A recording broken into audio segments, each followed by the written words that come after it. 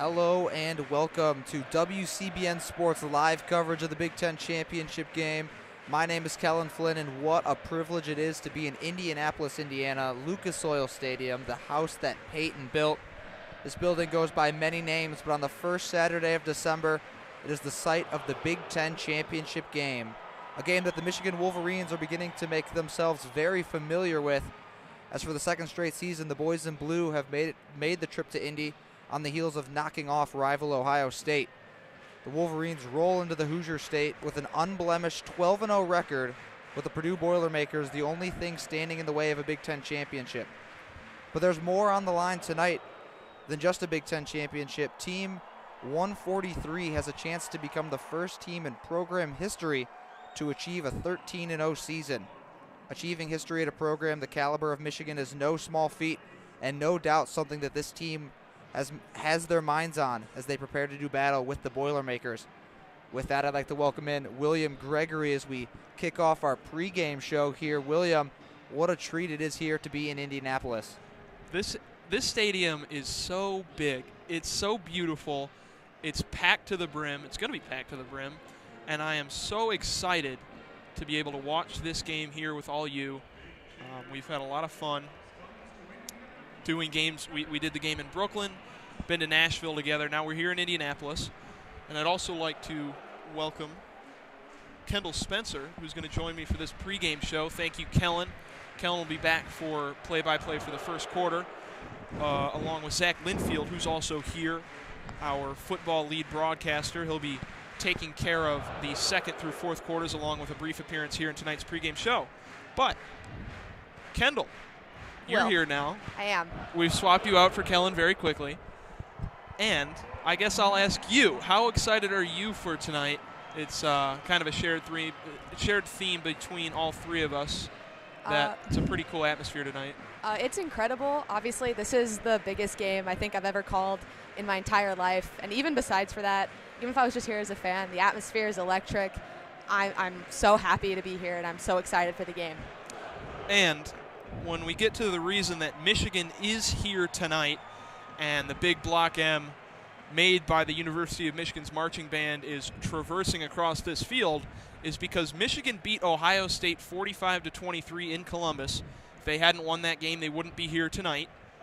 So, to recap that game, Michigan won on the strength of 4 60-plus yard touchdowns, just a complete dismantling of that Ohio State defense, in which Jim Knowles, their new defensive coordinator, was really brought in specifically to help the Buckeyes beat the Wolverines after they were embarrassed last year in Ann Arbor. He replaced Kerry Combs, but didn't really go to plan. Michigan not only dominated the line of scrimmage in that second half, but they also showed something that they hadn't yet this season, which was a deep passing game. Yeah, absolutely. Obviously, every single Michigan fan was pretty, worried for that game going into it, especially with Blake Corum's injury against Illinois and some uncertainty about whether or not he'd be ready to play. Obviously, he played that first drive, but didn't make as big of an impact during the rest of the game. So there were questions about whether or not J.J. McCarthy was going to be able to rise to the occasion and demonstrate why he won the starting job. The incredible recruit he was always touted as, and I think he proved himself, and I think he silenced any questions that people had about whether or not J.J. McCarthy could lead this team to another Big Ten championship. And you mentioned Blake Corum and the absence of Blake Corum for almost all of that game. He's obviously, as many have heard, out for the season with knee injury. It's a big loss for this Michigan football team, but Donovan Edwards really stepped up to take over that starting role and the bulk carry role for Michigan going forward, and he'll have to do that in these next maybe 2, maybe 3 games that Michigan is going to have in late December, early January. But Michigan in that first half, without Corum, really didn't run the ball effectively. They got thrown around. The holes weren't there, but those big plays to their pass catchers set it all up. The 2 bombs to Cornelius Johnson were what opened up that Ohio State defense in the second half for Donovan Edwards to rip off his 75 and 85-yard touchdowns that put him over 200 yards on the day when he was really slow starting. But speaking about Michigan's defense, I think a matchup going into that game was or a talking point going into that game, was if Michigan would be able to control Ohio State's passing game, and if Ohio State, without Michigan having Blake Corum, would really just shut them down. Ohio State does have a good defense in their own right, but I think it's fair to say it's not elite like Michigan's, and that was shown. Many people, myself included, thought that this would be a more low-scoring version of the game than we've seen in recent years. Ohio State wasn't going to score 60 points. I didn't expect Michigan to score 40, but that's the way it ended up going. And for the most part, Michigan did the job against the Buckeyes, getting C.J. Stroud, their quarterback, who was a front-runner for the Heisman before that game, uncomfortable and off his spot, forcing a ton of incompletions. Now, Stroud finished the game with 349 passing yards, but a lot of them were empty. I mean, they didn't get much going. They only scored those 23 points, which was tied, or was the second game tied with Northwestern and Notre Dame for the lowest points Ohio State had scored all season. Michigan did a really good job on defense, forcing Stroud to be uncomfortable, controlling the line of scrimmage. They dominated all facets of the game, I think. I mean, I think besides for especially on offense in that first half, the biggest difference in that game was the teams, how they wanted to play and how they did play. Besides for kind of an inefficient run game in the first half from Michigan, after that they had complete control of the game. They were doing exactly what they wanted to do, and they were taking charge of all of their opportunities. Ohio State just had to scramble. They had to come up with what they wanted to do. They had to think outside the box, and especially on defense, they just looked lost. Like any game plan they had, they were going to have to, come up with on the spot. And I think that's just such a big reason is Michigan played their game and Ohio State didn't get a chance to play theirs. And Jim Knowles, Ohio State's defensive coordinator, came over from Oklahoma State, and that was a historically good Cowboy defense, especially under Mike Gundy. They lost a lot of players to the NFL, including the rookie linebacker for the Detroit Lions, Malcolm Rodriguez. But that ability that Knowles showed at Okie State to be able to, get good defense out on the field didn't really happen for Ohio State. No, especially the defensive backs in that game, they just looked lost. No, I think that they just weren't prepared for the level of, competitor that Michigan was, and, they kind of got shown up. Getting ready for the national anthem fairly soon.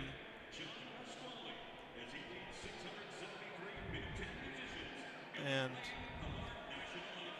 we'll let you listen to that and step aside for a moment.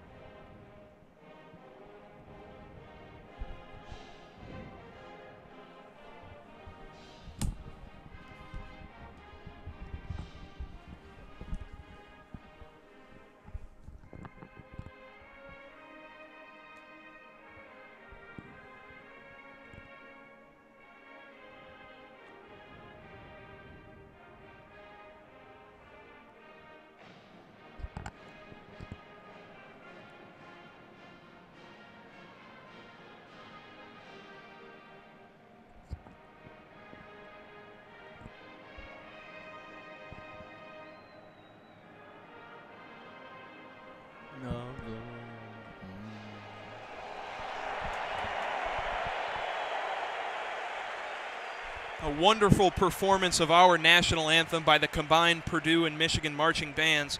I welcome in Zach Linfield, the fourth member of our crew to be on air tonight.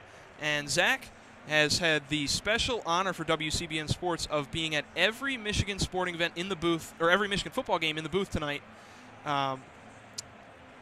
So Zach, being that you've experienced all of what the Wolverines have shown on the football field this season, how do you think this team has evolved over the course of the year? And I know that without Blake Corum, it's going to have to evolve pretty quickly, but what out of J.J. McCarthy have you seen about the defense that has changed for the better or for the worse, as now they're getting set for their first postseason game?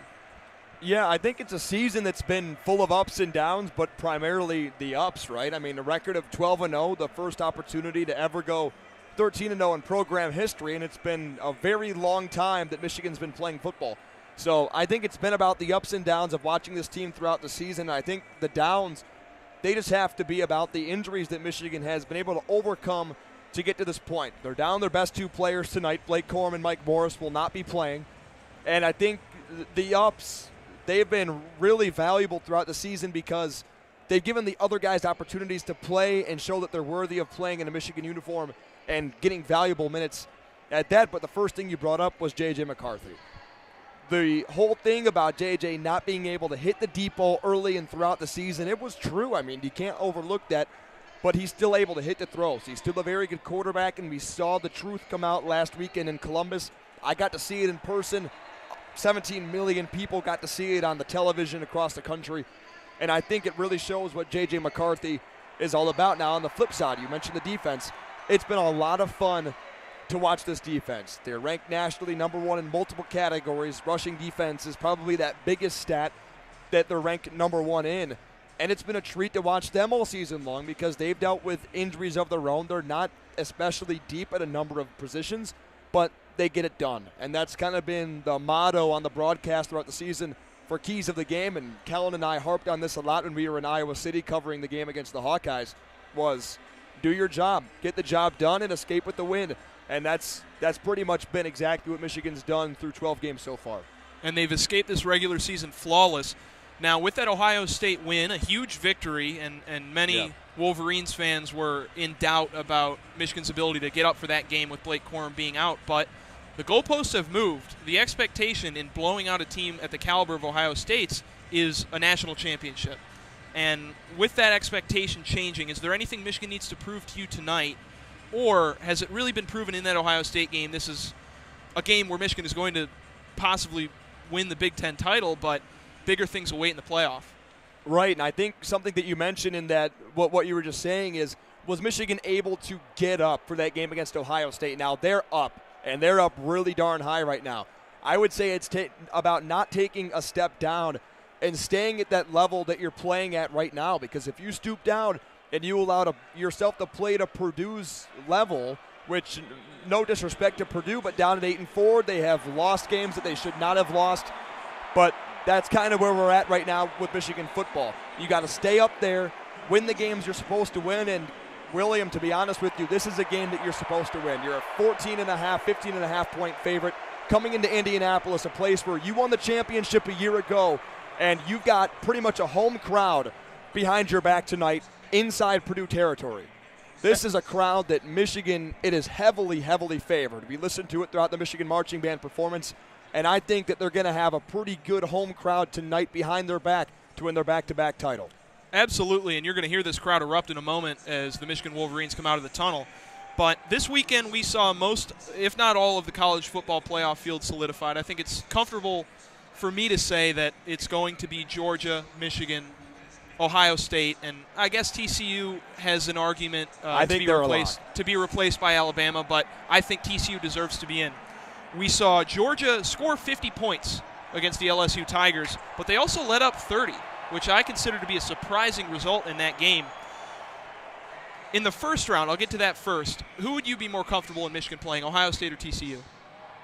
I think a lot of people would say TCU because of the fact that you just don't want to play a rival twice. You don't want to play anybody twice, but especially a rival. You don't want to play a rival twice because they know your game, the game plan that you brought out for them that's been 365 days planned, because Michigan, it's beat Ohio and then get to the next step.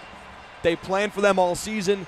Now they would have a month to get ready for that semifinal, but me personally, I would rather play TCU. I would rather play Purdue right now because I like the game on the schedule.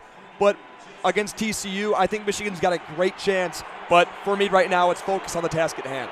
And just one last quick thing. With that Georgia result, does that give you any encouragement if Michigan were to advance to that game to play the Bulldogs? Compared to last season? Compared to last year, yes. Georgia was on a mission last year, and I think they were in a tier in a league of their own. And down there watching that game at the Orange Bowl, I got the liberty to call the second half. It wasn't particularly close. And I think when J.J. McCarthy was in that game, that gave Michigan a better chance in the second half. When Cade McNamara was the quarterback, not as much the case. But I think that second half, Michigan looked way more encouraging. And it's not the same Georgia team. They lost a lot, but they did regroup, and that's still a very good football team. However, I give Michigan a much better chance against Georgia this year. All right, Zach, you'll be back on for the second quarter through to the end of the game. I'll bring back in Kendall Spencer. And with the game quickly approaching, and most of these games tonight, Clemson and UNC, the University of North Carolina, have yet to kick off. That game isn't really nationally relevant with Clemson's most recent loss to South Carolina. We'll get into scoreboard talk at halftime, but with kickoff rapidly approaching, we're going to talk about what's on the line tonight for the Michigan Wolverines. Like Zach and I just said, it seems that the college football playoff field is solidified, but seeding is not. And with the committee in recent years, when teams are up for rematches, kind of choosing to avoid putting them together in the first round, it would really seem that Michigan is down to only being able to play TCU and Georgia. It'd be Georgia with a loss if Michigan were to lose tonight, probably TCU with a win. So, I mean, with a lack of anything better to say, this game, besides winning the Big Ten for Michigan, they're playing another game this year, no matter if they win or they lose. If I'm the committee, or if I'm anyone that cares about college football playoff rankings, it is really hard for me not to see Michigan in Michigan in the playoff, even if they lose this game, which I don't want to speculate, but I think, knock on wood, because I'm very superstitious, is unlikely. I think it's really hard to justify leaving the Wolverines out. And I think they're going to be in the playoff no matter what. Like you said, it's going to come down to the result of this to maybe determine who. But if it was me, it's all about the narrative. And that's whatever game has the most possible narrative possible is what I would want. Now, Kendall, you can get into previewing the matchup more with Kelin Flynn when he comes back on for the beginning of this first quarter. We're still minutes away from kickoff. Just to get into the injury report, it is confirmed that Mike Morris, the star Michigan defensive end, is out with his ankle injury. He was questionable coming into this game. He will not dress. He's out on the sidelines in street clothes. Blake Corum obviously out for the season with his knee injury. And for Purdue, Aiden O'Connell, their quarterback, he experienced a death in his family earlier this week, and he was likely to play this game. That was something that was mentioned on the injury report. And backup running back King Doru is out with a calf injury. And then the other injury for Michigan that is not yet confirmed is offensive tackle Ryan Hayes, who's been a stalwart on that Michigan offensive line that's one of the best in football. I see him down on the sideline right now getting some workouts in with Jeffrey Percy. So he was a game-time decision, but seems like he's going to play, albeit maybe with a limited role. And with this matchup almost set to get underway, Kendall, Purdue's offense is very pass-heavy. And in those games, we've seen Michigan play teams that like to throw the ball a lot. There's not a ton in the Big Ten, but it's trending towards that more and more. Indiana was not a high-octane offense. They threw the ball a lot, but that was because they couldn't run the football. But the offenses that Michigan has played that have been good at that style of game, Maryland, Ohio State, were two of the toughest games Michigan's played all year.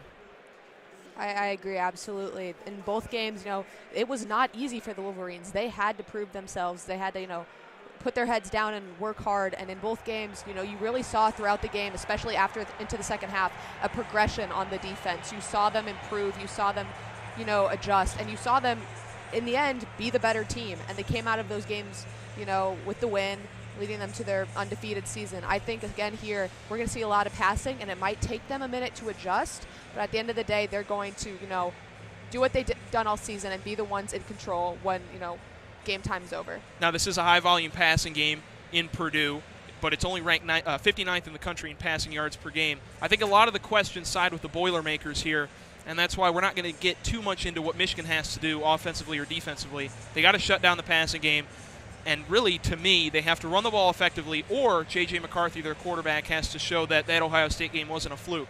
The last thing I'll say before passing it over to Kelin Flynn for the start of the first quarter is that for Purdue's offense in the Jeff Brom era, when they face a good defense, and Michigan is one of the best defenses in the country, they kind of get stuffed.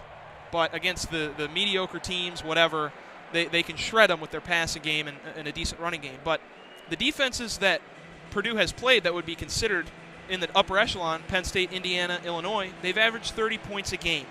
And Devin Mockabee, their freshman running back, who's really come alive lately, ran for 100 yards the past few games.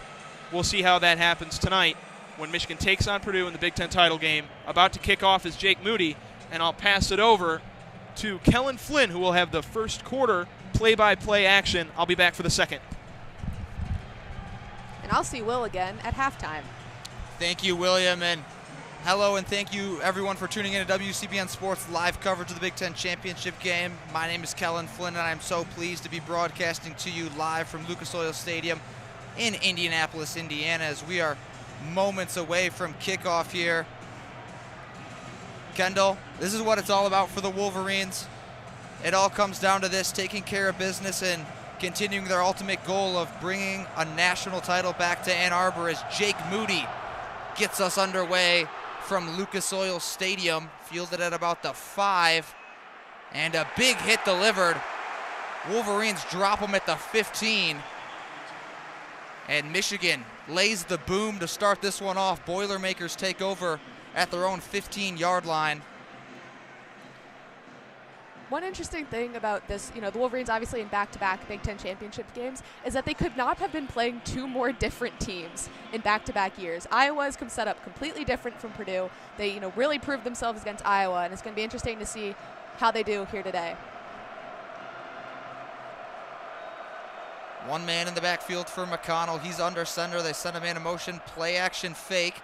They set up a screen to Jones, and he's dropped for a big loss. Will Johnson, the freshman from Grosse Pointe, Michigan, gets home and drops him. Charlie Jones, the star receiver for the Boilermakers, as they go hurry up here. He led the Big Ten in receptions this year. He's dropped to start. Wolverines defense firing on all cylinders. Another pass behind the line of scrimmage. This time it's to the running back Maccabee, and he's wrapped up at the 15. This Michigan defense is hungry. It was Junior Colson bringing him down there. Kendall, the Wolverines are flying around early. Absolutely. The Wolverines, want to set the tempo of this game early on. I mentioned in the pregame how good they are at second half adjustments, but you don't need to make adjustments if you dominate from the beginning. Boilermakers tried to go hurry up to start. They'll huddle up here. Empty backfield for McConnell. He's in the shotgun. The Wolverine faithful making their presence known early. Snap to McConnell, dropping back, looking to pass, pressure coming, escapes the pocket, gonna be hit, gonna go down. And this Wolverine defense is flying around early. You could not draw it up any better if you're the Wolverines.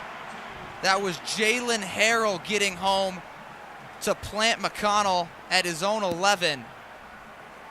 And the Boilermakers will have to punt out of their own end zone to start this game off. Not an ideal start for Jeff Brom and his staff.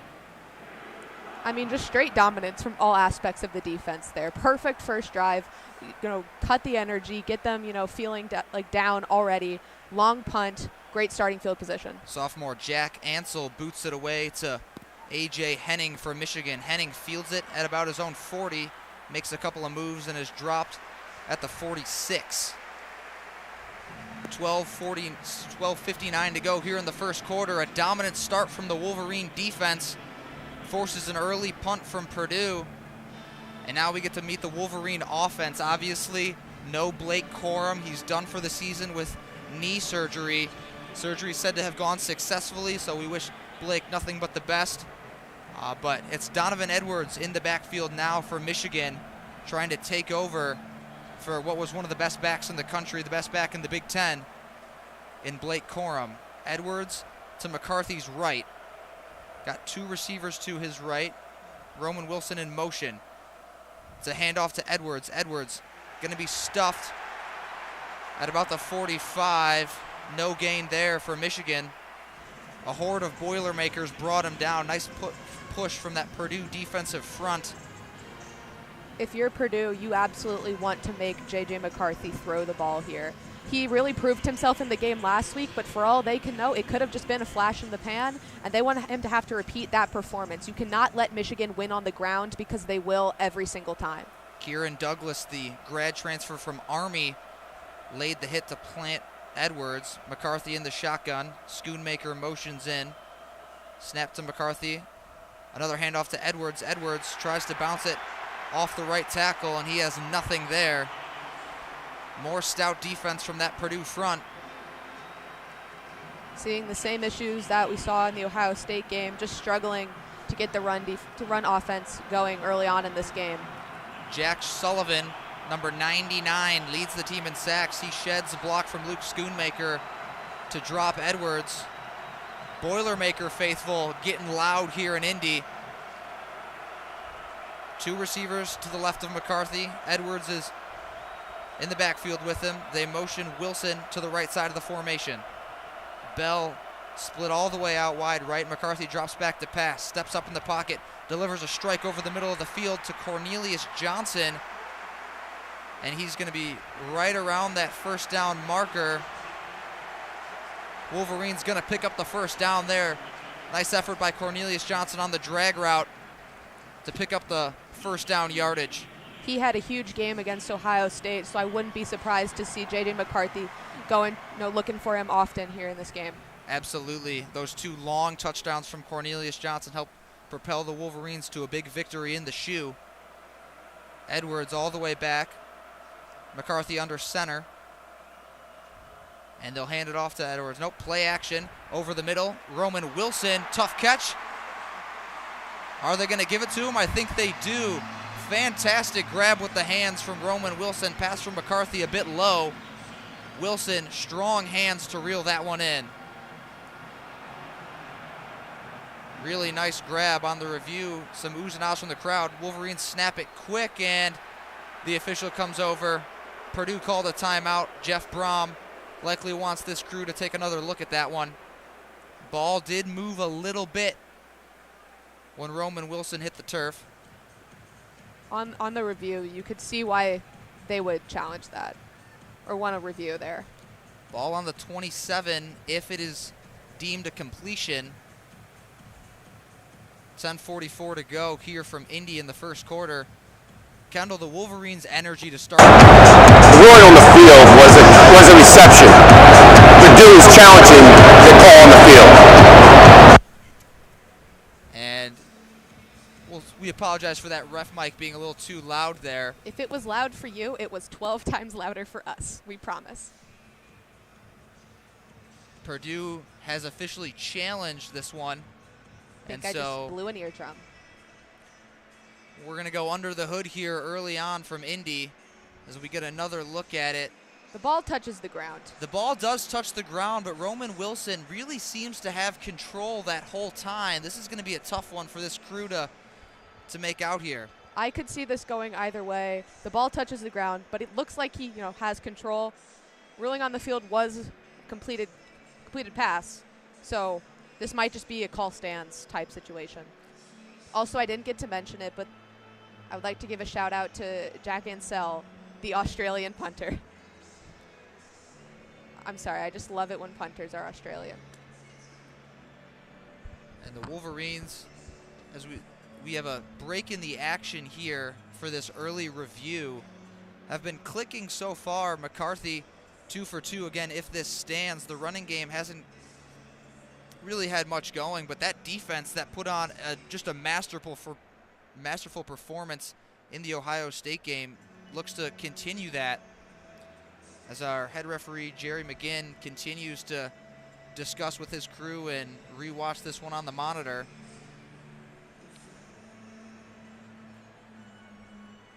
Early stoppage here from Indy.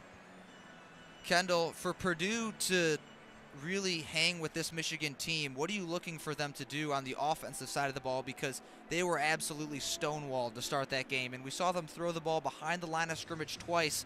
Quick passes, get the ball out of McConnell's hand. The one time they didn't, he was dropped for a loss. The Big Ten Championship is not the time to start trying new things. This has been a high-octane passing offense all year. They're going to have to return to that. Understandably, that might be a bit more difficult given the situation surrounding Aiden O'Connell, and we extend our heartfelt thoughts and prayers out to his family. But you don't turn away from your pass game just because it's not working right away. They're going to have to look for that. Like you mentioned earlier, Charlie Jones leads the Big Ten in receptions. They're really going to have to test the Michigan defensive backs, who have been really good to start this game but have been shaky at times this year. I think we've seen them improve every single week, but that is one of the only places on this defense where you can find a hole. And for Purdue, no rushing attempts to start the game. Devin Mockabee, the redshirt freshman, former walk-on, has had a lot of success this year for the Boilermakers. 8 touchdowns on the ground. almost 850 yards rushing. He's somebody that they're going to need to get going to try to keep this Wolverine front honest and prevent them from just pinning their ears back and getting after Aiden McConnell, because if they're able to really capitalize on these obvious passing situations, it's going to be tough for this Purdue offensive line to stop the aggressive pass rush of Michigan. Absolutely, and also, just Michigan does not let other teams rush very often. So if they can't open up that passing game, which is what they're good at, and it's what they're known for, considering maybe even going deep pretty early on their next attempt, on their next drive, there's no chance to run. If they know you're not going to pass, if they want you to pass and they know you're not going to do it. After further review, the receiver did not maintain control of the ball. Second down, 45-yard line. Purdue maintains their challenge. Second down.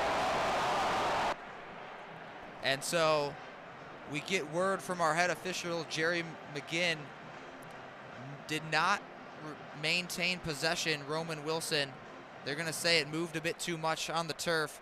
So Michigan will now have 2nd and 10 from the 45-yard line, just past midfield. J.J. McCarthy and company will look to continue this drive. Successful challenge for Jeff Brom. He'll keep that timeout. McCarthy now in the gun, has Edwards to his right, trips out to his left. Edwards motions to the left side of the formation. They bring Colston Loveland in tight, the freshman tight end who had a big game against the Buckeyes. It's a handoff inside to Edwards. Edwards gonna fight for about 5 yards on the pickup. We'll see where he's marked down. Maybe it'll be a gain of 4 at the 41-yard line. 3rd and 6 upcoming for Michigan, 10:30 to go. Purdue is a top 20 team in the NCAA at preventing third downs. They have one of the lower conversion rates in all of college football. And that's going to be huge for them if they want to, keep this game close. Ronnie Bell and Cornelius Johnson to the left. Colston Loveland and Luke Schoonmaker to the right. Donovan Edwards in the backfield to the right of McCarthy. McCarthy in the shotgun. Edwards motions out to the right as McCarthy receives the snap. He's going to escape out of the pocket. McCarthy rolling to his left, avoiding pressure. Looking. Now he's going to take off and run for it. Flips it downfield. A nice catch by Ronnie Bell. And J.J. McCarthy, just as he was about to take off, saw Ronnie Bell streaking across the middle of the field and delivered a nice pass. McCarthy showing off the magic with his legs. Rolls all the way out of the pocket and just flicks it up to Ronnie Bell for a big pickup. Wolverines at the 25-yard line, 1st and 10. Excellent job of making something out of nothing there. He had Luke Schoonmaker open, but unfortunately there was just pressure coming in too fast. He easily could have, just ran it out, tried to get out of bounds, maybe consider going for it on 4th down, but made some magic happen. McCarthy under center. And it's an end around up, fakes it to the end zone. Colston Loveland goes up and brings it in. The freshman tight end goes upstairs and hauls in the first touchdown of the Big Ten championship game. Touchdown, Michigan. What an incredible drive by the Wolverines. J.J. McCarthy puts it up for his big tight end, and he goes up and gets it. A hot start for Michigan, and the freshman tight end Loveland continues his excellent play this season. He had the long touchdown against the Buckeyes, and now with a 25-yard TD from J.J. McCarthy to open up the scoring in the Big Ten championship game. I was going to say, this could be a great game to get the tight ends involved, but it looks like Wolverines were thinking it before I could even mention it. Jake Moody on for the extra point. Brad Robbins to hold. Snap is good, hold is good, kick is up and good. Michigan 7-0. 9 minutes, 11 seconds to go in the first quarter. McCarthy to Loveland. Timeout. And the Wolverines strike first. Absolutely wonderful drive for the Wolverines there. That is exactly what you want to do. And now we'll take a peek at, as Purdue will be next to run offensively, the three-headed monster, that trio for the Boilermakers, It's Aiden O'Connell, Devin Mockabee, and Charlie Jones. We've talked about Charlie Jones already. Led the Big Ten in receptions, receiving yards, and his 12 touchdowns, tied for the lead as well. Aiden O'Connell can absolutely spin it. This is a team that loves to throw the football, and Mockabee, the redshirt freshman, has been an absolute bright spot for this team, the former walk-on. Would you like to hear a fun Charlie? Well, you already heard the stat, but I'll say, would you like to hear a fun Charlie Jones stat? His 12 receiving touchdowns this season, if you are unaware, Charlie Jones, transferred from Iowa, is twice as many passing touchdowns as the entire Iowa Hawkeyes offense had this entire season. That is a lot to. I think that says a lot more about Iowa than Charlie Jones. I mean, he's obviously a great player, but 6. Well, they miss him. I think that number's going to go up with the news of former Michigan quarterback Cade McNamara transferring over to the Hawkeyes. I think that'll be great for him. I think he's going to fit, as a person who grew up watching the sometimes woeful Iowa offense, I think he's going to fit really perfectly into that system, and I think he has a chance. People have been saying that team's been a quarterback away for a long time. I think this is the one time it could be true, and I think it's going to be a very fun season. I think I'm very excited to watch it, and my family is very excited to watch a bit more competent quarterback play. Now, Kendall, as the Boilermakers prepare to head back out onto offense, we just talked about those big 3 guys for Purdue. Is there somebody else that you're looking for today to make a big difference for the Hawkeyes? Because obviously for the Boilermakers, obviously this Michigan defense and Jesse Minter is keyed in on Charlie Jones especially, and on Mockabee. Is there somebody else that could make a big difference? I mean, I am a very, very simple person, especially when it comes to football, and I have exactly one moral when it comes to offense, and it is throw it to the tight end. I think in any situation, at any time, it is always a great idea to get the tight end involved, especially when this is a passing offense and you have a guy, a wide receiver that is going to be incredible, and they're going to want to keep the ball out of Charlie Jones's hands no matter what. But you need to pass. Who is available? The tight ends. And Payne Durham, the redshirt senior for the Boilermakers, a very experienced tight end. He's a guy with some size, standing at 6'5", 255 pounds, that can go up and get it for Purdue. The Georgia native going to have to make an impact, according to Kendall Spencer, if the Boilermakers want to strike back here. Jake Moody has it all teed up. Players are back on the field. And we're ready to get going after McCarthy to Loveland puts the Wolverines up 7. Moody's going to boot it away. Drives it deep into the end zone. Kobe King will receive at the goal line. He'll take it out. Makes a cut, breaks a tackle, and is planted at about the 18-yard line. Wolverines special teams showing out early. A nice special teams tackle there. Matthew Hibner. And there's a flag on the play. So we await word from our officiating crew. Purdue has -10 total yards. During the return, legal block in the back. Return to number 3. Half the distance to the goal. First down. Illegal block in the back on the Boilermakers. Puts Purdue on their own 8. More brutal field position for the Boilermakers off of special teams woes. Timeout. As we get a media timeout here. There's going to be a lot of those today.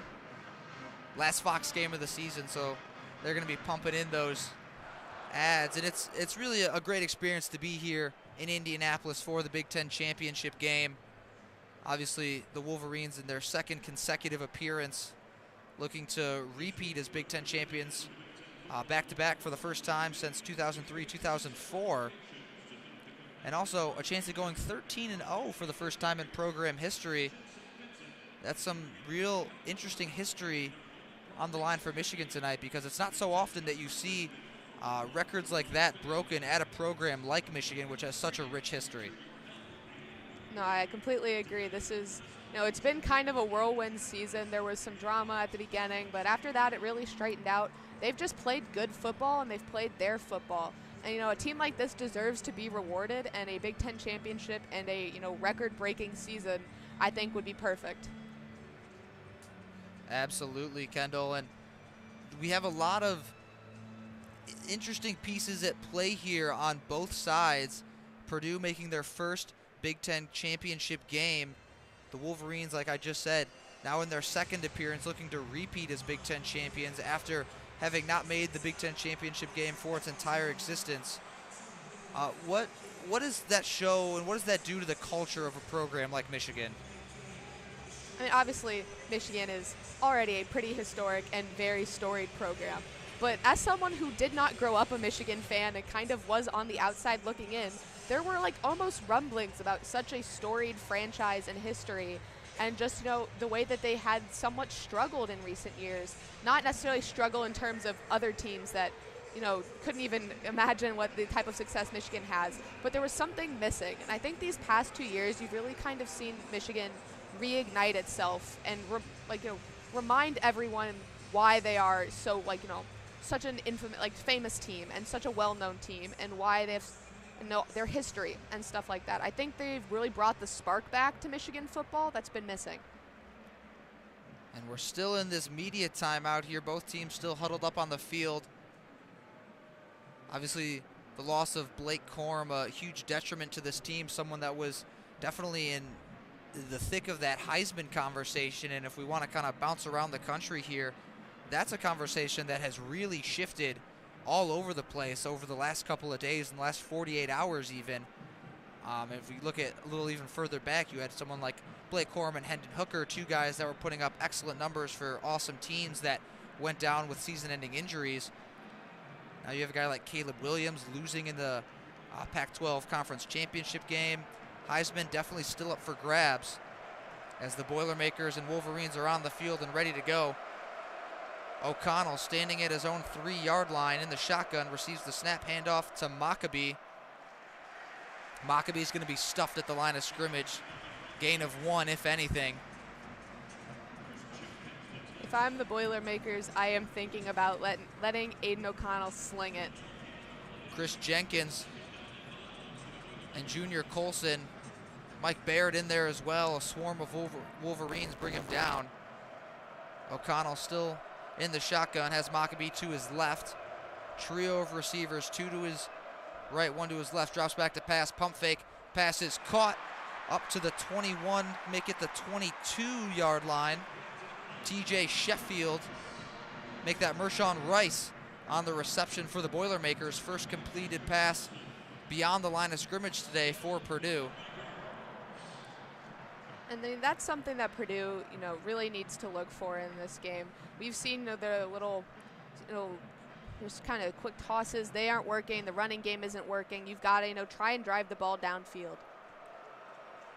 O'Connell in the shotgun still. 2 receivers, 1 to his right, 1 to his left. They're going to drop back to pass again. Nice protection. Slings it out to Maccabee. Maccabee makes a man miss. A nice cut, and he's dropped at about the 27-yard line. Junior Colson brought him down. Put a nice move on Makari Page to free himself up. Page, though, able to recover with Junior Colson and bring him down. It'll be 2nd and 5 now from their own 27. O'Connell in the shotgun.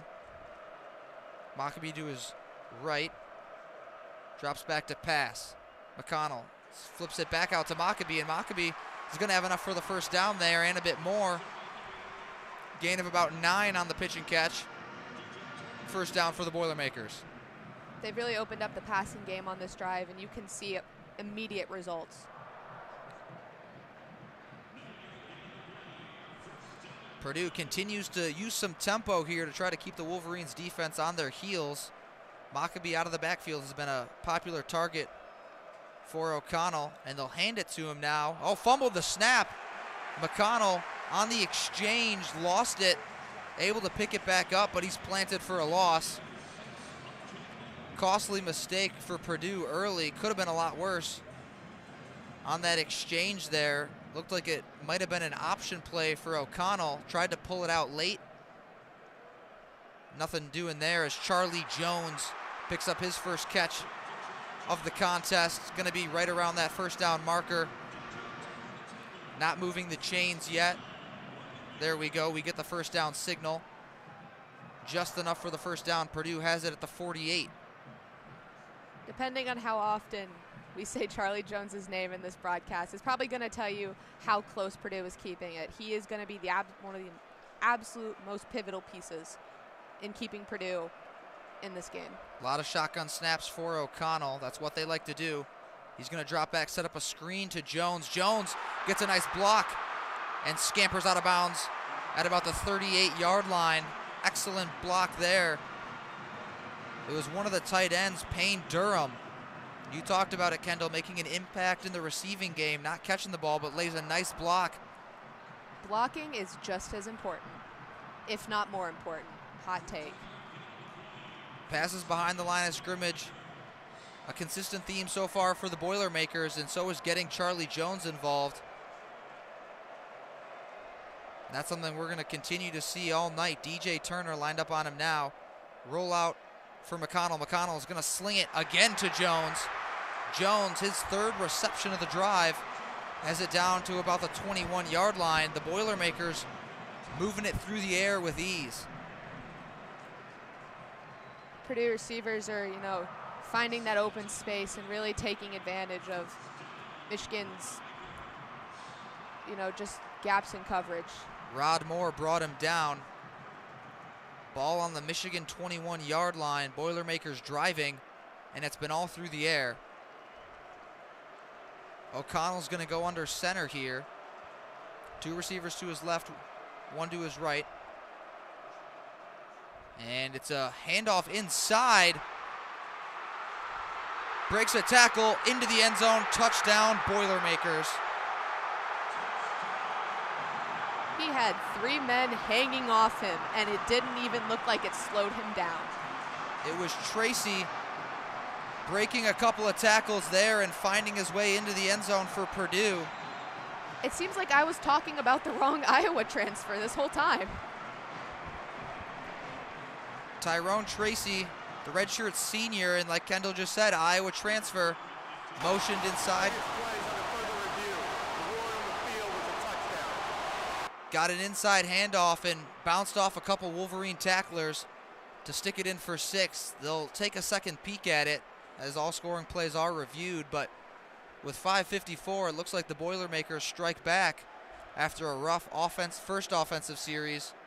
As we get a second peek at it, it's a really close call. Once again, I could see this going either way. And there it looks From like he that might angle, be short from that angle. It absolutely looks like the knee is down. Just a question of where the ball is over the plane in relation to the plane when the knee hits the ground.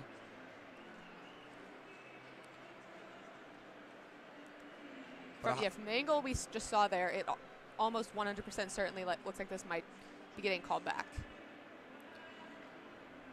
Excellent drive there for Aiden O'Connell.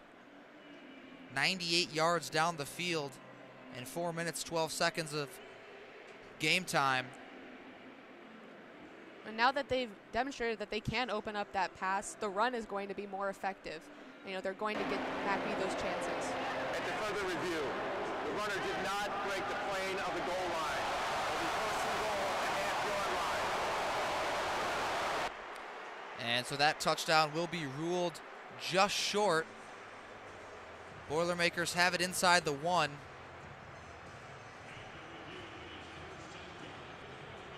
And so now it's going to be, can this Michigan defensive front hold the Boilermakers out, hold them to a field goal? Would look for Purdue to look to stretch the field here. That don't necessarily have the horses to punch it in inside potentially. But they're going to go power here and try to just out-physical this Michigan front. Inside handoff to Maccabee. Looks like he might be just short, and he is. Nothing doing there. Excellent stand from that Michigan defensive front. Kenneth Grant will get credited for the tackle there. Maccabee just unable to cross the line, the goal line there. Ball inside the 1 yard line. And a timeout for Jeff Brown with the Boilermakers.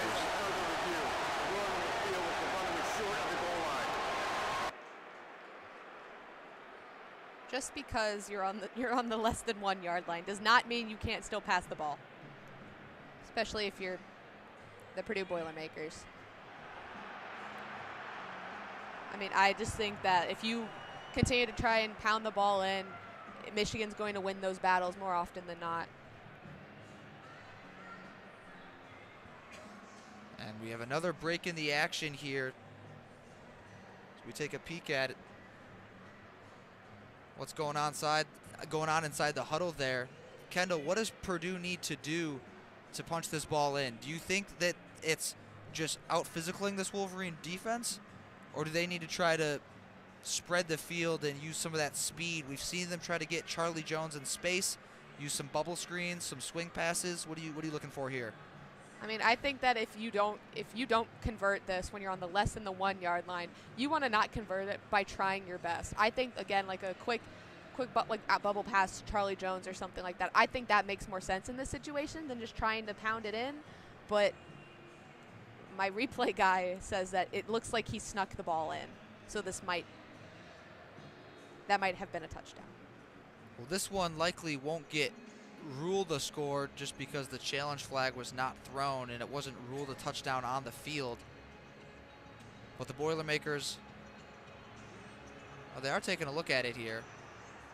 At the further review, it has been determined that the runner did break the plane of the goal. Yeah, they were celebrating there on the Purdue sideline before that call even started, before the ref even starts talking. They will rule it a touchdown. Boilermakers able to barely break the plane there to punch it in. Score is now 7-6 pending the extra point. On the replay, it looks like he's just kind of barely snuck the ball over the line. Mitchell Finneran, the fifth-year Samford transfer, looking to tie this one up at 7 apiece with 4:13 in the first quarter. Snap, hold, kick up, good. 7-7 from Indy. 4:13 to go in the first quarter. It's been eventful. Timeout. It's another timeout. And as we hit this media timeout, we're going to take a look at Michigan's road to Indianapolis. And, you know, it all started week 2 against Hawaii.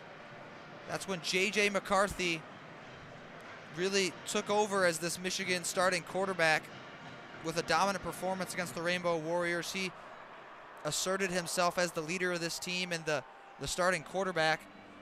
Then the Wolverines later in the season traveled to Kinnick, where many thought that they'd be outmatched in a tough environment. Wolverines battled against the Hawkeyes and came out with a win. Hadn't won there since 2000.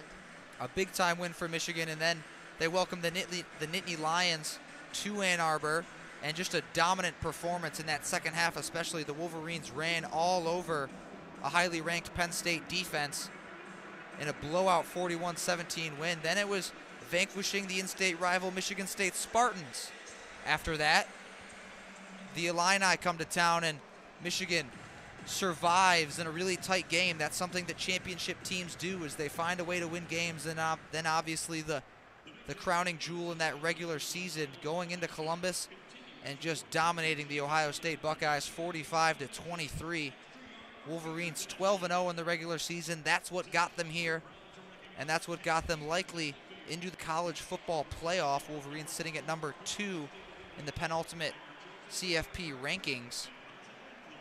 And we'll talk more about that later in tonight's broadcast. A lot's happened across the world of college football these last 48 hours. All knotted up 7-7. Kendall, what are you looking for from this Michigan offense when they come out for their second possession here? What do you think they need to do to strike back and not let Purdue get too confident in this game? Don't take the foot off the gas, I think, is a kind of obvious. Let JJ keep throwing it. Obviously, he had some pretty good throws on that last drive, including the touchdown pass. And, now that we have the pass game established, the run game will open up, but that doesn't mean you just abandon it. I feel like there's been times this season where Michigan has abandoned the pass game just a bit too early, and I think that could really make or break this game. Roman Wilson back deep to receive for Michigan. And Boilermakers will get ready to send it away here. Still all huddled up. Wolverines in their formation. Roman Wilson, a very capable return man.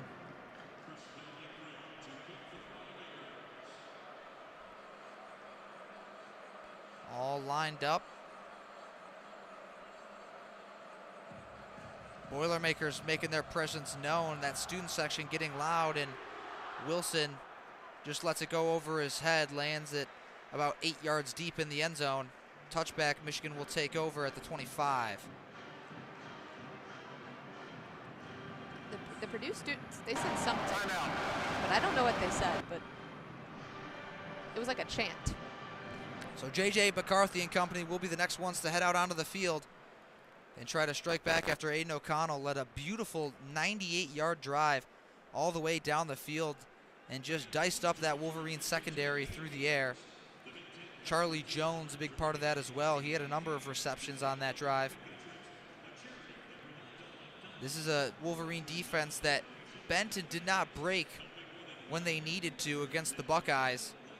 Purdue can tend to run a similar style. A lot of passing, a lot of shotgun. They really like to rely on that passing game and the arm of Aiden O'Connell. They've lived and died by it this year, and they're going to continue to do that tonight. O'Connell, a redshirt senior for the Boilermakers. Somebody that's looked at as a potential NFL draft prospect come this spring. He's had a successful career at Purdue, putting up big numbers year in and year out.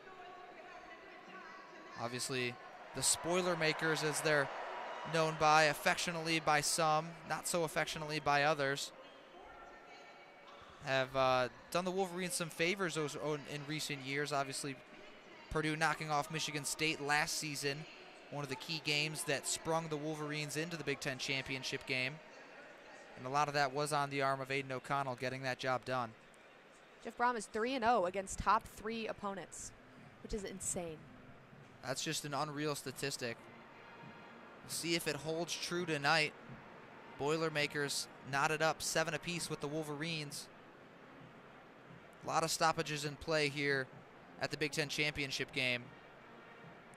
Like we've seen, though, with other games where Michigan has had to rely on, the pass or have been up against passing teams, things can change quickly.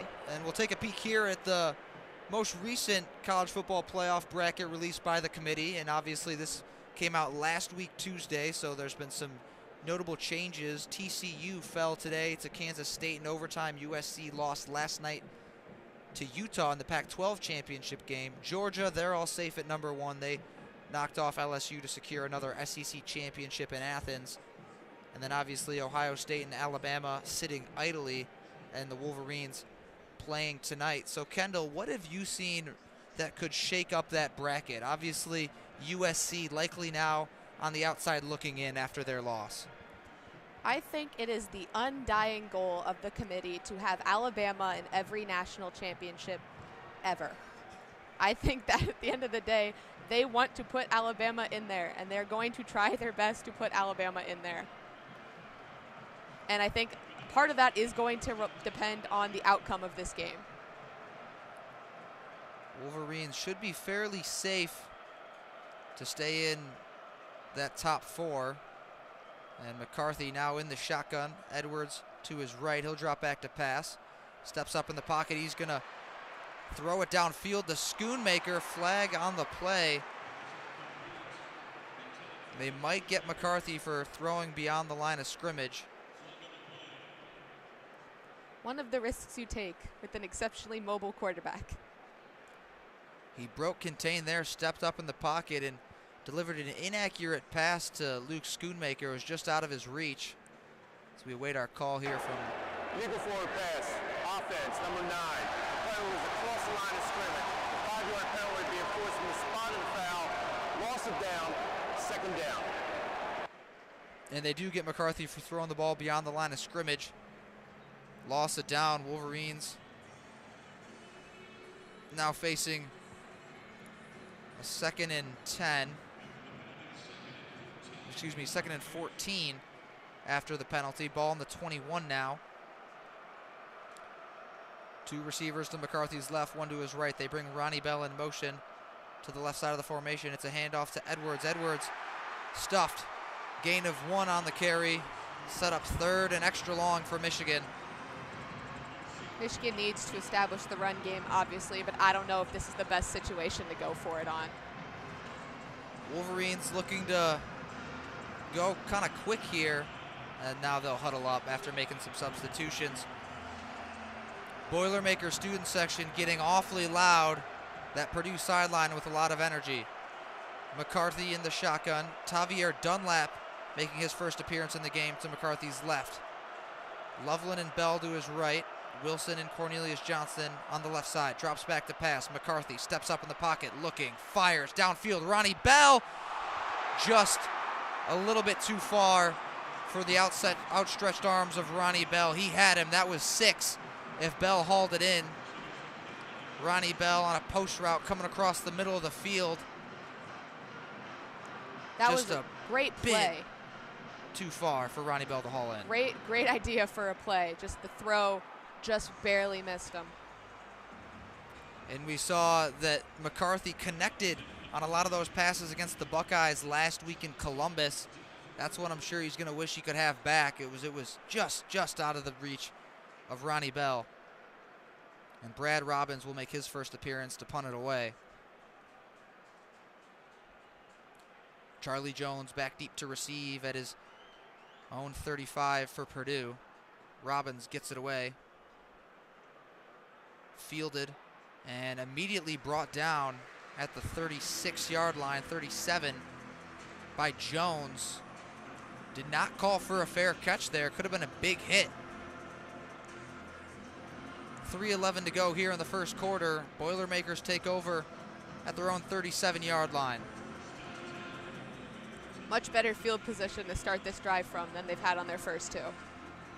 Well, when you consider their last 2 drives, it started on their 8 and their own 15. You don't mind this one. 38 is a lot better. Under center is McConnell. It's an end around to Jones. Jones upended by Makari Page. Pickup of about 2 on the end around. This is a Wolverine secondary that tackles well. These 2 young safeties, Rod Moore and Makari Page, have really stepped up for the Wolverines. Will Johnson, the freshman in there, getting the start at corner as well, the former 5-star recruit. O'Connell drops back to pass, finds his tight end, Payne Durham, over the middle of the field. Pickup of about 4. Gonna set up 3rd and medium, 3rd and 4 now for the Boilermakers. Now that they've really established the passing threat, I wouldn't be surprised to see a lot more of Maccabee on this drive. Michigan faithful getting loud now. Ball at the 44-yard line. 2:13 and counting. O'Connell's in the shotgun. Maccabee in motion. Drop back to pass. Quick pass over the middle of the field, and it's broken up. Looking for Charlie Jones on the slant. Well defended by DJ Turner. And Michigan forces a punt. Great job by the secondary to answer after that, last drive. Really wanted to come out strong. That was a big play, and it's going to good potential to be very important in this game, and it's good to see them recover so quickly. Makari Page made a late break on the football. Couldn't quite haul in the interception, but nonetheless, the Boilermakers will be forced to punt. Ansel at about his own 29. A.J. Henning at his own 8, deep to receive. It's a fake punt for the Boilermakers. It's Durham, and I think he got enough for the first down. Jeff Brom brings out the trickery early, and Payne Durham comes off that left side with enough for the first down. Boilermaker offense heads back out onto the field. See, I said we should get the tight end involved. I absolutely meant to do a fake punt. That's absolutely what I meant by that. Just enough for the first down. Payne Durham scampering for a 4-yard gain.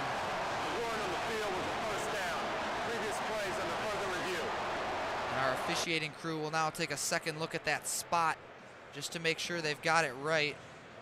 Jerry McGinn and company.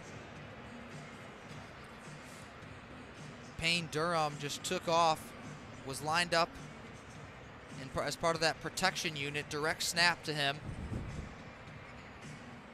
And he had a convoy of blockers taking him towards the marker. It looks like he's got it on replay. Good spot by our officiating crew. I appreciate the yellow line they just drew. That really cleared things up, guys. As we have another break in the action as our crew wants to make sure they've got this one right. Boilermaker crowd getting loud.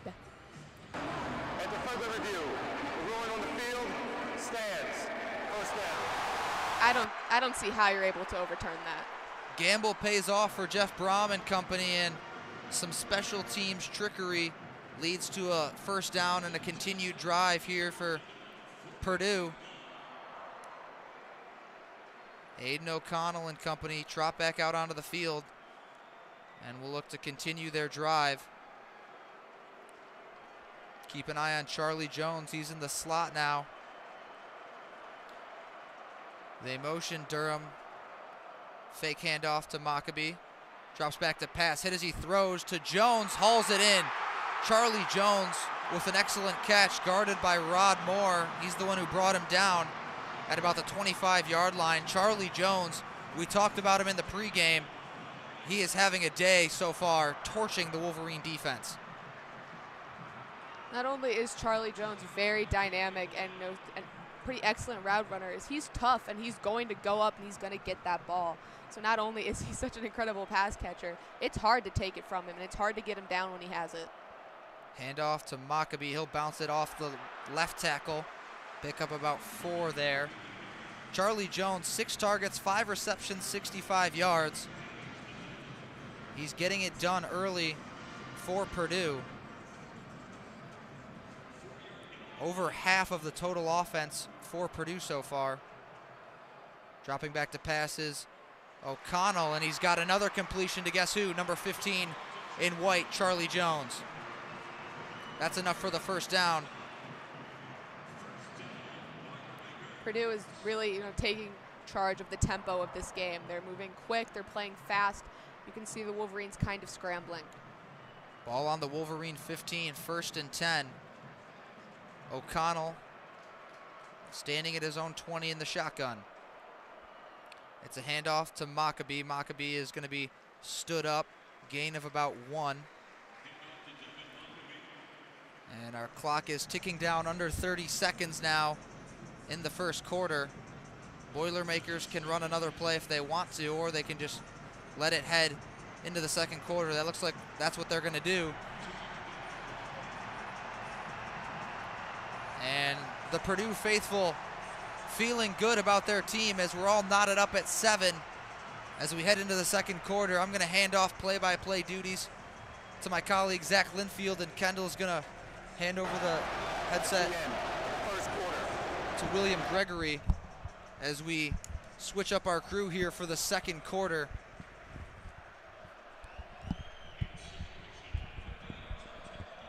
Well, not a very inspired start for Michigan, to put it lightly there, William. But they've allowed the Purdue crowd to get into the football game. They've allowed the Boilermakers to be in this football game with lots of momentum. And really right now it seems like the momentum for Purdue is in their favor.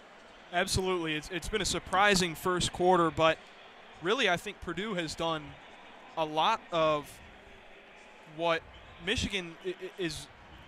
Their defense is weak, I think, in guarding the passing game. hasn't been a strength of theirs all year compared to how good the running game defense is. And obviously it's been exploited with Charlie Jones just really getting whatever he wants downfield. Hasn't thrown an incomplete pass. And yeah, O'Connell hasn't thrown an incomplete pass, and that's not great. When the secret really to beating a team like this that likes to air it out a lot is to get those early incompletions early in the set of downs, but Michigan hasn't been able to force those bad passes or break up passes from O'Connell, and that's allowed Purdue to just march down the field. They haven't really had to do anything in the running game, which over the past few weeks, Devin Mockabee has awoken their offense on that facet of the game, but the passing game really working for Purdue and no reason to do anything else. I think Michigan right now, just from an analytical standpoint on what the Wolverines are doing, I think they're playing a lot of zone coverage and allowing, especially the name Charlie Jones, you've heard it a lot in the first quarter. I'm sure you will continue to hear it throughout this football game, that he is the one that's finding the windows. He's doing such a good job of creating a cushion for Aiden O'Connell, and it's not really hard work for O'Connell when your guy's got about 4 yards of cushion between him and the next defender. Absolutely, and I mean, on offense for Michigan, Purdue is also playing that cover 2 defense with that nickel hybrid linebacker safety in there. They've been playing that soft zone all year. It's because their DBs aren't really as talented enough as others like Ohio State's to be able to stay in man coverage for most of the game.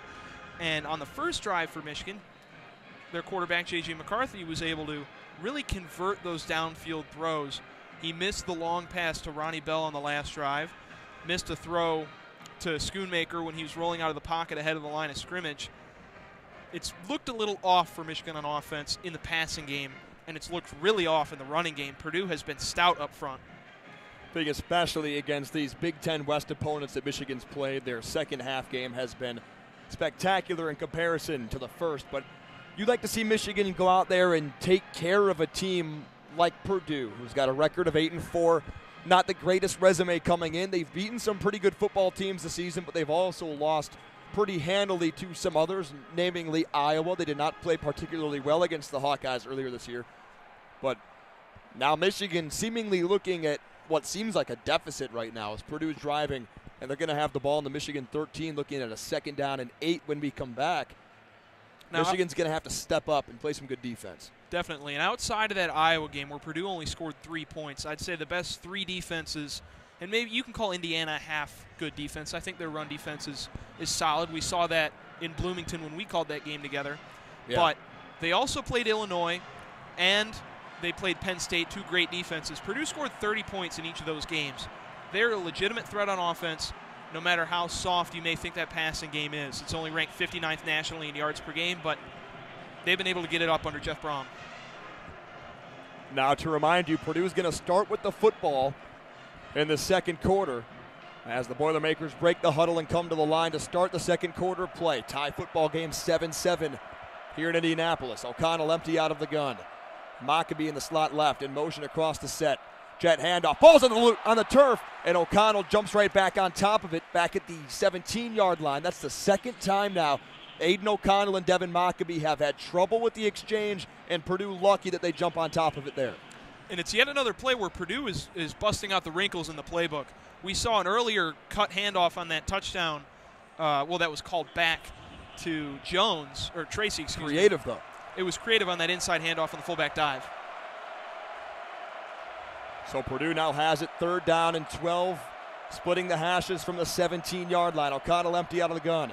Got it, drops, looks, throws, got to complete Jones, 15-yard line, ripped down by Will Johnson. Nice play there by the freshman. He got to the 16, that's it. And Purdue will trot on their field goal unit to try and take their first lead of the afternoon.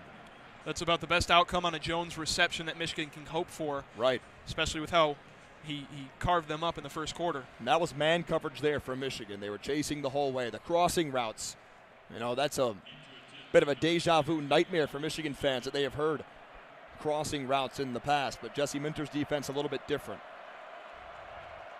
Here is Mitchell Finneran, 13 of 19 on the year, to try and give Purdue a 3-point lead. There's a snap, there's the kick, it's up, and it is good.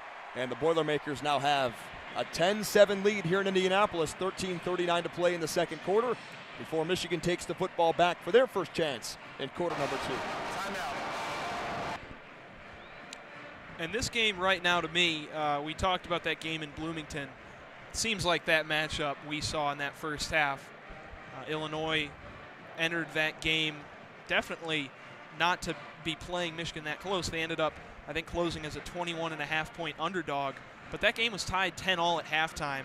And it certainly seems that this game is trending that way. And Purdue, unlike Indiana, who shot themselves in the foot several times in that first half, is playing a lot better. Yeah, they seem to play, well, relatively mistake-free football, but also they've put the ball on the turf one time, and Aiden O'Connell lost it a second time on their first drive. So right now, William, it seems like there is the opportunity for Michigan to capitalize with turnovers. They only average 1 turnover a game on the defensive side of the football. But you got to figure out how to actually take the football away. If you get on the ball there, no, of course the ball landed right on the feet of Aiden O'Connell, so he jumped right back on top of it. But if you can take the football away, recover those fumbles, and you look back to earlier in the drive, Makari Page likely should have had an interception, and he would probably still be running if he would have brought it in. It's just those balls that are 50-50, they always seem to go the other direction.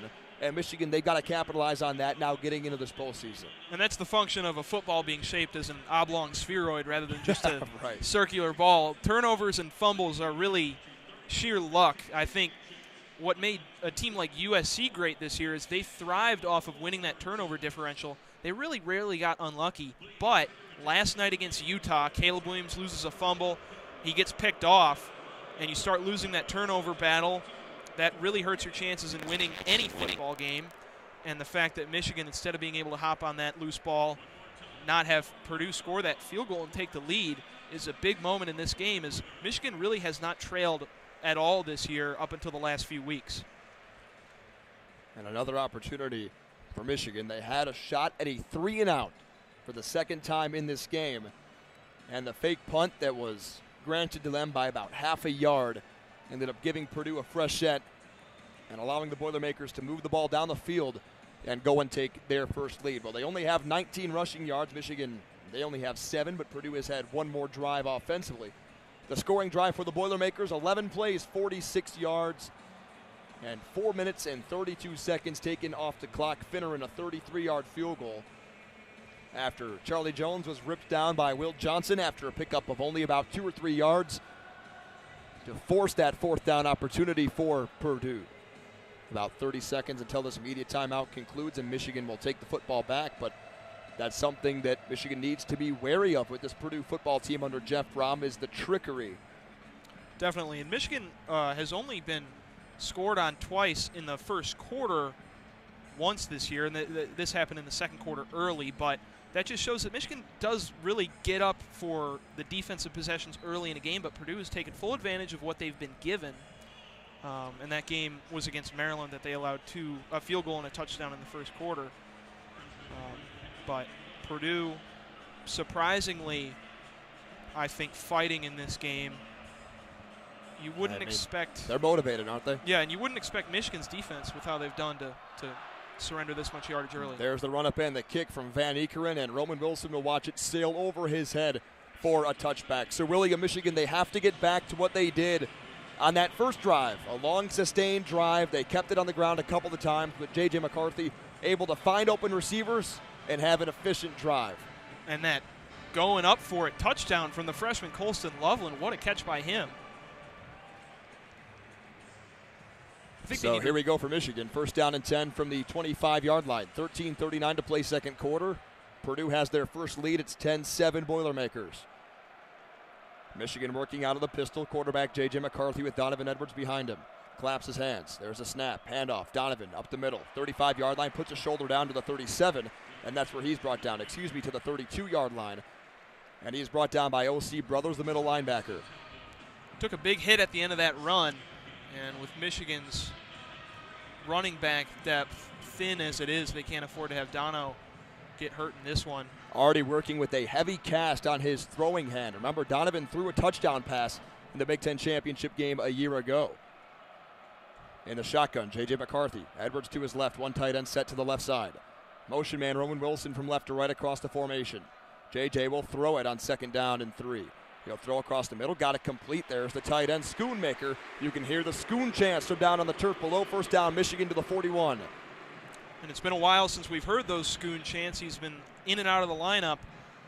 He's one of the consistent producers in this passing game for Michigan, and his contributions will be needed down the stretch of this game with it being so close. Remember, did not play on his senior day against Illinois in that close win against the Illini. First down and 10 for Michigan from the 41-yard line. Moving from right to left here at Lucas Oil Stadium, trailing by 3. Michigan slows down the offense with 10 on the play clock. JJ now backpedals into the shotgun. Donovan Edwards to his right. There's the snap. Hands off. Donovan running straight ahead. Makes one man miss to the 45-yard line and takes a hit there. He's dropped at the 46-yard line. Nice pickup there by this Michigan offense. They're staying on schedule on first down now, William.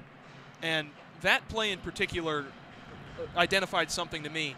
JJ carried out his fake off of handing that ball off. I didn't really see anyone come with him on the edge. I'd like to see that read option game get fleshed out down the stretch of this game. Michigander Jacob Wahlberg from Muskegon, Michigan made the tackle. Out of the pistol now, J.J. McCarthy in the shotgun. Edwards remains the back. There's a snap to him, fakes the handoff right to Edwards from the pocket. All day to throw it, looks for a hole. Got it, Ronnie Bell. Nice catch there at the 34-yard line of Purdue. That's a nice pass there by that sophomore quarterback. A very strong throw to the outside. He missed that previous throw to Bell downfield in the first quarter. Hits him in stride there, and a great gainer. Just over the defensive back, Bryce Hampton, the safety. He was playing center field there, then drifted into right center, and that's just a beautiful ball there by J.J. McCarthy to put it right on his veteran receiver, Ronnie Bell. Pickup of 20 yards from the quarterback to the receiver. Luke Schoonmaker will be joining the formation tight now. McCarthy in the shotgun. Hands off to his running back, Edwards. Nope, he keeps it around left end to the 35-yard line. J.J. trying to swing it to the edge. He is chopped down. There was a block being put on by Cornelius Johnson, but cornerback Reese Taylor was able to make the play. And J.J. McCarthy got to the 33. That's a pickup of about 2 yards. It's going to be second down and 8. Now, I wonder if the Michigan coaching staff up here in the booth saw what I saw on that last handoff to Donovan Edwards before the completion of Ronnie Bell. They saw that end didn't carry him. Purdue did a nice job setting on the edge, though. 10:45 to play in the second quarter. Michigan trailing by 3. Nearing Jake Moody territory now to tie this game if they have to. J.J. hands off. Donovan Edwards, a very patient runner, gets to the 30. That's a pickup of about 3 yards, and that's where he's brought down. Corey Trice, the boundary cornerback from Hopkinsville, Kentucky, makes the tackle. It's now third down and 6 for Michigan.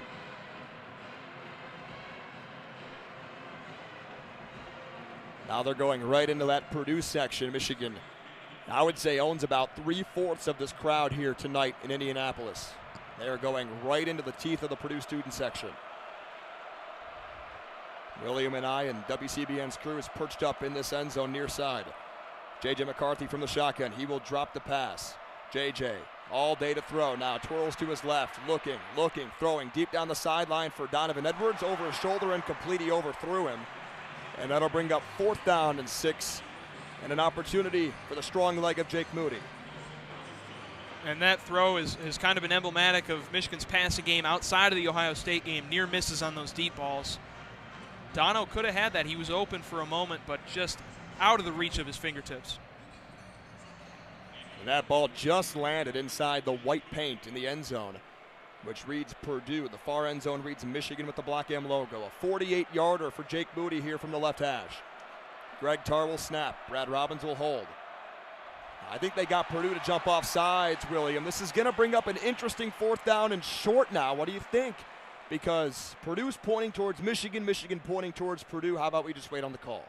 If it is 4th and 1 and the penalty's accepted offsides on Purdue, Michigan has to go for it. You're in plus territory. You don't settle for a field goal here. Now you want to get Michigan, control. late in the conversation, pointing at the Boilermakers. Fire snap, offside, defense, 93. Here comes the offense. And I think it's an easy decision to make. Down 10-7 against a team you're supposed to beat by 3 scores. You got to establish your own game right now, right here, almost halfway through the second quarter. Now it's going to be a long 1 yard, but look who's checked into the game to play running back. The big linebacker, Khalil Mullings. Michigan has worked this package in the last week, so Purdue, they're going to put the big boys up front. They got the big nose tackle Lawrence Johnson and Cole Brevard in there. Handoff, Khalil Mullings right over the top. He's got the first down. Nice play and nice push by the Michigan offensive line, and they're going to pick up a fresh set. Brevard ended up making the tackle, but it's a pickup of 2 yards, and Khalil Mullings has his first positive carry in a Michigan uniform. And that trick pass against Ohio State came with Mullings set behind McCarthy. He lines up in the gun here in this play. I don't think they wanted to waste time on the long handoff motion. Wanted to get him right running downhill. So first down, Michigan. They are now 1 for 1 converting fourth down attempts today. Michigan is 2 of 4 on third down, but they've got a fresh set right now from the Boilermaker 23-yard line, splitting the hashes. Shotgun McCarthy to his left, Edwards handing off Donovan, and he is buried after a pickup of a yard. Got a handoff right between the tackles, and he got almost nothing. Tackle made by Suleiman Paca, the redshirt junior from Grand Prairie, Texas. It's 2nd down and 9.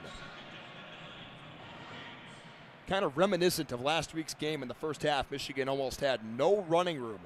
And all of a sudden, second half, there goes Donovan Edwards loose into the Ohio State secondary. We'll have to see if that's the similar case here tonight. J.J. McCarthy in the shotgun, claps his hands. There's the snap, handoff. Edwards to the 20-yard line, 15, spins up and down to the 13-yard line. That's close to a first down, William. I think they got it. They'll give it to them. First down, Wolverines. They're 13 yards out from their second touchdown. And it was great push by the Michigan offensive line to make the biggest hole, I'd say, for Edwards all game so far. It was his led by Zach carry. Linfield. He is so good, man, isn't he? He's a great guard, and it's not often you say that about a guard, but Michigan's got 2 of them, and Keegan as well. I know we asked the question before this game. Ryan Hayes is in at left tackle right now for Michigan. Handoff, Donovan Edwards puts his head down to the 10-yard line and blitzes forward to the 8. That offensive line's getting a really good push right now, William. Kieran Douglas made the tackle, the transfer from West Point.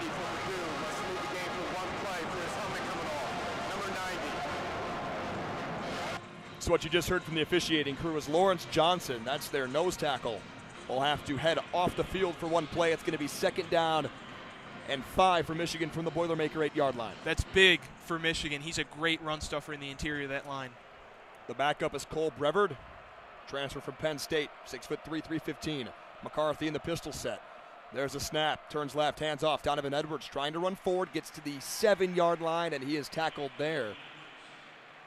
It's a pickup of only a yard, and Michigan is going to have a chance here on third down to try and convert. It's 3rd down and 4 yards to go.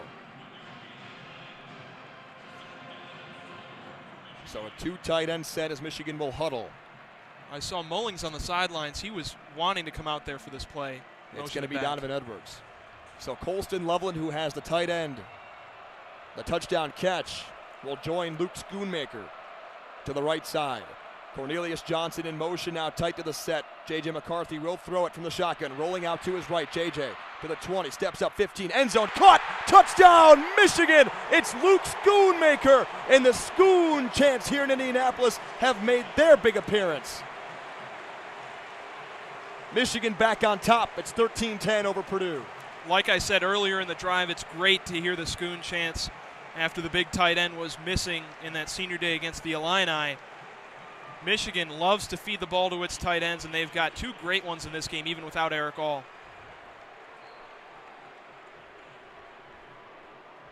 And the Schoon chants still echoing down here in Indianapolis. For the extra point, Greg Tarr will snap. Punter Brad Robbins will hold. And Jake Moody will put it through the uprights. How big was that offsides on Purdue on the 4th down and 6? Michigan goes forward on 4th and a yard. Khalil Mullings picks up the first down, and Michigan capitalizes. It was huge in this game to have that happen for Michigan. It was a great series of plays. And Michigan finally gets to take this lead back about halfway through the second quarter. And that was a great play by J.J. McCarthy to extend the play with his legs. He just outran the defense from Purdue, and he was able to put a strike right into the chest of the senior tight end, Luke Schoonmaker, to put Michigan in front 14-10, William. And that 4-point lead for Michigan in this game will hopefully help Michigan avoid what happened the last time they played the Boilermakers with a ranking this high.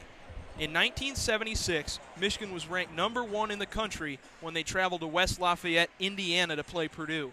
Purdue was fresh off 3 losses before that game. They were 3-5 heading into it. Nobody thought they'd win, but off the leg of their kicker, they hit a 37-yard field goal late in that one to lift them over the Wolverines 16-14, the only time that Purdue and Michigan have played while Michigan is ranked in the AP Top 2. Now, outside of that game, Michigan is 10-2 overall in the AP Top 5 against Purdue. Played a lot in the 70s when they were ranked #3. Michigan's quarterback in that game, Rick Leach, only completed 2 passes for 79 yards and a touchdown. Michigan hoping to avoid that outcome in this game. Well, J.J. McCarthy has already done that. He's completed 6 of 9 passes for 86 yards and 2 touchdowns. So he's already done significantly better than Rick Leach did in that football game, and let's hope there's no replay of that contest here in Indianapolis, as Michigan has just taken a 14-10 lead with 7:05 to play in the second quarter.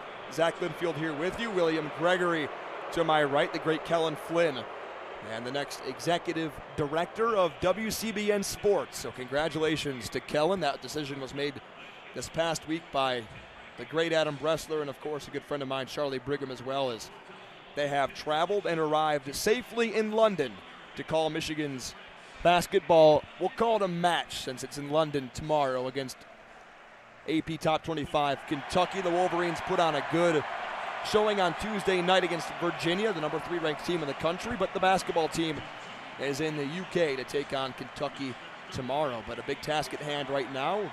Got about 30 seconds left as Mark Messner is being honored. Oh, he dropped. He was given a golden football as he joined the 2022 Big Ten Hall of Fame, and he dropped his golden football. That's lineman hands, I think, isn't it? I never caught a pass when I was in high school playing on the offensive line. I think there was a reason for it.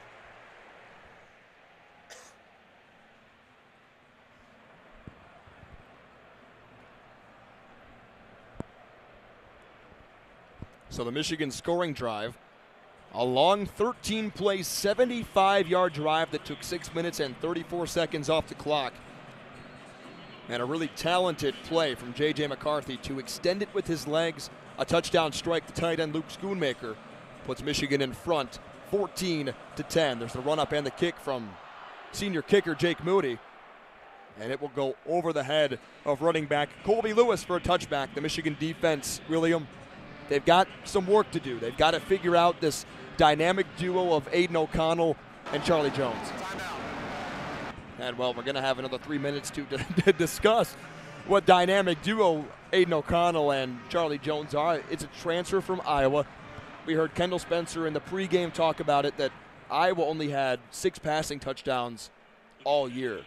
Charlie Jones has 12 coming into this game. So I think he made the right decision to boost his own stat line. And you saw 2 wide receivers, even with former Michigan quarterback Cade McNamara transferring into the Hawkeyes. 2 Iowa receivers transferred out even after that news. Just speaks to how Kirk Ferentz and Brian Ferentz have run that offense really for as long as they've been there. You remember back in 2015, the last time they played Michigan State in the Big Ten title game, they had a long touchdown to Amir Smith-Marset, but that was about it.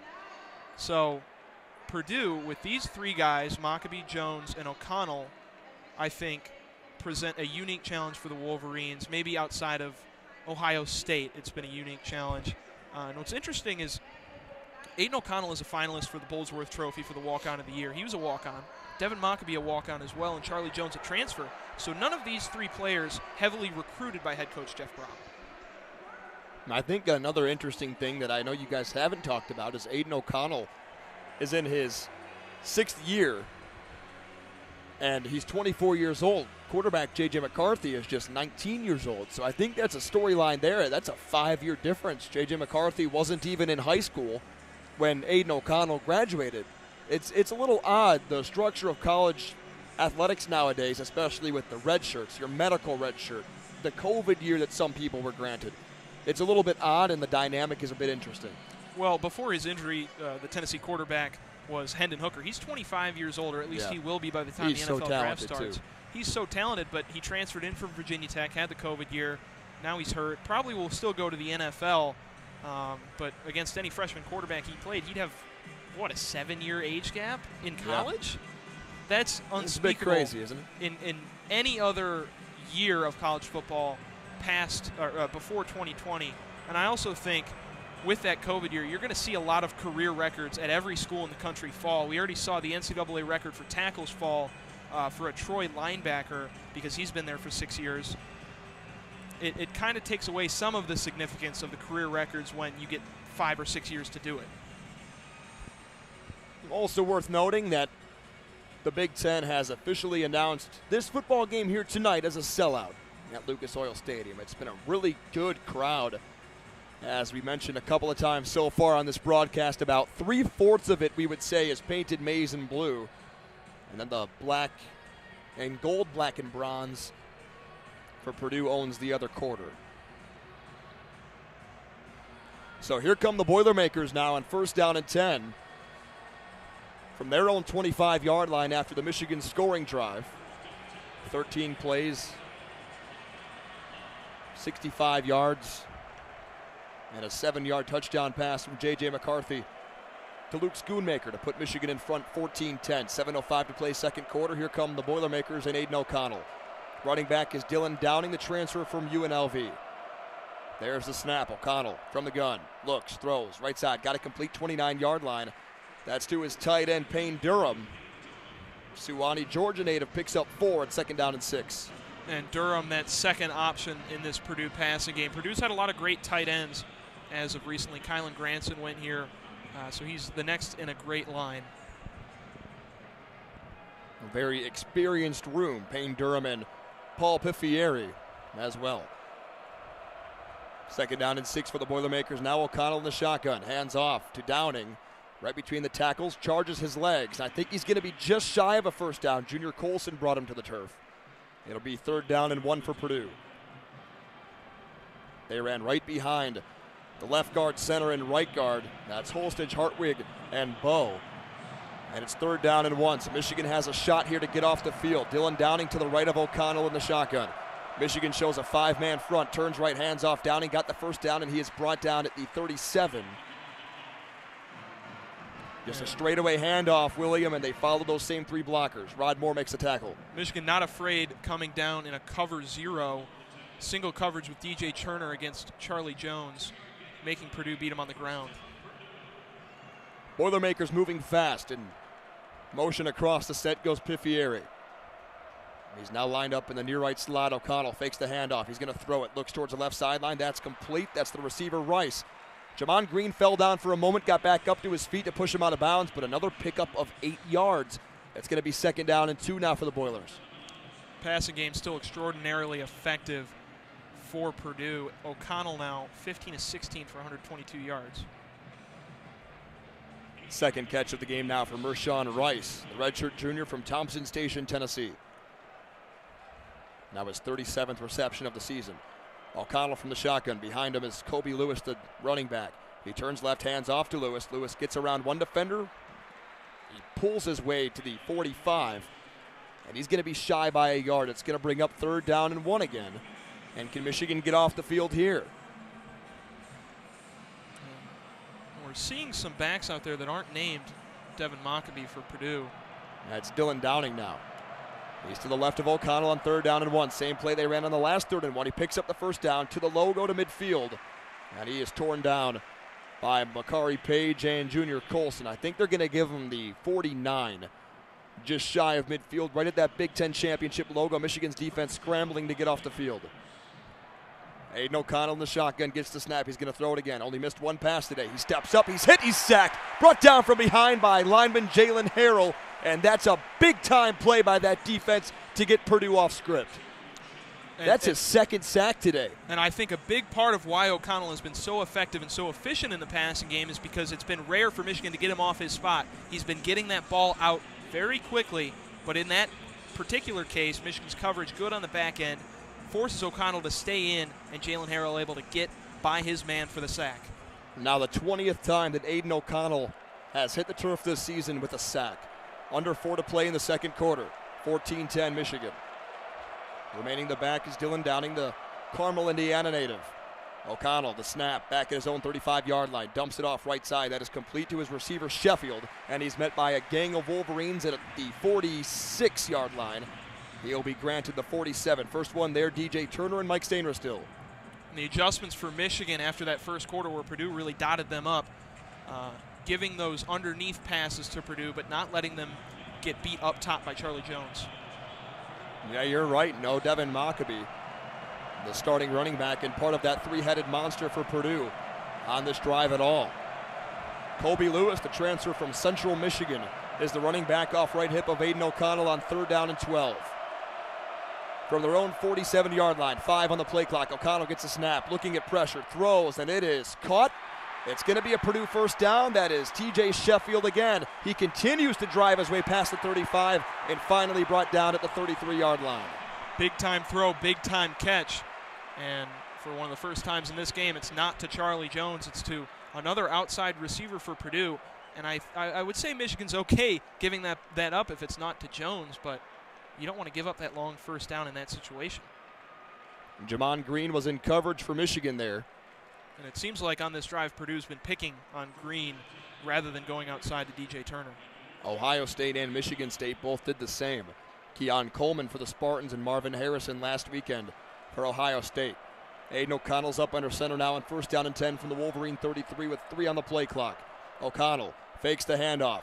Around the right end, it's a reverse to Sheffield, and he is going to be met and brought down at the 29-yard line by linebacker Jimmy Roller. What a freshman he is. He's going to have a big-time role in future years for Michigan. That's a pickup of 5, 2nd down and 5 for the Boilermakers. Yeah, and beyond Will Johnson, 2 of the biggest freshman contributors in this game, in this season for Michigan, have been Roller and Colston Loveland, both making great plays in this game tonight. Purdue now has 146 yards passing today. On the ground, 29. They picked up 5 there. 2nd down and 5 from the Wolverine 28-yard line. Kobe Lewis is the running back to the right of O'Connell, who will throw. He steps up. O'Connell's going to be hit. He will escape. Rolling to his left. Here comes pressure right into his face. Throws to the sideline. That is incomplete. He threw it out of bounds. Intended for Andrew Sawinski. And coverage is Mike Sainer still, but that's just a throwaway there by O'Connell. Michigan had him dead to rights, but he still escaped. And I'm very impressed with how Michigan stayed with Purdue's receivers in coverage, even with that breakdown. Sainer still an all Big Ten honorable mention this season. Great coverage on the outside. The converted receiver to nickelback is not on the field for this 3rd down and 5. The Michigan sideline asking this crowd to get rowdy. 1:33 to play in the 2nd quarter. Wolverines by 4. Downing is the running back to the right of O'Connell, who will throw it on 3rd and 5. Feeling pressure from his backside. Lofts it up into the air, knocked down inside the 5-yard line. He went right back to Sawinski. DJ Turner was there. Jamon Green was there as well. You just mentioned Purdue was picking on him. The 2 Wolverine defenders were just kind of sitting there waiting on that football, and they ended up just knocking it down. Man, DJ Turner had that football, and it slipped right past his fingertips. It's 4th down and 5. So remember, Michigan got Purdue to jump off sides on 4th down on their last offensive drive. Now, Michael Finneran is on to attempt this one here from about 36 yards out. There's the snap. It's a good one. Spot down. Kick up, and it is good. So Michigan, with 1:23 to play here in the 2nd quarter, is going to have a chance to go down and score. As they hold on to a 14-13 lead. The Michigan defense 2 different times in the 2nd quarter has stood stout on 3rd down inside their own 30-yard line and have been able to stop the Boilermakers, but they've got to figure it out early on drives for their opposition. And Purdue done a good job converting those 4th downs inside of Michigan territory. It's not very often where a kicker's a sure thing, but tonight Finneran has been kicks of 33 and 45 yards, which more than often we hear Jake Moody converting those type of field goals, but Finneran puts one up and in from that distance for Purdue. And with only a 1-point deficit for the Boilermakers, I think this game has gone about as good as they would have expected to have, given the stature of Michigan within the rest of the sport. And Purdue isn't some sort of team that doesn't deserve to be here. I think that the Big Ten West is what it is, And it's not like Illinois or Iowa or Wisconsin or Minnesota are leagues better than Purdue. And Purdue is a few scores away from being 10-2. They lost that game close at Syracuse. Now, they did play teams like Florida Atlantic close, so it could be 6-6, could be 10-2. But I think the bigger picture overall is that head coach Jeff Brom for the Boilermakers has really ushered in the best era of Purdue football since Drew Brees was taking snaps at quarterback here in the late 90s, early 2000s. See, they're always competitive, and they play really, really competitive football, especially against teams that, to be quite frank, they really don't have a lot of business being in games with. So it's now 14-13. It's worth mentioning as well that Junior Colson went into the injury tent on the near sideline. He has since exited with a slight limp for Angelique Changelis. So the Wolverines holding on to a 1-point lead. They're going to have a shot here to go down this football field and score. William, what would you like to see from this Michigan offense on this drive? I really just need to see Michigan. I mean, with the time left in the drive, Michigan needs to pass the ball rather than run the ball. And another thing, in Lucas Oil Stadium tonight, head coach Jim Harbaugh for Michigan played for the Indianapolis Colts. And Harbaugh went to the AFC Championship game with the Colts in 1996, a Pro Bowl in 1995. It was probably the best stretch of his career. It's a good homecoming for him tonight. He's comfortable in this area, not necessarily in this stadium. This stadium was built after Peyton Manning played here. But Harbaugh, comfortable in the state of Indiana. Michigan doesn't really seem rushed, and they're still up by 1 point. Great work on the graphics tonight from both Kelin Flynn and William Gregory. That's a new thing we started to implement last weekend against Ohio State. Thought it worked pretty well, and going to stick to it for right now. Michigan has 1:23 up on the game clock, leading by 1 at the Big Ten Championship game. They led last year against the Iowa Hawkeyes 14-3 at the break. Michigan went on to win that game 42-3. So Chris Van Ekeren lines it up at the 35, walks up to it, and there's the kickoff. Roman Wilson will put 2 fingers in the air and say no thank you at it. And the Wolverines will have 1:23 to play and to work with to try and go put some more points on the board prior to the halftime break, leading 14-13. And you said it before that kickoff that Michigan led that game against the Hawkeyes 14-3. There was a stretch in the middle of the season where they were outscoring teams 117-3 in the second half. They need to put that foot down in the second half of this one. The offense on all but one drive has looked really good for Michigan. So J.J. McCarthy in the shotgun on 1st down and 10 from their own 25. Has Edwards to his left. There's the snap to him. J.J. looks, throws. It's short and caught by Donovan Edwards for a pickup of 4. Michigan has all 3 timeouts, but the Wolverines will go straight to the line on 2nd down and 6. They split 3 wide to the left, 2 to the right. Empty backfield for J.J. Throws, and it is incomplete. Cornelius Johnson, the intended target, called incomplete. That was a dangerous pass, and he was wrapped up immediately by Corey Trice. And 1:05 to play in the half. It's going to be 3rd down and 6. A dangerous play call in this scenario. If that pass goes incomplete, it's 3rd down, or if he gets tackled right away, it's still 3rd down. So if you're Michigan right now, you definitely want to go to the break with the lead. Man, you're in danger of giving the football back to Aiden O'Connell, who is 16 of 19 for 146 yards. And he's been pinpointing his receivers all afternoon. McCarthy in the shotgun on 3rd and 6. There's the snap. The youngster will roll out to his right. JJ looking, tucking, keeping, diving forward. Did he get the 1st down? No, sir, he didn't. He stepped out prematurely at the 33. Jack Sullivan pushed him out of bounds, the talented defensive end from Plainfield, Illinois. And their sacks leader. It's going to be 4th down and 3. And Michigan's going to have to punt this thing away. JJ went full Superman and didn't get it. That was about as ill according to plan for the Wolverines as they could have hoped for on that drive, not taking up any time and giving the football right back to Purdue after a score. So the dangerous Charlie Jones makes his way back to his own 25-yard line. Brad Robbins is on to punt. Greg Tarr to snap. I think Michigan might go hard count here. See if Purdue maybe jumps off sides. There's a snap. Robbins will kick it. It's a spiraling kick. The point coming down at the 28-yard line, and Charlie Jones calls for a fair catch. 51 seconds to play here in the second quarter, and the Purdue Boilermakers are going to have a chance to take a lead here from their own 28-yard line. Now, I don't know what it is about Brad Robbins' punts, but they always seem to end up longer in distance than they seem when they're up in the air to me. He's still one of the best punters in the Big Ten, but I don't think they look pretty. They don't always have to look pretty as long as they work, and he hasn't really had the opportunity to punt all that much this season, especially with the opportunity to pin opponents deep. Now, back in the backfield is Devin Mockabee. We were wondering where he was on the last drive, did not get any snaps. O'Connell will dump it off right side to Mockabee, gets to the 25, gets to the 30, and is brought down at the 32-yard line. It's a pickup of 4, second down and 6 upcoming. And the clock will run. Boilermakers straight to the line. Rod Moore from his safety position made the tackle. Here come the Boilermakers from the right hash.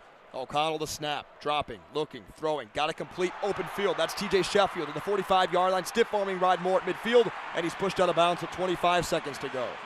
Michigan has got to hunker down and make those tackles in the open field because TJ Sheffield ran free for a big pickup there. And that was a problem we saw early in the first quarter on that first touchdown drive for Purdue. Rod Moore was the only one between TJ Sheffield and the end zone. And the Michigan safety from Ohio pushed him out of bounds. So clock not moving right now, 25 seconds to play. Aiden O'Connell's in the shotgun. Fakes the handoff. Looks, steps up. O'Connell. There's a tackle in the backfield. There's a penalty flag down. This clock will keep moving as O'Connell gets to the 50, and he's pushed out of bounds there. It's about as clear of a hold as you'll ever see at the NCAA level. Don't know exactly who it was for Michigan that was tackled in the backfield, but this is almost certainly going to be against Purdue with 16 seconds left, so that's big-time stuff. And that'll probably put their drive in the can, most likely, with that 10-yard penalty. So Mozzie Smith was tackled there by Marcus Bowe, the redshirt freshman. Holding, offense, number 63. 10-yard penalty, first down. Yeah, that's about as clear as day as it will get, Mr. Gregory. There's 16 seconds left. That moves the ball back to, what, the 38-yard line for Purdue? I don't know. I mean, you're playing in this game, so you might want to risk it to try and get in field goal range, but we'll see what happens. So they will actually mark it at the 42-yard line.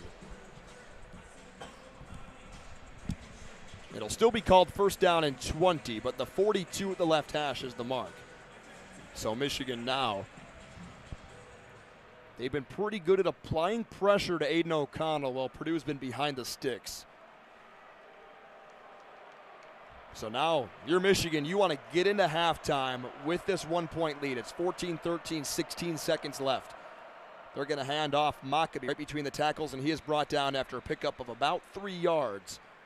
And Jeff Brom just used the first timeout of the half. Timeout. Purdue, their first of the half. It seems that if that handoff ended up with Mockabee being tackled in the backfield, I don't think he calls that timeout. But since it was a positive enough gain, 12 seconds, that's about 2 plays. Purdue has 2 timeouts, so you could even take a sack and throw a ball deep down the field. We'll see if Aiden O'Connell has the arm talent for that. But Purdue putting their chips on the table, saying that we want to score a field goal into halftime, take the lead, and give Michigan a real scare in this game, because the Boilermakers have come to play. This game's line closed around 17 points in favor of Michigan. I thought that was a big margin for a team like Purdue. I think they are capable of filling it. They're showing that they are tonight.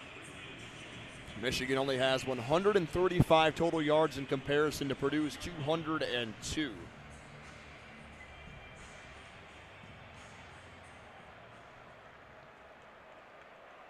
So here we go, second down and 17 from the Purdue 45-yard line. O'Connell in the shotgun to his left, Downing. Gets the snap. Here comes pressure from Michigan. Dumps it over the middle. Complete the Downing midfield to the 45-yard line of Michigan. Moving to his left to the 43. And with 4 seconds left, Jeff Brom races down the sideline to call timeout. Purdue, second charge timeout. So this is a long field goal opportunity. This is a nearly 60-yarder, and Mitchell Finneran, his long is 43. So, I mean, what do you do here? Do you just As long as toss 43, one to he the end zone? just hit a 45-yard field goal. That's his career long now for Finneran. Season long. Well, season long. So he's capable of kicking from distance. He's hit a long field goal, but Remember, this is inside. There's no breeze, no inclement weather that could damage it. before we get this next play, I just want to say Jimmy Rolder, we spoke his praises earlier. He blew that tackle on Downing and caused Michigan to give up that many yards. They're working without Junior Colson right now. Get him back for the second half. That's very, very big for Michigan to get their star linebacker back. So Purdue brings the offense on the field on 3rd down and 4. Even a quick strike here would likely end the half. Michigan needs their defense to step up. They put 4 defensive backs inside their own 15. O'Connell's going to throw for it. He's looking at pressure, and he throws it long and deep, incomplete down the left sideline. I mean, that should be intentional grounding, but I don't think it's going to matter here. Michigan's going to go to the break, leading by 1. It's a 14-13 lead, but I think Purdue. Intentional grounding, offense. Ball replacement responded to foul, loss of down. That's the end of the second half. So there is the intentional grounding flag. There was no one even close. Michigan brought good pressure right into the face of Aiden O'Connell, but that's going to end the half. I think Purdue, they think they won that half. Michigan leads 14-13 going to the break on WCBN's coverage of Michigan football and the Big Ten Championship here in Indianapolis. We'll now hand it over to Kendall Spencer and William Gregory and Kelin Flynn for our halftime show, and we will talk to you for the final 30 minutes here in a couple.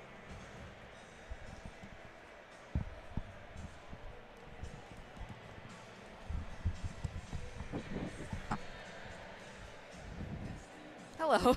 A bit of an awkward transition. We've only got these 2 headsets, folks. But Michigan leading 14-13 at the break, and it's a very lucky and fortunate score for Michigan to not be down. Purdue has outplayed them, I'd say, on both sides of the football. What do you think, Kendall, after watching that first half? No, I completely agree. There seemed like there was just kind of a moment where maybe not all the wheels fell off, but definitely a very important one. And halftime is, pull over, side of the road, put the wheel back on. But there were just certain situations where Michigan just was completely outplayed. It wasn't play design. It wasn't, somebody missed a coverage. It was just they weren't as good. Purdue really, embraced their spoiler maker moniker there and really just took over in that second quarter. So, as we reach halftime, it's something that we didn't get a chance to do in the pregame show. The clock moved a little too fast for us in that pregame, but we're going to break down what we've seen around the college football landscape this weekend. It includes that Friday set of games as well as tonight. Now, there is one more game going on concurrently with this game here in Indianapolis. That's the ACC Championship in Charlotte, North Carolina. That game features the Clemson Tigers and the number 24 ranked UNC Tar Heels. Clemson, a top 10 team, number 10 in the AP poll, at least inside the top 10 in the college football playoff. So that game also at halftime. Really no national implications in that game. We'll get to it first because Clemson isn't making the playoffs. They lost their last regular season game against South Carolina and dropped one against Notre Dame. And UNC also lost a few games down the stretch to take themselves out of playoff contention as well, because for the most part, for most of the season, they only had that one loss. Drake May, their freshman quarterback, was playing like a Heisman contender. Now that game is effectively meaningless other than deciding who the ACC champ is. But for the rest of the games this weekend, we'll start with the group of 5 first. We have a nice menu of games to get through. First one being the Akron Zips and the Buffalo Bulls. Now, this was not the MAC championship. It was a rescheduled game after a postponement. Akron 2-9 on the year entering this game. Buffalo 5-6, 1 game from bowl eligibility. For most of this one, the Zips held a commanding 22-7 lead. Buffalo battled back, wins their 6th game, and become bowl eligible for the 4th time in 5 years. I only like to talk about these games because I find them to be fun. They don't really mean anything, and especially in the MAC this year. none of these teams are any good. There's no ranked teams. There's no Western Michigan that went undefeated with P.J. Fleck. But it's still football, and that game kicked off at, I think, noon today. Sometimes things don't have to be important. They can just be neat.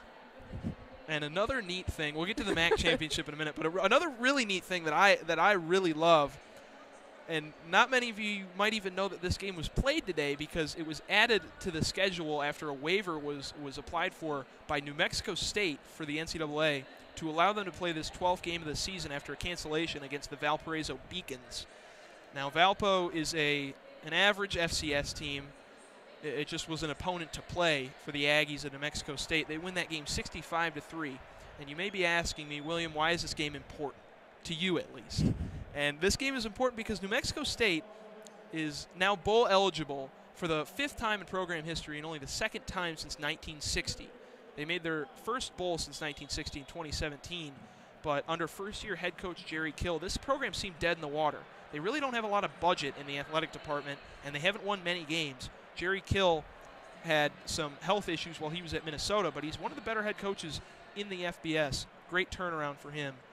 But now on to the games that really mean more.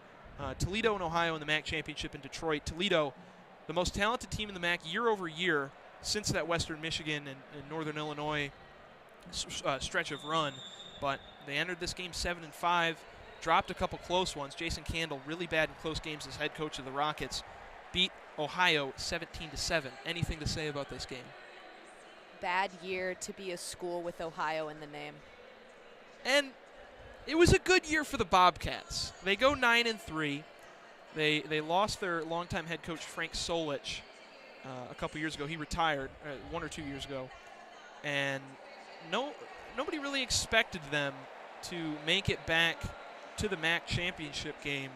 Now their quarterback Curtis Rourke has been hurt towards the end of the season. He is the relative of their older quarterback Nathan Rourke, who had a shot in the NFL, but faded out. I think Ohio is consistently one of the better teams in the MAC, but they've kind of been, and I've heard this comparison on a few podcasts this week, they've been like the Buffalo Bills of the early 90s in the MAC, where they go to the championship game and then they lose. That is not a comparison you want ever. And I'll speak to that. I was at that MAC championship game, and Western Michigan won that game before going to the Cotton Bowl. Ohio was their opponent. Ohio was pretty good that year. They just haven't been able to put it all together.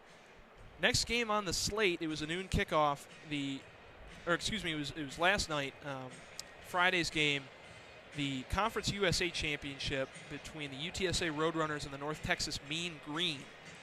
Now, UTSA is a ranked team. They've kind of run laps around the CUSA. They go to the AAC next year with all the conference realignment going on, Cincinnati, BYU, Houston going to the Big 12. Somebody's got to replace them in the American Athletic. It's UTSA. They opened as, I think, double-digit favorites, around 10 points. They closed as 8.5-point favorites against North Texas. Beat them by 3 scores. Seth Luttrell for the Mean Green, their head coach. We'll see what kind of job security he has even after this conference title game appearance. It's not too safe, but UTSA wins, and they had a fighting chance at the Group of 5 representation in the New Year's 6 until, and we'll talk about it later, Tulane won their game against UCF, who had beat them earlier in the year. And I'm just running through these. I don't have any thoughts on these We've games. got. I feel bad for like quips. I feel bad to exclude you, but like we got 20 minutes and we got to fill up. Winner of this game gets to be the 4th best team in Texas. Like that's all I've got. Actually, UTSA almost beat. They stayed close with Texas this year. They played them. They were, I think, tied at halftime, or at least UTSA had a 1-point lead. I don't think they scored in the second half, but that's okay. The other game that's in a conference that's been a lot of fun, the Sun Belt Championship between the Coastal Carolina Chanticleers favorite word. And the Troy all-time Trojans. Favorite word. Quarterback Grayson McCall for the Chants was questionable, a game-time decision entering this game. He's got NFL capabilities, and he'll probably be one of the signal callers drafted in the next NFL draft.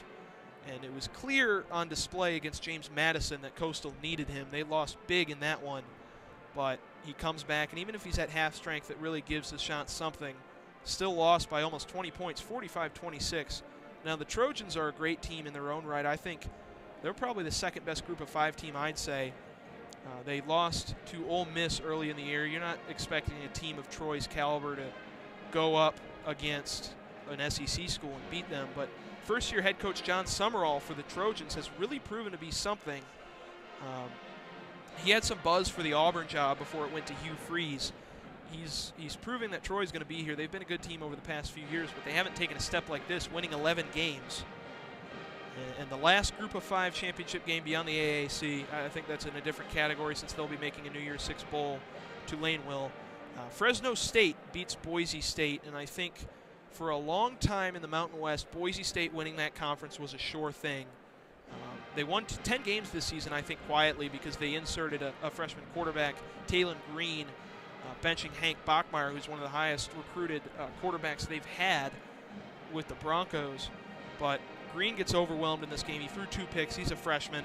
Fresno State wins off the arm of their old, experienced quarterback, Jake Hayner, who also has an NFL future. We'll see if that's as a backup or what.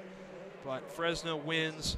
Head coach Jeff Tedford, in his second stint as the Bulldog head coach, is really doing a nice job solidifying that program as one that is a mainstay in the Mountain West Conference, which, I mean, it was an awful conference this year. Michigan played 2 of those teams, Hawaii and Colorado State, and beat the crap out of them. Yeah. Nevada was another team that was pretty bad. Those teams all beat up on each other. Boise State and Fresno were able to take the leap. They were really the only 2 teams worth considering. Maybe Air Force and San Jose State. Who knows? But we'll get on to the meat and potatoes. Move on from the Group of 5, which is something I'm really interested in. It's kind of like the sicko in me. I love these teams that are small and don't really have a chance of competing at the national level, but the conference championships mean a lot to those fans. But for the Power 5 and the AAC, we've got 4 results that mean a lot for Michigan. Friday night, USC falls to the Utah Utes for the second time this season. And Caleb Williams was injured in that game, but Utah put it to him. They man-balled USC to death. Yeah, there's a situation, especially with the playoff implications, where a very close USC loss, you can still see them in the playoffs. I would be shocked if they make it after this game. Definitely, and it's kind of been the story of the Pac-12 in the playoff era. They cannibalize themselves. A lot of those teams aren't too far separated. You saw it this year, Oregon State, Washington, even Wazoo, and then Utah and USC. And UCLA was a ranked team for a long time. They were undefeated until they kind of blew some games down the stretch. All those teams beat up on each other, and as a result, none of the Pac-12 teams make the playoffs. It's been that way since 2016 when Washington made it. Before that, Oregon was a mainstay in the national title conversation for a few years, but with USC coming to the Big Ten in 2024, they still have next year in the Pac-12. I think that could clear the way for one of these teams like Utah or Oregon or Washington to have a banner season and avoid losing that second game that really costs you the spot in the playoff. But we'll get to the playoff later. That knocks USC out. Another team that is a playoff contender and loses their conference title game, the Texas Christian University Horned Frogs drop it in overtime to the Kansas State Wildcats, 28-31. Max Duggan had a chance to put it in overtime for a touchdown, but on 2 straight handoffs to Kendre Miller, TCU was stuffed on 4th down and gave the ball back to the Wildcats. And Kansas State ends up winning the Big 12 championship for the first time under head coach Chris Kleiman, who, if any of you recognize that name, was the head coach of North Dakota State during their big, long title run with Carson Wentz, and Trey Lance got hired away to be the head coach at Kansas State. And I think it's a testament to when you hire a coach who's good at winning football games, they win football games. Like, oh, I want to hire Hugh Freeze. Cool. He's, like, not a good dude. But when you hire Kansas State, like they did with Chris Kleiman, you end up getting a guy who's going to just consistently churn out wins. And TCU drops to 12-1. I think, and we'll talk about it in a minute when the scores are over, that they still deserve to be in over Alabama in the playoff. 2 last conference title games, UCF and Tulane for the AAC. Tulane lost to UCF in their regular season matchup, the rematch, and this is the 3rd rematch we've seen in these conference title games. Tulane gets the best of UCF, 45-28. John Reese Plumlee for UCF is on and off as being good, but Tulane has been a consistent team. They had a loss to Southern Miss, But they beat Kansas State, who's a top 10 team, and that's why Tulane is going to be headed to the Cotton Bowl to face the USC Trojans. That was just recently confirmed on Twitter by Stadium's Brett McMurphy, that Tulane will head to Dallas, go to the Cotton Bowl, and for the longest time, that's what the Green Wave fought for up until about 1950. They were members of the SEC Conference, and they were good at football. They were LSU's peer in Louisiana, but in the 1950s, their team president, or school president, kind of scaled back the athletics budget and said, I don't really want to focus on football. This is an athletic or an academic institution rather than an athletic one. Tulane is a good academic school, but you wonder about what could have been. They're in New Orleans. It's a fun town. Green Wave roll in that one. Thank you for that history lesson. And yes, I know someone at Tulane, and I don't think she could name their starting quarterback if you paid her. Michael Pratt is the starter at Tulane. He's not a great passer, runs the ball a lot. But the final conference championship game of the weekend, outside of the one that's going on in Charlotte, where I will say Cade Klubnik has entered in relief of DJ Uiagalelei, who has not had a great season at quarterback for the Tigers. But another Tiger team, the LSU Fighting Tigers, lose by 20 in Atlanta to the Georgia Bulldogs, the #1 team in the country. Anything to say about that? No. No? I mean, it's pretty boring. It's the SEC title game. I mean, it's Georgia. They're invincible. They're the Goliath of college football, and they steamrolled LSU. I wish I could be shocked. Except not in the second half. They didn't steamroll them in the second half. So I talked to Zach Linfield about this earlier. Georgia scoring 50 points, yeah, that kind of worries you a little bit. But they led up 30 points to an LSU team that struggled to score against teams like Arkansas and Texas A&M. So I don't know. And given how Michigan has played in this first half against Purdue, I don't know if it's really prescient to start saying that Michigan is going to challenge Georgia because they got killed by them last year and they're hardly beating Purdue.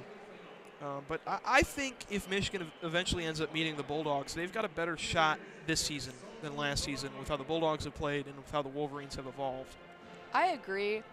I mean, I think they're Georgia's still a horrifying college football team, but I love to talk about narratives, and I think last year, in addition to them just being absolute world beaters, the narrative was just too strong.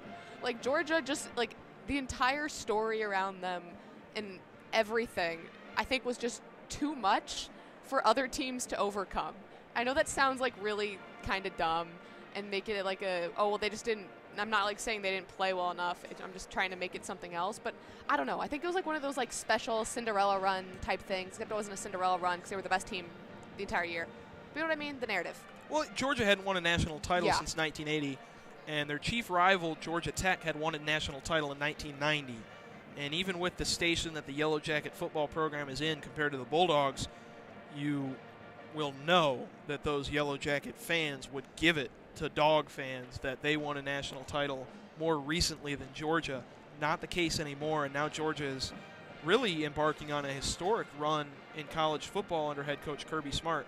So we teased it earlier, but this playoff picture will change. You see it on your screen now.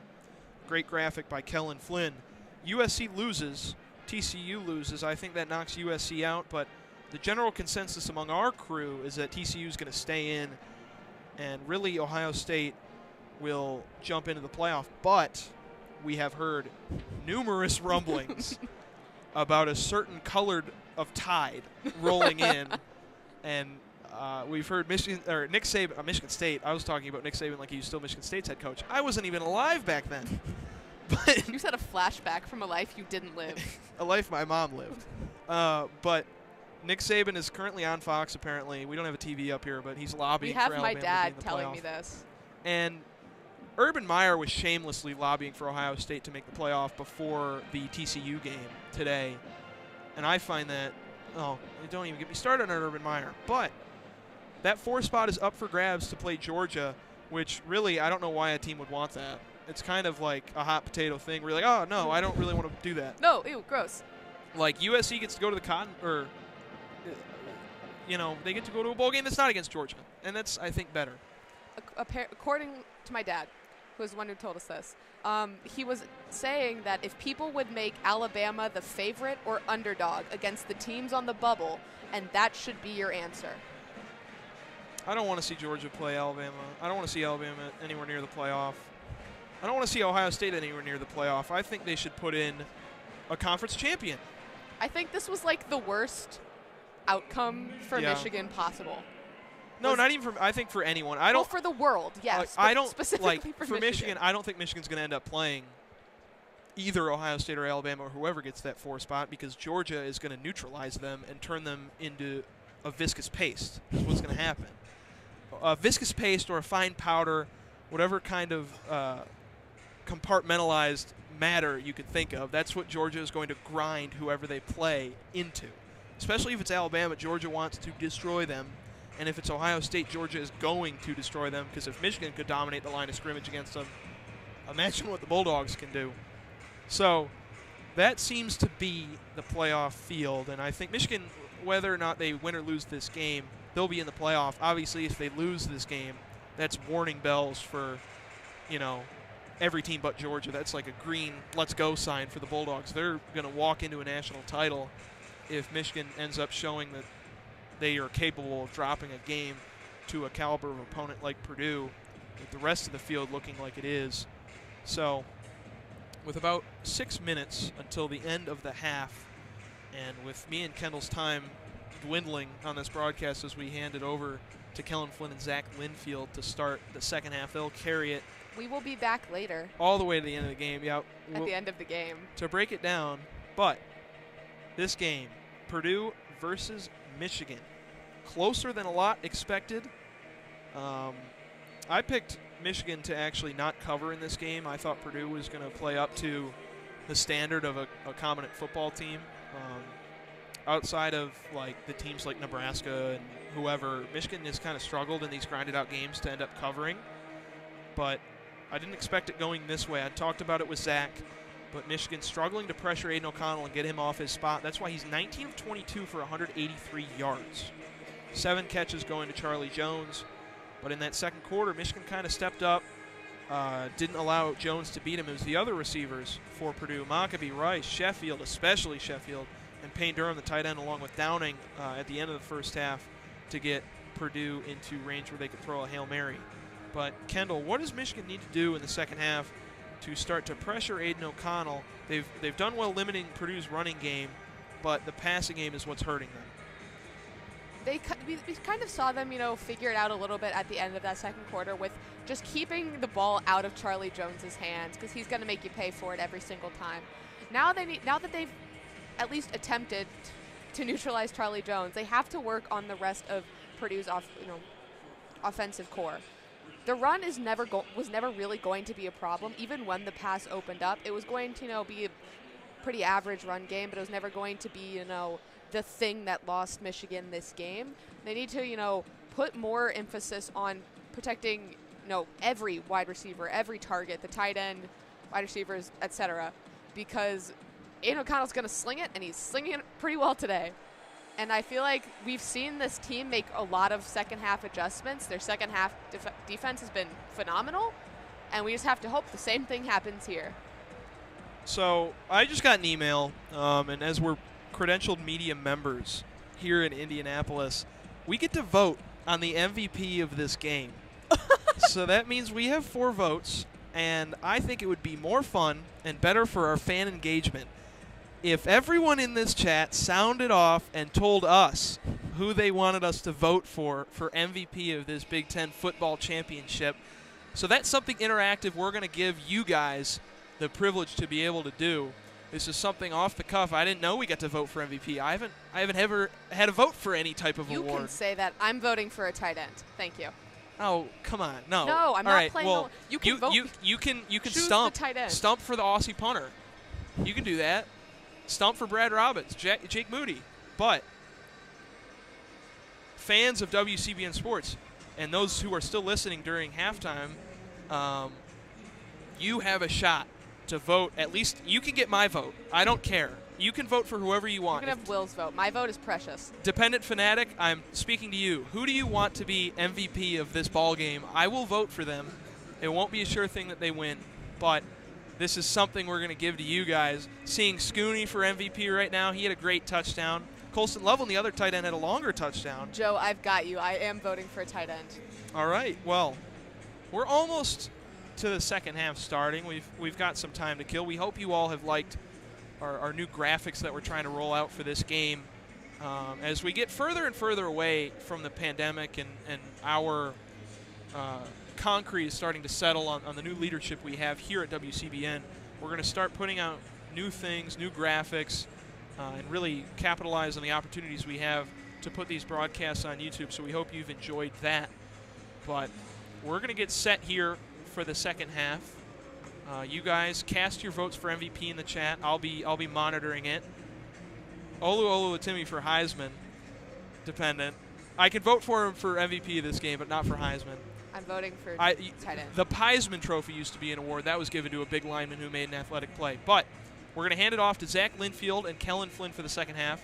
For Kendall Spencer, I've been William Gregory. We'll get you guys back in the post game for when Michigan and Purdue's result is final here in this Big Ten championship game in Indianapolis.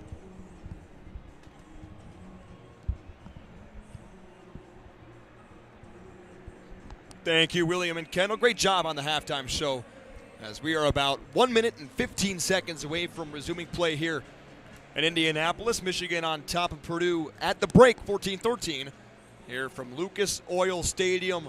Beautiful venue here in Indianapolis. We've been treated very well, and well, last year we had a bit of a different crew on the call, and this year it's the youngsters William, Kelin, and Kendall, and the senior, myself, Zach Linfield, here on the broadcast, bringing you this 2022 Big Ten championship game. Michigan looking to defend their title on the turf below as the Wolverines in their all navy blue uniforms against Purdue and their white tops, black helmets, and black bottoms are about to do war for 30 more minutes in the Hoosier State to see who will take home the crown of the Big Ten. Well, Kelin, Michigan's got to figure out quite a bit. The offense has looked a little stagnant at times, and the defense, they've had a lot of pretty big holes in their defense.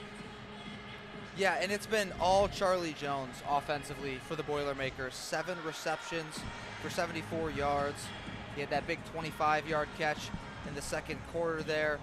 He's been targeted 8 times through 30 minutes of play, and I can expect that trend to continue. He's going to continue to get peppered with targets because he's Aiden O'Connell's #1 target, and they need to get him the football if they want to be successful tonight. He's been their driving force offensively, and I'd expect that to continue. Now, Michigan, Zach, as you know, has been dominant in second halves this season. They've really clamped down on opposing defenses, and the offense's ground and pound style really tends to wear on opposing defenses, and they start to give way. I kind of expect this to be the trend here in the second half. The Wolverines going to continue to pound away at that Boilermaker team.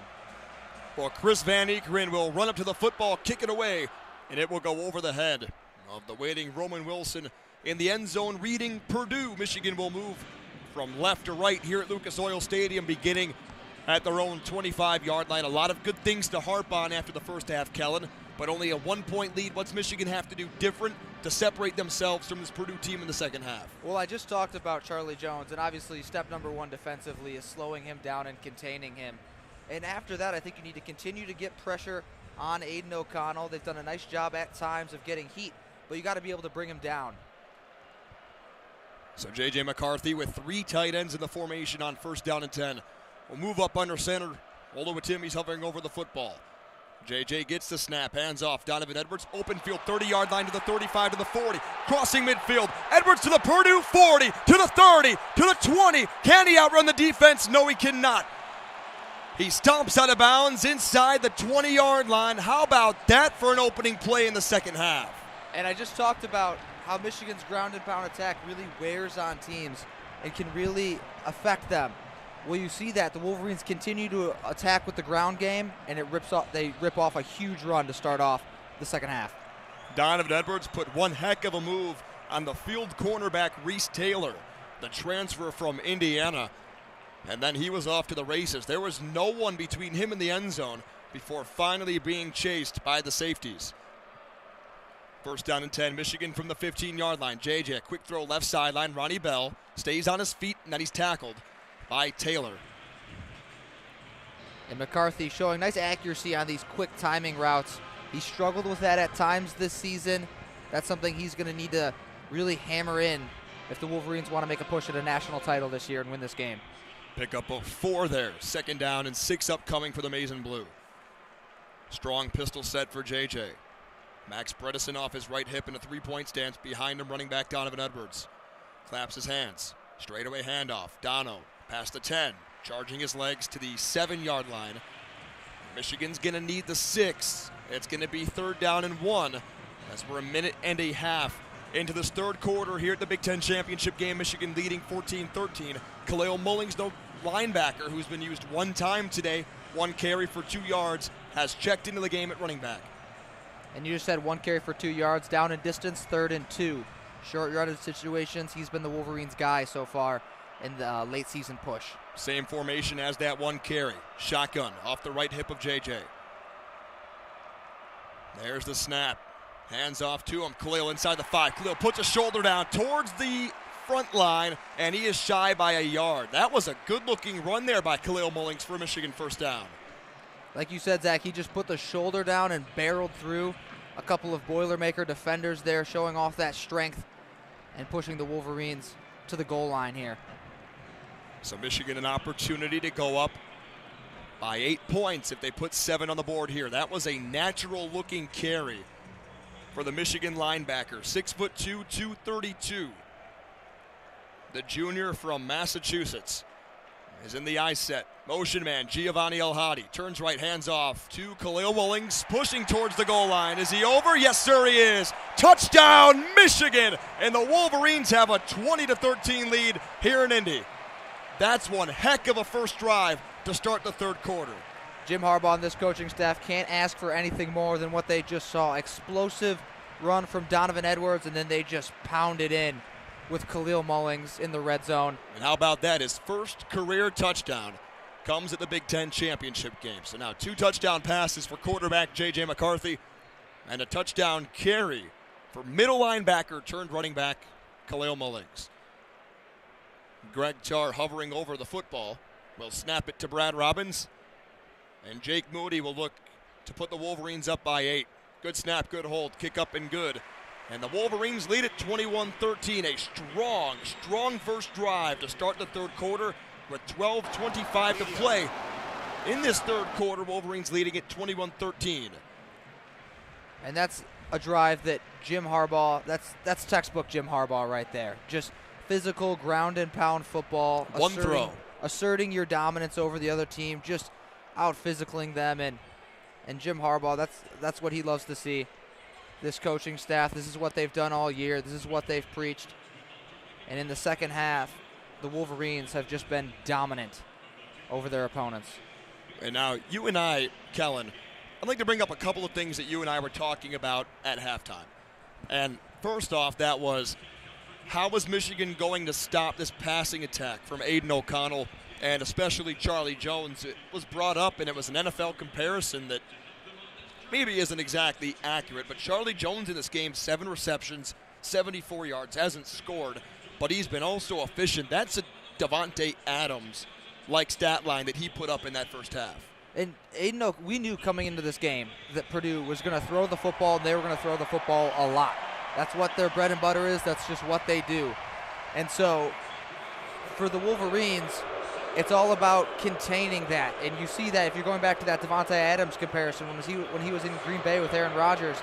You can't stop it. You just have to contain it. And the Wolverines did a good job about that, holding the Boilermakers to 2 field goals in that first half when they were in the red zone and driving down the field. Wolverines need to continue to hold Purdue to field goals, bend, don't break mentality, and then I think it's continuing to get pressure on Aiden O'Connell. And they've had 2 chances to haul in turnovers that they weren't able to connect on, but continue to put pressure on O'Connell, and he may give you more chances to turn him over. Another thing that you and I talked about is, and it was a humble, honest conversation about our expectations for this Michigan team, and the eruption of the crowd you just heard is because Blake Corum was named Big Ten Running Back of the Year, and the boos that you heard were because a couple of Buckeyes won some honors as well. But the conversation you and I were having, Kelin, is, do we think this Michigan team has a legitimate chance at winning a national title? Can they compete with the Dogs of Georgia? Could they beat Ohio State a second time, and can they deal with the teams like TCU, and I know USC is likely out of the conversation now, but potential Alabama? Can they win those games and potentially win a national title? I think you and I, the answer, trying to be unbiased, was an honest yes. And we talked about this. We both agreed that this was the first time in either of our lives. I mean, you talked about 2016, but for me, this was the first time I've really had the thought that this Michigan team is a national championship contender and could really compete for a national title. And so this team, they have it all. They have the defense that was shown brilliantly against Ohio State. Jesse Minter and Steve Klingskill, especially with those DBs, has this squad in a great spot. They have the running game. The offensive line is there. J.J. McCarthy's been a playmaker. So they have all the tools. It's all about converting and executing against the top teams in the country. Michigan leading 21-13. With 12:25 to play in the third quarter, there is the run-up and the kick from senior kicker Jake Moody. And Kobe Lewis will watch it sail over his head for a touchback. Purdue will begin 25-yard line, moving from right to left here in Indianapolis. And this Michigan crowd is a little bit rejuvenated now. They kind of fell asleep going into the break as Purdue closed in on that score, but now 21-13, Michigan scores quickly in this third quarter. I would expect that crowd that's about 3/4 dominated by Wolverine, maize, and blue to get back on their feet. Yeah, and the Purdue crowd was really engaged in that first half. I mean, it was part of the Michigan crowd quieting down, but that Purdue crowd was very engaged, and they were loud in that first half. First down and 10 for Purdue from their own 25-yard line. Maccabee is the running back to the left of O'Connell, who drops, wants to throw it towards the sideline, caught and out of bounds goes Charlie Jones at the 30. DJ Turner was in coverage. He's marked just shy of that at the 29-yard line. It's going to be second down and 6. And they just have such a great connection, O'Connell and Charlie Jones. They have a great feel for each other, and that you can really tell on the field that he knows what Charlie Jones is going to be doing, Aiden O'Connell. O'Connell moves Maccabee from his left to his right in the shotgun. There's the handoff. Maccabee, he is dropped in the backfield by Michael Barrett. He lost a yard. It's going to bring up third down and 7 now for the Boilermakers. And like I said, Kelin, that crowd, we look over to our right where the Michigan crowd mainly is. They have all just risen to their feet to urge on this defense on third down and 7. 3rd and 7, now more of an obvious passing situation. You see pass rush specialist Yabi Oki in the game for the Wolverines. They're going to pin their ears back and get after the quarterback here. O'Connell is 20 of 23 for 187 yards. There's a shotgun snap. Here comes pressure. O'Connell dumps it over the middle and complete. No one home. The closest Boilermaker was Deion Burks. That's the redshirt freshman from Belleville, Michigan, nearby to Ann Arbor. And it's a 3-and-out for Purdue on their first drive, very similar to their first drive in the first half. And they will punt it away to A.J. Henning. And we haven't seen it a lot recently this year, but A.J. Henning is a very, very dangerous return man. Honorable mention, Big Ten. In the punting game. He proved it last year a number of times, and he's been explosive this year. He's a guy to look out for. Purdue runs a man on late. Jack Ansel will kick it. And I think Purdue called timeout just before the kick. Or was there a penalty flag? Purdue ran on a man late. And it was receiver Tyrone Tracy. There's a late substitution by the offense. The offense did not give the officials enough time to enable the defense to match up. The 4th down. So when the offense substitutes, the defense is allowed to substitute and take as much time as they would like, but the officials did not notice that late substitution as Tyrone Tracy sprinted onto the field from that far sideline, and he lined up as the gunner on the far side. Jim Harbaugh was urging to the nearby official that there should be some kind of penalty, or we're going to have another explanation here, I believe. Just a bit of a weird situation, likely just going to result in a retry at the punt. And that's exactly what the decision is, just a retry at the punt. 4th down and 6 from Purdue's own 29-yard line. Michigan rushes, They got contact to the kicker. There's a penalty flag down. A.J. Henning retrieves it at the 33-yard line. But what is the call here? And a big difference between roughing and running into the kicker here. Jack Ansel is on hands and knees soccer style. The Michigan sideline, they're all making the same exact motion to the officiating crew that the ball was bobbled on the snap. What an odd situation we have here. Here's the call.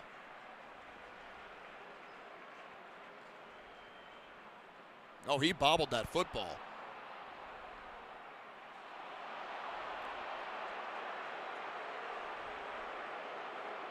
Yeah, that looks like that's a clean play. Clear so bobble. Now this is a big call from this officiating crew because that ball was clearly bobbled. It was a snap right at belt high. And Joe Taylor split the protection. Running into the kicker, number 39, 5-yard penalty, 4th down. So the 5-yard penalty makes it 4th down and a yard.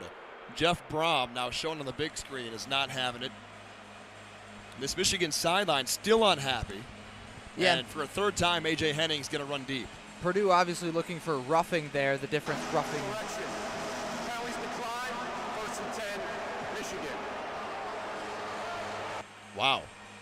Interesting situation there. Roughing. This is all just odd. A 15-yard penalty would have given Purdue the 1st down. Brom elects to just go with the punt that they had and not try this for a 3rd time. Because Michigan's punt return unit is still on the field. And they're going to have to make their way off as the officiating crew has jogged the ball all the way to the near side. The media official is trying his best to get another media timeout. Running into the kicker. Decline. 1st and 10. This is. I'm going to be honest, Kelin, that is 3 to 4 minutes of our lives we're not going to get back. They're trying to make this game end at 1 a.m., aren't they? They are. Between the media and these reviews that we've had and the long conversations between the officiating crews. Well, let's play football, huh? All that just for a punt to be fair caught. At the 33-yard line. So 1st down and 10 for the Wolverines. Another 3 tight end set. J.J. McCarthy up under center. Fakes the handoff, Donovan Edwards. Back at his own 25-yard line to throw across the middle. Got it complete. Schoonmaker. Purdue 40 to the 35 to the 30. Stiff arms down to the 28-yard line. J.J. McCarthy's putting that ball on a dime right now. He threw it right over the linebacker's head, and there was Luke Schoonmaker running free into the secondary. And you hear the Schoon chants echo throughout Lucas Oil Stadium. Like you said, Zach, just a beautifully thrown ball right over the linebacker. Schoonmaker hauls it in and gets a little yards after the catch as well. He fit it right over the head of Will linebacker Kieran Douglas, and safety Cam Allen from Bluefield, Virginia chased him down. So now from the Boilermaker 27-yard line, 5 on the play clock for JJ. In the shotgun, Edwards to his right. Motion man is Colston Loveland. JJ hands off. Donovan Edwards, 25-yard line. Cuts upfield at the 20, 15, 10. Still on his feet, 5-yard line. Towards the goal line. Is he in? Yes, sir, he is. Touchdown, Michigan. Donovan Edwards, a magical run to put the Wolverines up by 2 scores. Something about Donovan Edwards in the second half.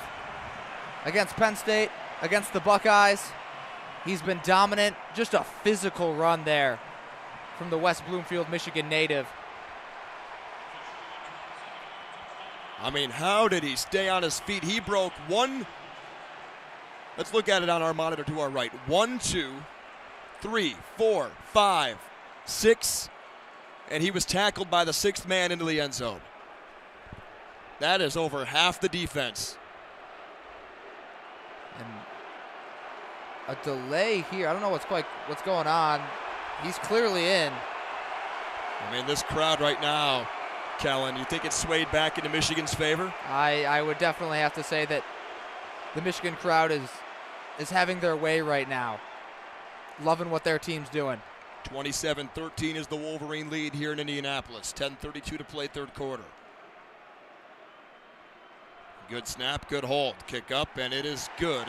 There is a penalty flag down because Purdue jumped off sides. But it would make sense if Michigan just declined this penalty.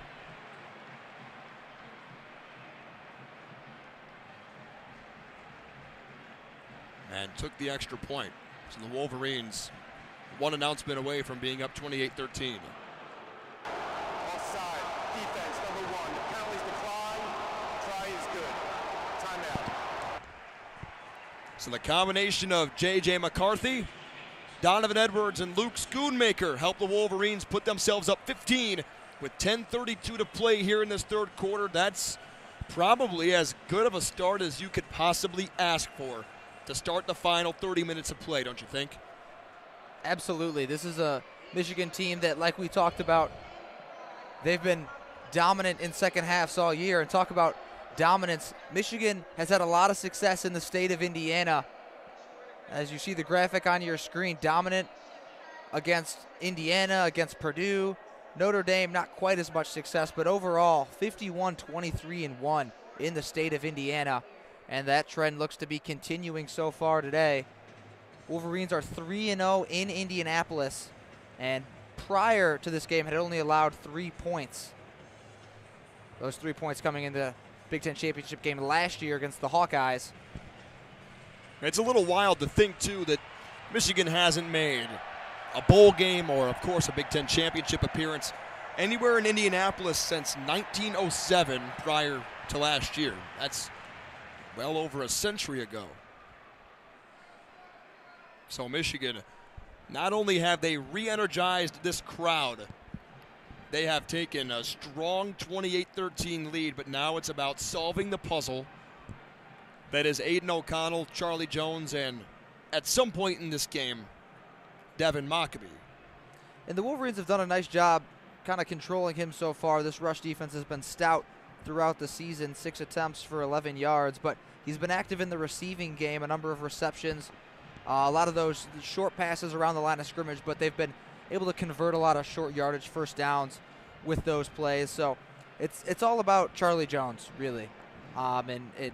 Sheffield's been active at times in this game, but the Wolverines' pass rush is the key to me, making O'Connell uncomfortable and forcing him to make some tough throws under pressure.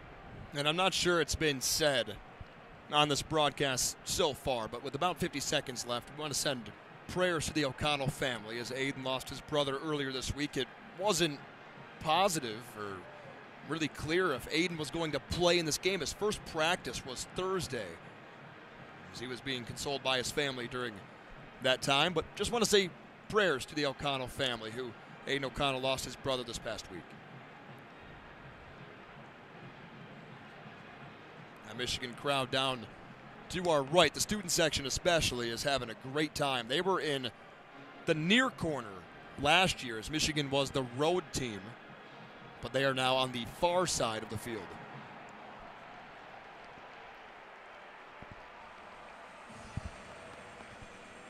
And that second half dominance, you can feel the energy now. The bench, they're active, they're jumping around. This team just feels like they have that it. Would you agree with that, Zach? I absolutely would. There's the run-up and the kick from Jake Moody, and Kobe Lewis will call for a fair catch in the far end zone. So the Boilermakers will take over first down and 10 from their own 25-yard line. Michigan leads by 15, 28-13. The Michigan scoring drive, just 2 plays, 67 yards, and only took 48 seconds off the clock. Donovan Edwards, a great run to put Michigan ahead by 2 scores.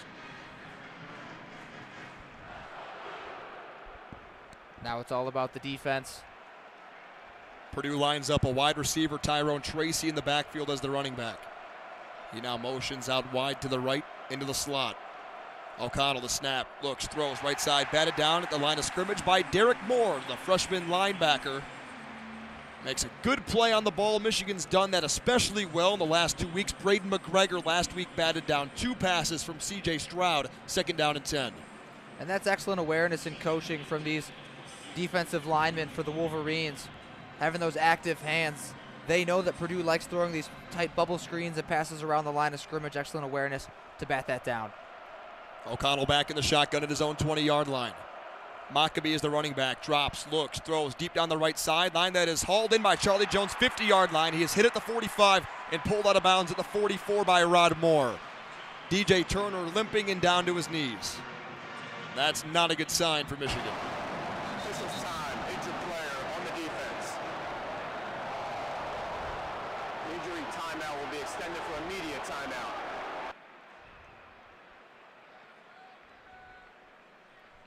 DJ Turner in a lot of pain right now. On the far sideline, Jim Harbaugh has made his way past the midfield logo and will go check on his senior cornerback from Suwanee, Georgia. And that means Michigan's down really to 2 cover corners, Will Johnson and Jamon Green.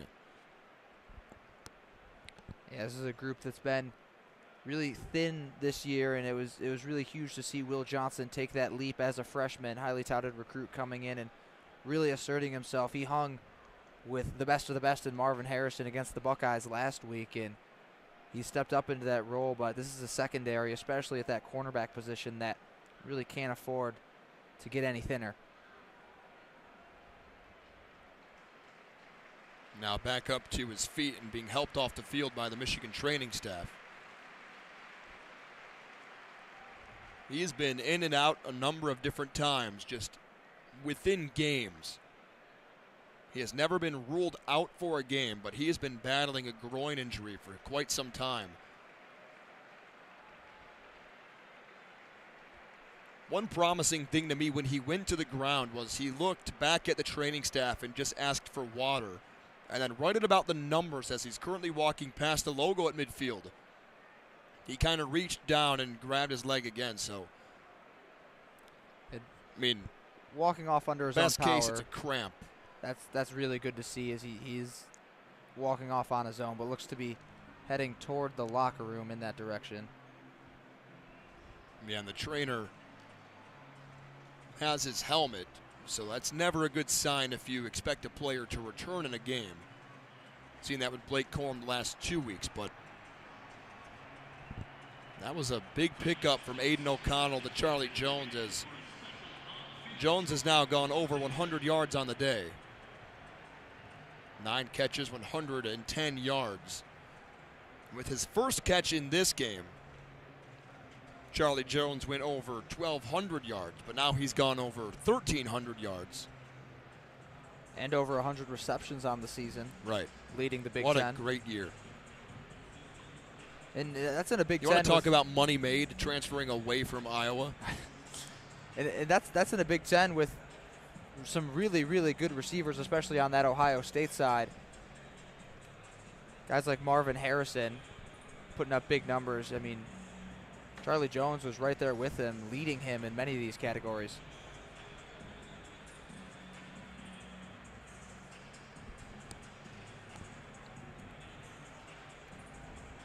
So Michigan's pass defense, which ranked 11th coming into this game and 4th in the Big Ten,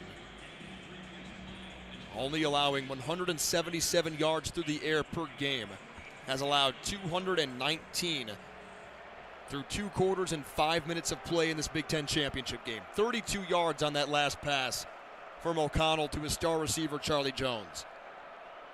O'Connell walks up to his line now, backpedals into the shotgun. Mockabee is the running back. O'Connell, a flea flicker. Mockabee, no, he keeps it. He'll run right between the tackles to the 35-yard line, 30, to the 25, hurdles to the 20, and he is brought down at the 19-yard line. What a play design there from Jeff Brom. That is some very creative play calling there. The fake flea flicker to just chuck it and Michigan, run. They were fully prepared for the pass. Brian Brom, the offensive coordinator, with his father, Jeff Brom, the head coach. How about that trick up the sleeve? O'Connell fakes the handoff, backpedaling, throws. It is picked off by Will Johnson. He had it at the 1-yard line. That's not great field position for Michigan, but hey, we'll take it. Head to that sideline, Will, and throw on them turnover buffs because Michigan's got the football. And I just talked about how he stepped up in such a big way for this defense, and comes up with a huge interception right there. matched up with Charlie Jones, just makes an athletic play to go over the top of Jones and haul in that football, forcing that key turnover for the Wolverines.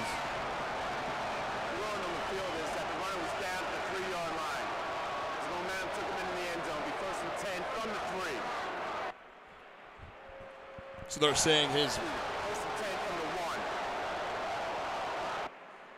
saying his momentum did not take him into the end zone. He was down at the 1 yard line, so Michigan is going to be backed up.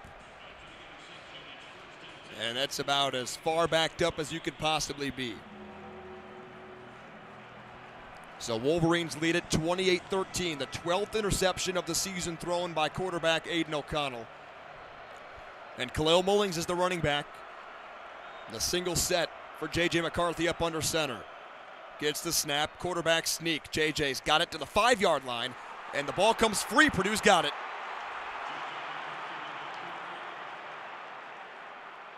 Were they calling him down, though? What's the call here, Kelin? They're saying J.J. was down by contact, and that's absolutely the case.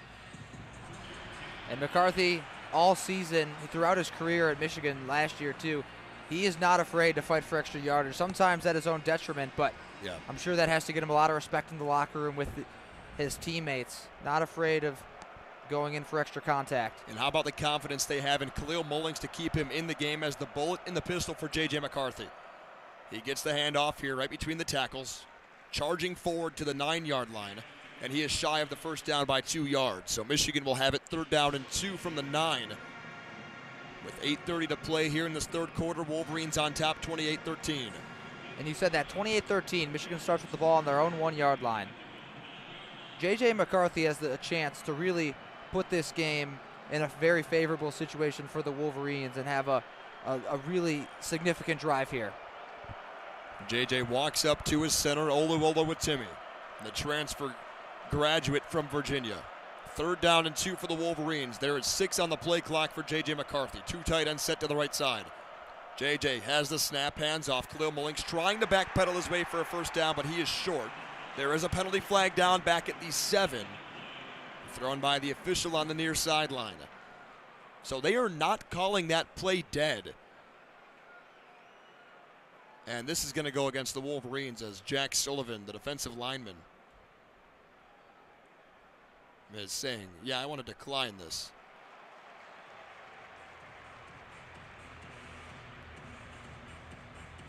But if it's a false start, you'd figure Michigan would get another chance here. Yeah, Kelin?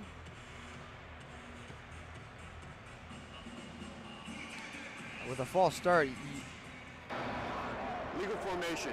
Offense. More than 4 players in the backfield. Penalties decline. 4th down. That has been a problem for Michigan all season long, having too many guys in the backfield.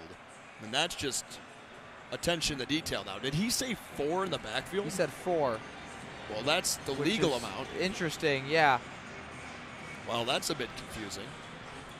There's been some confusing moments with the officiating crew today. Yeah. Regardless, Wolverine's going to have to punt it away. Got to be careful here. Greg Tarr will snap it from the 9 yard line, and Brad Robbins is in punt formation. Charlie Jones back deep to receive it for Purdue. There's the kick from Robbins, a high spiraling kick, and Charlie Jones will take it at the 41 yard line and call for a fair catch. Timeout. So the Wolverines are unable to capitalize on the turnover, and Purdue essentially now just got backed up about 20 yards from where they were and gets another crack at it. So Aiden O'Connell throws his 12th interception of the season right into the waiting hands of Will Johnson. Made a spectacular play to undercut the receiver. And there is 7:38 left to play in this third quarter. Boy, that first half of the third took forever to head by. Michigan scores twice. A couple of reviews, an injury. It's a theme of championship weekend. These games are not quick like the average noon game in September. Yeah, you would figure that this game would be over almost at this point. You know, it is pretty funny. just a different experience and the different cultures of being around college football. I like how at Lucas Oil Stadium they're honoring the positional players of the year. And Bryce Behringer was honored as the punter of the year, and he was greeted, we'll say, with boos from the Michigan crowd. And then following that, Kalen Lucas was given returner of the year. He was booed by the Purdue crowd prior to the game. They showed the final scores throughout the whole season for each of the teams. And the funniest part of it was in Purdue's schedule, they showed their win over, when Michigan's schedule, they showed Michigan's win over Indiana, and everyone cheered. Because obviously Purdue's hatred for Indiana, Michigan's hatred for Ohio State isn't the same because Purdue did not play Ohio State this year. But it was pretty funny to see the Purdue fans cheer even for Michigan's win over Indiana. It is funny because the Wolverines have benefited, and Wolverine fans have been rooting for Purdue many times throughout the years. The spoiler makers, as they're sometimes known as, for knocking off opponents. We talked about earlier in the broadcast, Purdue knocking off Michigan State last year, which allowed Michigan to throw themselves into the Big Ten very much, right? championship game. And so it is kind of funny, the whole dynamic there of which rivalries really kind of rank over others.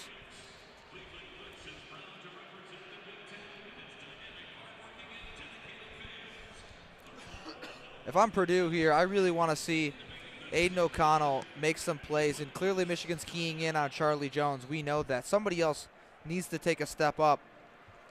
Payne Durham could be a guy that could look to attack the middle of this Michigan defense with Jones on the outside.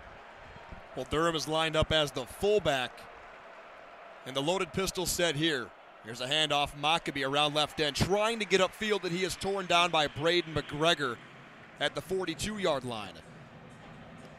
We'll call it a pickup of a yard, 2nd down and 9 for the Boilermakers now, as Michigan leads by 15.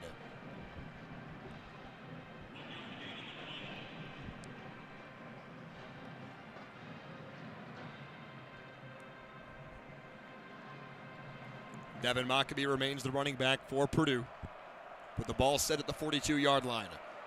There's a snap back to him, fakes the handoff, Maccabee. O'Connell sets, fires deep down the middle of the field. It is incomplete, intended for Jones. Multiple penalty flags down, and it's going to go against Michigan's Will Johnson. There are 3 penalty flags down between the 25-yard line and the 15. You think they got the right guy? I think it was Makari Page that grabbed him. Number 2, 15-yard penalty from the previous line of scrimmage, automatic, 1st down. I mean, a good PI there if there ever is. I don't think Charlie Jones was going to catch that ball. And Will Johnson is the guilty party for Michigan. So it moves the ball from the Purdue 42 to the Michigan 43. 9 catches, 110 yards for Charlie Jones, the 6th-year senior and transfer from Iowa, hometown of Deerfield, Illinois. O'Connell up under center on 1st down and 10. Maccabee the single setback. Here's a sweep handoff around the left end to the 40-yard line to the 38-yard line. Goes TJ Sheffield. And they have used those receivers a lot in the run game. It's going to be 2nd down and 5. They cut the 1st down play in half with 6:45 to play in the 3rd quarter. And this is the 2nd time they've got Tracy the ball out of the backfield. Obviously that near touchdown run in the 1st quarter. O'Connell back in the shotgun. Devin Maccabee is running back to his left. There's a snap back to O'Connell. Dumps it off left side, 40-yard line to the 35. Steps out of the shoes of Jamon Green, and he is finally taken out at the 34. And they continue to utilize Maccabee out of the backfield in these just quick little dump-off passes, getting right around that 1st down marker. That's a 4-yard pickup there, 3rd down and 1. Purdue has been pretty good in 3rd down and short today. They'll bring a fullback into the game, Tristan Cox. The deep back is Maccabee. Offset eye for O'Connell under center. 2 tight ends in the formation. He'll fake the handoff to him. O'Connell will throw it, dumps it up deep down the field. It is caught. Peferi inside the 10, and he's brought down at the 8-yard line. Good play-action play there from Purdue. And Peferi was streaming down the middle of the field, and Rod Moore finally caught up to him. That's just a beautiful ball by Aiden O'Connell. And that was reminiscent of the Colston Loveland touchdown in the Ohio State game. Play-action pass on a short yardage situation. I mean, Rod Moore had his hand right in between the arms of the redshirt junior tight end Paul Peferi. Just a beautiful ball. O'Connell now he had the interception, but before that he had been absolutely dealing today. Yeah, he's now 23 of 29 with an interception, 249 yards. Peferi in motion, tight to the set, handoff Mockabee. He is twirled down in the backfield by Mike Sainristil. The ball was lined up at the 8, and Mikey brought him down at the 11. Loss of 3, second down and goal. Mike Sainristil has unequivocally been one of the biggest keys to this Michigan defense this year. The Wolverines lose Dax Sill last year to the NFL draft, lose a couple of other guys. Mike Sainristil has really, really stepped up on this defense as a leader and a playmaker. Big news for Michigan. DJ Turner has returned to the game. This is his first play on this drive, and he gets the honor of going one-on-one with Charlie Jones, top of the field. Second down and 11, third quarter. 4:45 to play. O'Connell the snap. Dropping, looking, throwing. Near side, he is brought down. Nice tackle there by Jamon Green. Pass was complete to TJ Sheffield. Back to the original line of scrimmage. And now Jamon Green is heading off the field. Yeah, he was slow to get up there, grabbing that right shoulder, it looked like. This is a big play for this defense. Who wants to step up and make a play here? Third down and 8 from the 8-yard line. 4 minutes and some change to play here at the Big Ten Championship game in the third quarter. 28-13 Wolverines. Mockabee the running back, offset left of O'Connell. Dropping, looking, steps up. O'Connell hit. O'Connell sacked. Brought down by Taylor Upshaw, the senior. And he comes up with a big play, and there's an extra flag down. It's going to go against Purdue for what looks like unsportsmanlike conduct. Yabioki was shoved to his backside. I think Eric Miller, the right tackle, might be the guilty party. Let's not speculate and wait for the call. And that's a big penalty, too, because that backs up a potential field goal attempt by a significant margin. Into the play. Unsportsmanlike conduct. Offense.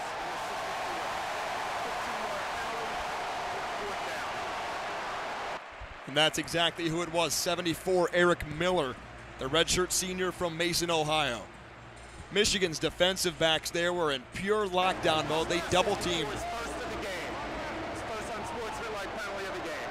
They double-teamed Charlie Jones with DJ Turner and Rod Moore.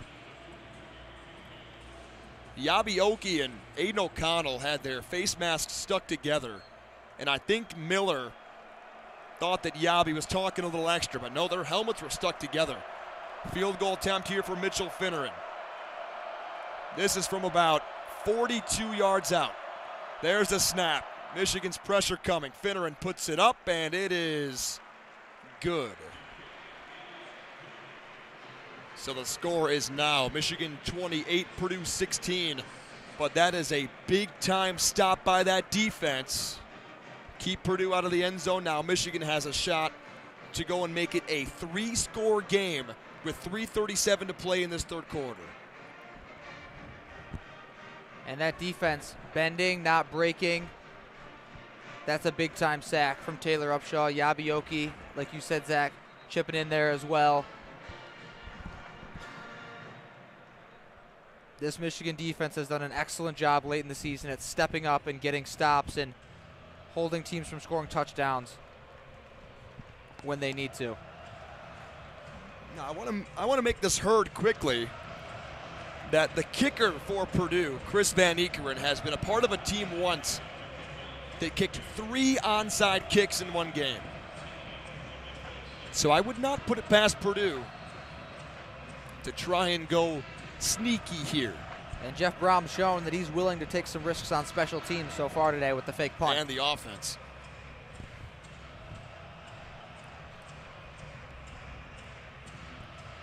So Michigan has pulled away slightly here in the third quarter, 28-16.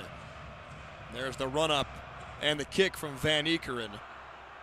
And it will go into the end zone for a touchback. Michigan will begin 25-yard line, moving from left to right here at Lucas Oil Stadium. But how about the emergence of Donovan Edwards in the second half, Kelin? It's exactly what we've seen throughout the season from Dono. 14 carries, 128 yards and a score, going for 9.1 yards a pop. This is what Michigan fans expected to see in this increased role from Edwards, and he's continuing from that hot streak that he started against the Buckeyes in Columbus. The Purdue scoring drive, 8 plays, 33 yards, 4:01 off the clock. A 43-yard field goal to make it 28-16. Here's a handoff, Donovan Edwards straight between the tackles, and he's brought down after a pickup of 2. O.C. Brothers makes the tackle for the Boilermakers. And that clock continues to move now, under 3.5 to play in this third quarter. And this is a point in the game, Michigan up 2 scores, clock ticking. They are very content to just hand off that football and let that dominant offensive line do their thing and go move some bodies on the other side. McCarthy in the loaded pistol. Colston Loveland is the fullback. Hand off, Donovan Edwards between the tackles again to the 30-yard line, and he is brought down at the 32. Tackle made there by Jacob Wahlberg, the Michigander from Muskegon, and Mona Shores High School on the tackle, 3rd down and 3.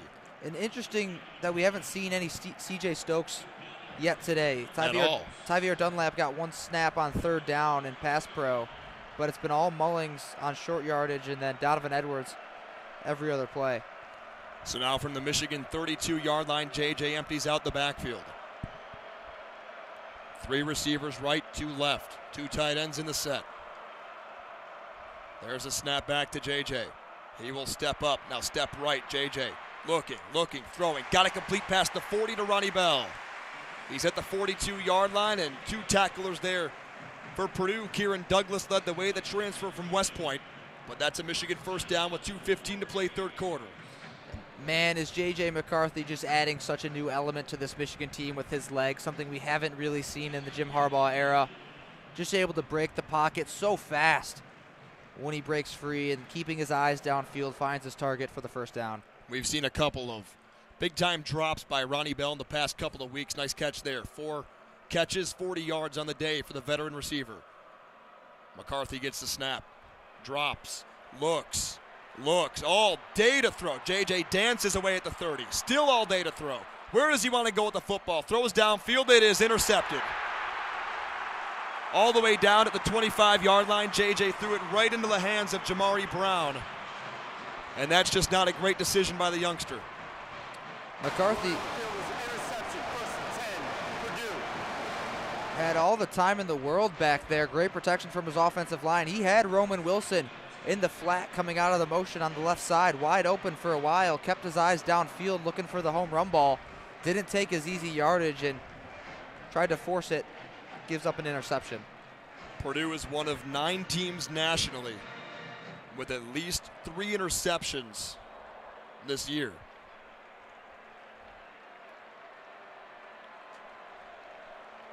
So Aiden O'Connell now in the shotgun. They'll begin at the 24-yard line. Devin Mockabee is the running back. There's a counter handoff. Mockabee to the line of scrimmage, and just past there, brought down by Jalen Harrell at the 27-yard line. A pickup of 3. It's going to bring up 2nd and 7.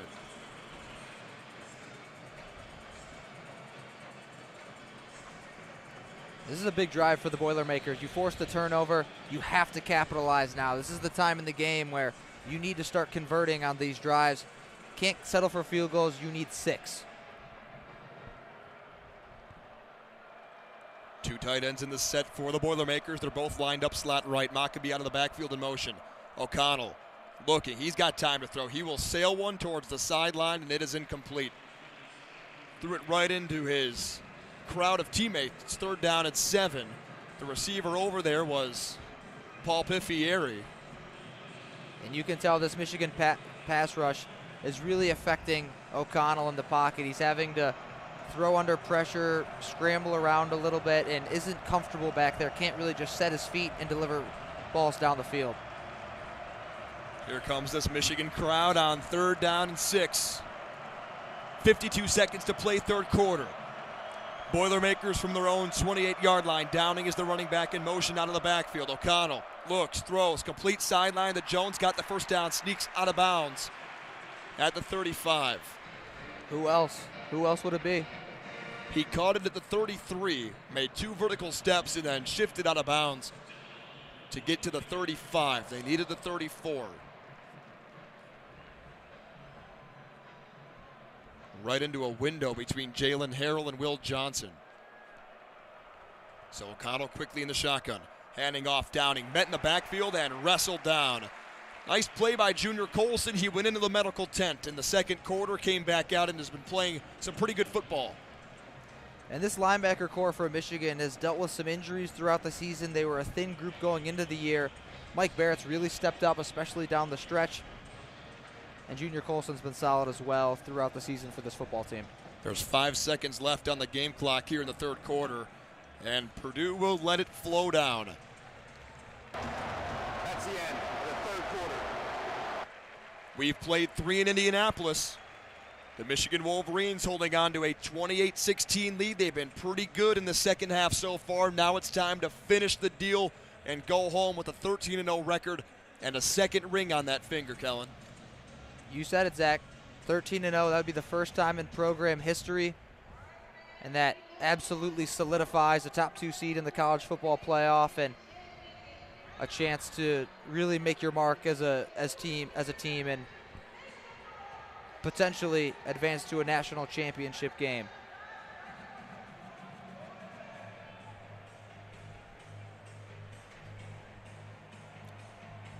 And here, we just talked about it. The last time the Wolverines were in that national championship game and won a national title was 1997. And the Wolverines finished that year 12-0. The only teams to start 12-0 in Michigan history are the 1905 team and the 97 team. This Michigan team is the third. And so the last time the Wolverines did that, it resulted in a national championship. Charles Woodson leading that team. Team 143 looking to do the same. Been a pretty good team, huh? Pretty good ride? I'd say so. And that 1997 crew, that was pretty special too. That was. And this team's looking at likely, assuming things hold the way we think they will, we're hoping it will. A trip to Arizona for the Fiesta Bowl on New Year's Eve. So J.J. McCarthy is now fresh off of his 3rd interception of the season. Just 3 that this youngster has thrown. We were just commending him for his work with his legs. He kept that play going. The offensive line, I mean, just a spectacular job of keeping the pass rush off of the youngster and that quarterback. But a very, very questionable decision to throw that ball down the field. He had a similar play last week at Ohio State with Ronnie Bell, same exact receiver. But the exchange there a little bit different. Obviously, throwing an interception because the safety help was there in comparison to the last time that J.J. made a throw like that. The Buckeyes with cover 0 a lot throughout that game, and Purdue not doing the same thing here. I mean, they had plenty of safety help over the top and just an excellent play on a poor read for McCarthy.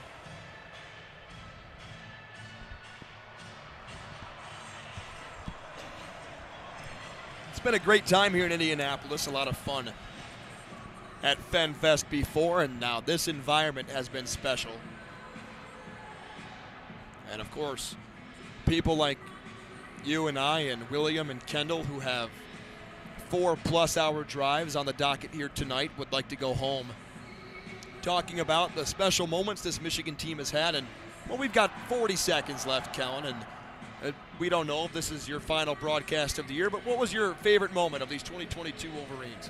Oh, I mean, it has to be going into the shoe and just it doesn't really get much easier. Dominating. I was fortunate enough to be at that game with some of my friends, and just such a special experience to be down there in Columbus at the shoe, to watch this team play the way they did and win the way they did, to see all the Buckeye fans start filing out. We weren't born. No one on this broadcast crew was born the last time Michigan won in Columbus. And growing up a Michigan Wolverine fan, taught by my nanny the ways of the Wolverine, I had not been fortunate enough to see a win in Columbus, and it was really cool to see that in person. So to begin the fourth quarter, we have played 3. Michigan on top by 12. Second down and 10. O'Connell in the shotgun. Maccabee to his left. There's the snap. Screen, right side. Maccabee's got it. Cutting it upfield to the 40-yard line. He is torn down by defensive tackle Mozzie Smith. That's a big man making a big play there because Maccabee had green grass in front of him. That's a big fella moving down the field. You don't see a lot of guys that size chasing down running backs from behind. Third down and 4. Purdue's got it from their own 41-yard line. Aiden O'Connell, quarterback wearing number 16 in the shotgun. Maccabee to his right. There's the snap back to him. Pressure coming. He floats it down the sideline for Sawinski into the breadbasket. What a ball by Aiden O'Connell. Brought down at about the 35-yard line by Sainristil. But you can't throw a ball much better than that, can you? Just as soon as he released it, that was just such a pretty ball. You can't, like you said, you can't place it any better than he did. Boiler straight to the line. O'Connell's got it. Dumps it off right side. Maccabee dropped it. Ball's free on the ground, but incomplete. I think he heard the footsteps of Rod Moore approaching. And now it's second down and 10 from the 35. And Maccabee up to that point had been very reliable on those situations. 5 receptions, second on the team, only to Charlie Jones so far tonight. First drop of the day. And the first catch for Andrew Sawinski. So now second down and 10 for the Boilermakers, working off the left hash 35-yard line. O'Connell looking, throwing, and that is batted down by Jamon Green. It was intended for Mershawn Rice, the redshirt junior from Reynoldsburg, Ohio. And it's going to be third down and 10 now for the Boilermakers. And I don't know that Rice ever had a chance on that ball. He didn't have his head turned. Excellent play by Jamon Green to just swat that one into the turf. Yeah, you mentioned it. They've been picking on Jamon Green a couple different times tonight. Michigan's defense shows a 4, now a 5-man front. Third down and 10. From the Wolverine 35. 10 on the play clock for quarterback Aiden O'Connell. Got to imagine pressure's coming here. 45, Devin Maccabee is the running back. Redshirt freshman from Boonville, Indiana. There's the snap back to O'Connell. Looking, throwing across the middle. Caught to the 15-yard line. Brought down at the 14 is Rice. Right on cue. Talk about Jamon Green. Rice didn't turn his head around in time on that last throw. Turns it around just in time there to pick up a Purdue first down. So here come the Boilermakers now, trying to move fast. Handoff Maccabee, trying the right side of the line and brought down at the 12. And that last pass by McConnell, just an excellent ball. Great route concept there.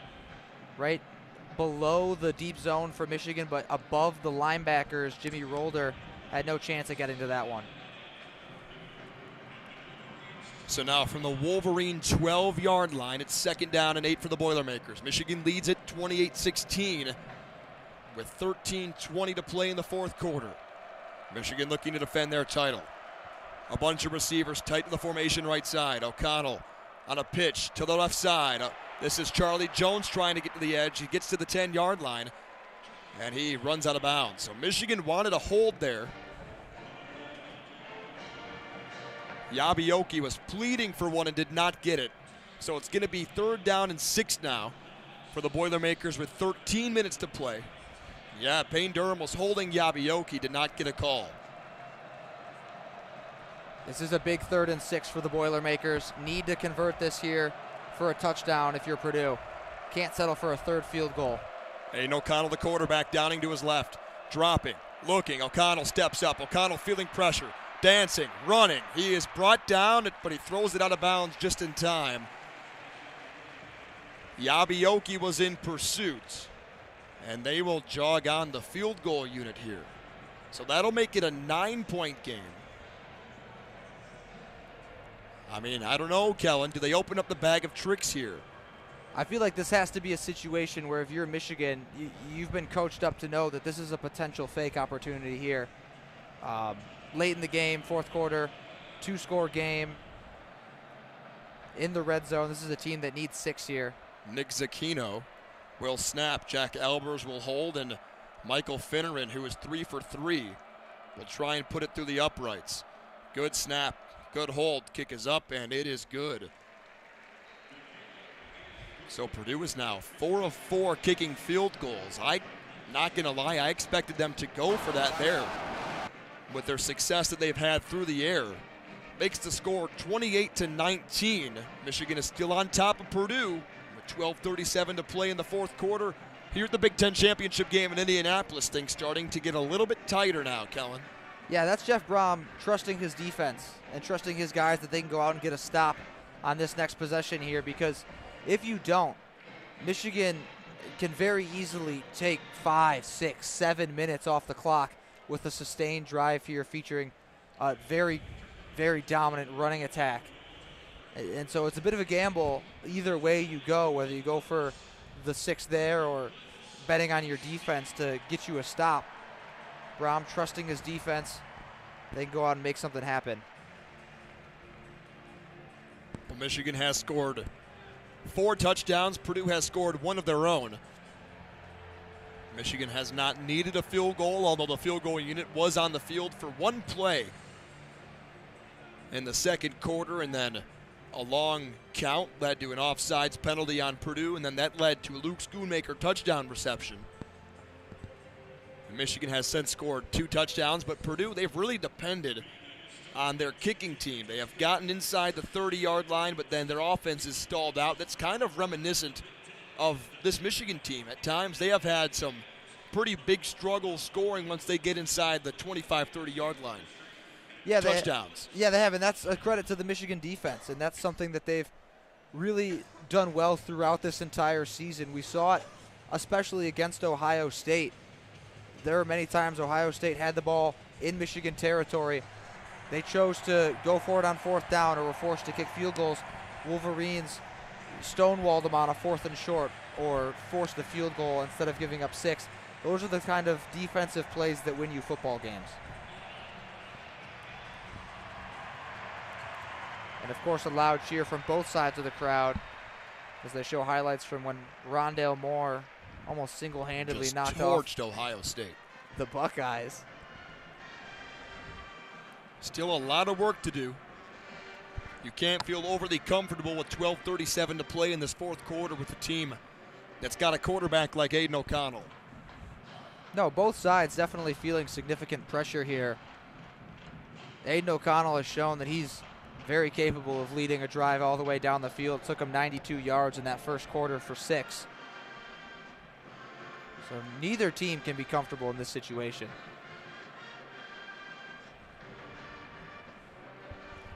But I think a lot of that comes down to the trust Michigan has in their running game and their ability to salt away a contest.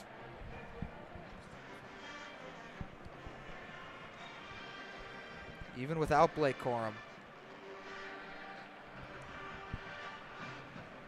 Now, you just said it. They're going to have to get used to not having number 2 in the backfield. I'm sure we will see Donovan Edwards on this next drive. I'm pretty confident 7 will be out there and get a number of touches. You talked about that potential for an onside. You think that comes up here? I think it's always very possible with Chris Van Eekeren kicking off. So he will kick it deep. And Roman Wilson will be able to take this one out from the 5-yard line. Angling to his right, Roman makes a cut, 25-yard line, bounces outside at the 27 to the 28-yard line. And he's pushed out of bounds there. So Michigan picks up 3 yards on the net there in comparison to if he would have taken a fair catch. So 1st down and 10 for the Wolverines. And Purdue on the day has more yardage than Michigan. 362 compared to Michigan's 303. But a lot of that has to do with Purdue's passing attack with Aiden O'Connell. Aiden O'Connell's arm has outgained the whole Michigan offense. 310 total yards. Donovan Edwards back into the ball game. Single setback for McCarthy under center. Gets the handoff. Donovan tries around left end to the 30-yard line, swinging it left 35, stiff arms to the 40 to the 45, and he's pushed out of bounds there. Good pursuit there by the boundary cornerback, Corey Trice. But that's a nice pickup on down number 1 for Michigan. And Trice takes a good angle there. If Trice isn't able to get there in time, I mean, Donovan Edwards can easily turn that corner and take it to the crib. We saw that twice against the Buckeyes. 16 yards on that pickup. Donovan now 17 attempts, 151 yards and 1 score. 12 minutes to play here in the fourth quarter. Michigan on top by 9, 28-19. Big Ten championship game here in Indianapolis. JJ, a straightaway handoff. Donovan Edwards is wrapped up and brought down by defensive end Jack Sullivan. And I he think got, what, maybe 2 yards there? The Wolverines here have a really good opportunity to dial up a shot on play action if they so choose. I think Purdue's got to be very focused on stopping this run game, and Donovan Edwards right now, and a well-timed play action shot could be a lethal blow. JJ walks up under center. Olu Timmy hovering over the football. The graduate transfer from Virginia. Now into the shotgun goes J.J. McCarthy, who hands off. Donovan Edwards trying to get around the defense at the logo, and he is brought down after a pickup of a yard. Running attack not going anywhere right now for the Wolverines. Jacob Wahlberg brought him down. It's 3rd down and 7. Big play here for this offense. This clock moving here in the fourth quarter. One of the bigger plays of the game right here. It's 3rd and 7. Have not seen J.J. McCarthy use his legs a lot this afternoon. Ronnie Bell in motion from left to right. 2 tight ends in the set for J.J. McCarthy, the quarterback. Gets the snap, drops to throw. Looks, steps up, J.J. rolling out to his left. J.J.'s going to tuck it at the 50-yard line and be brought down by his helmet. Flag down.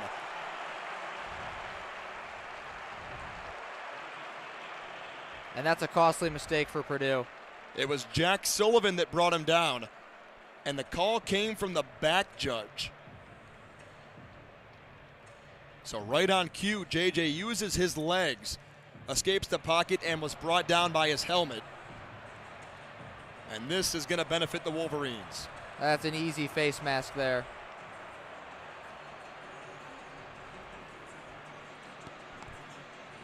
This officiating crew is huddling for quite some time here. There's no foul in the play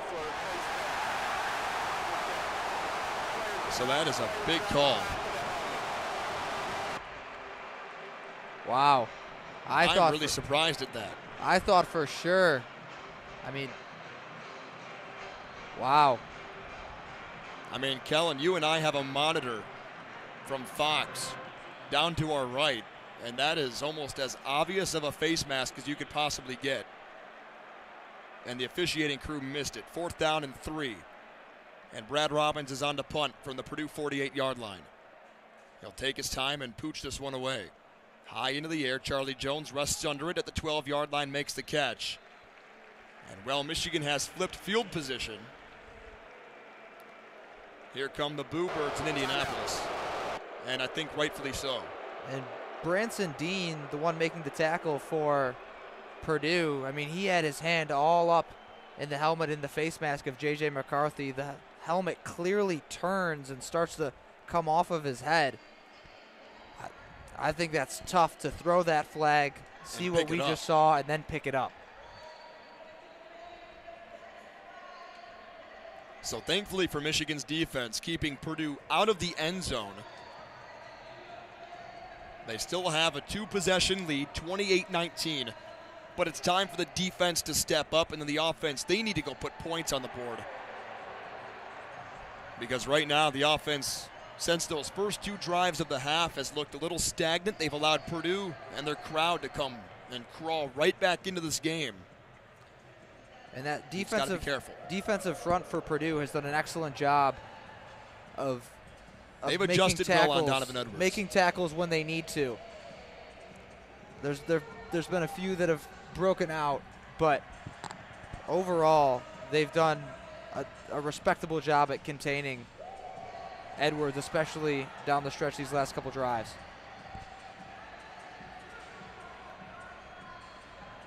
Somebody's just got to make a play for the Boilermakers. It can't be Charlie Jones. Maybe it can be, but somebody else has to really step up here. And could it be TJ Sheffield? He's made a couple of nice grabs. We've yet to see Maccabee get loose down the field. Outside of maybe that fake yeah, how about that? The fake flea flicker. They've had some confidence in that play calling today, haven't they? They have. The fake punt, fake flea flicker. Now, granted, it hasn't really resulted in the desired outcome of 6 points on all those times, but points nonetheless.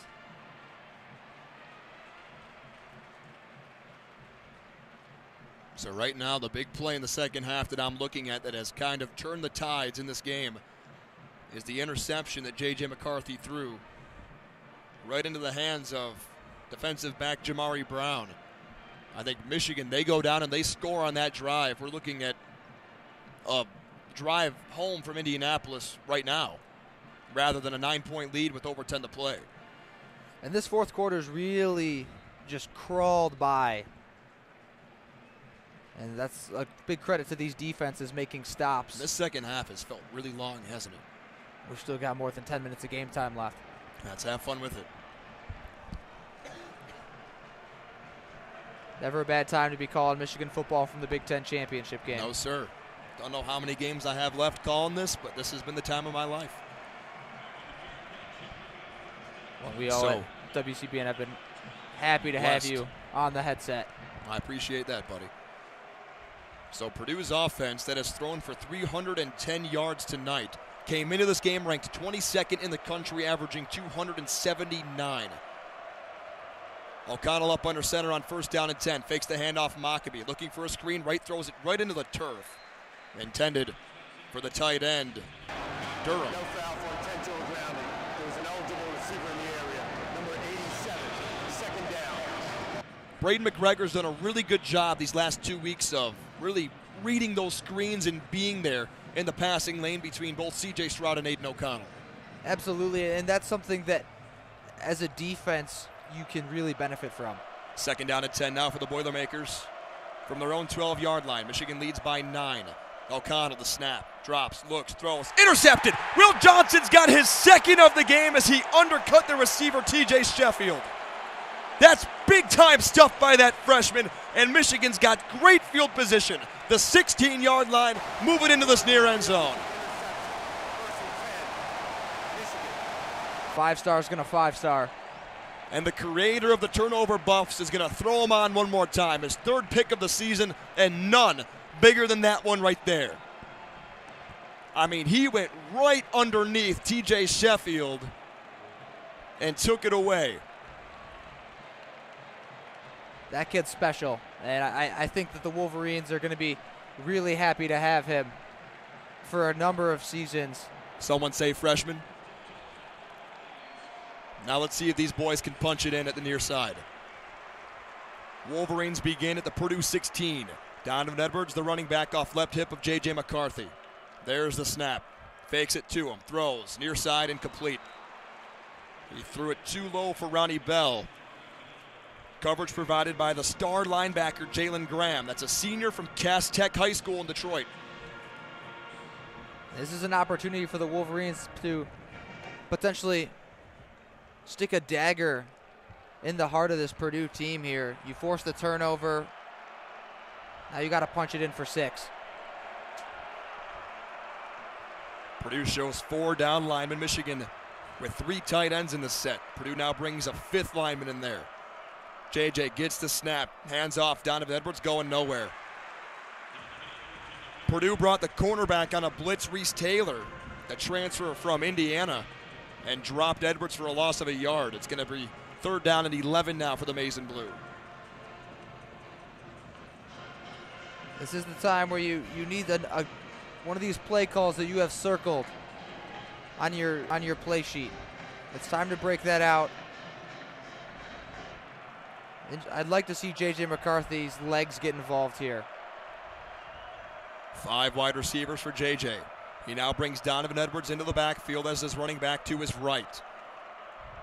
Takes the snap. Drops, looks, throws, end zone. Ronnie Bell taps his toes. Touchdown, Michigan! How about the biggest catch of Ronnie Bell's season? When I say taps his toes, I think the size 11s just got that turf in the end zone. Just great awareness from a veteran receiver to get that foot planted. Wow, what a catch.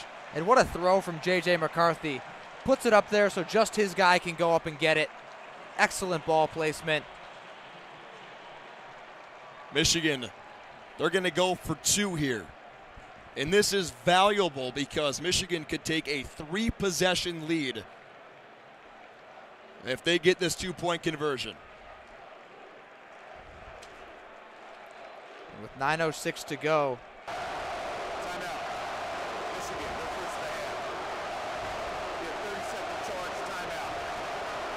With 9:06 to go, 2-possession versus a 3-possession lead. That's a huge difference. Michigan has been pretty good at these 2-point conversions as of late. Pretty sure they have converted all since they have begun Big Ten play.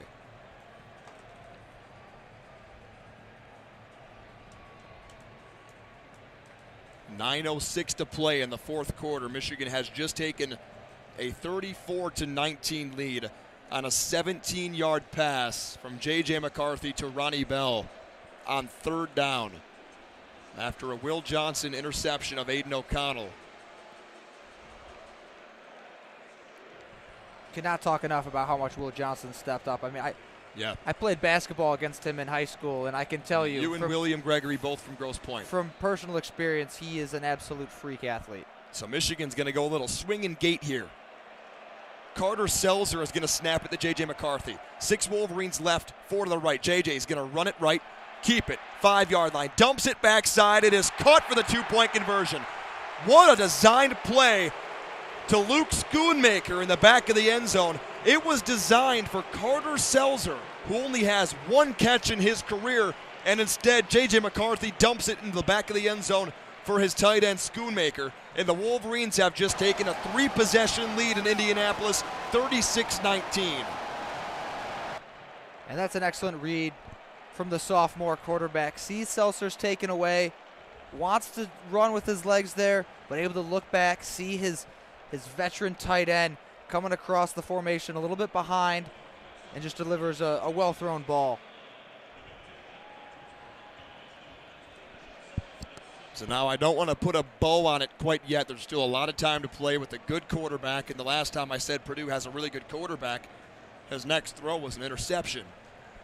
So Will Johnson has picked off Aiden O'Connell twice today. And now the Wolverines holding on to a 17-point lead as they have scored a touchdown and a 2-point conversion to go up by that margin. And still being outgained by Purdue by 20 yards. And you know what feels a little bit crazy too, Kelin, is Michigan's been working with the short side of the field almost all game. They've been having to go a long way to try and score, but Purdue, they've been given about the 40-yard line most of the time because Michigan's been so backed up, and Purdue's been playing the field position game a couple of times. But, I mean, the Boilermakers have scored 5 different times, 1 touchdown and 4 field goals. They've been getting down the field, but just not scoring touchdowns. That's killed them. And I think that's a big credit to Jesse Minter and the way the defense is playing. They really, really have done a great job all season of tightening up when teams get into the red zone. And that's a really good sign of a team that has championship material, that you don't allow touchdowns. You force teams to settle for 3.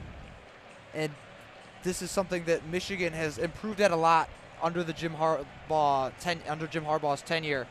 You look at some of these past teams, these last 2 teams especially have done a really excellent job of forcing teams to kick field goals when they're in the red zone.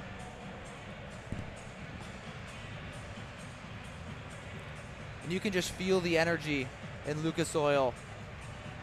Wolverine fans starting to taste it.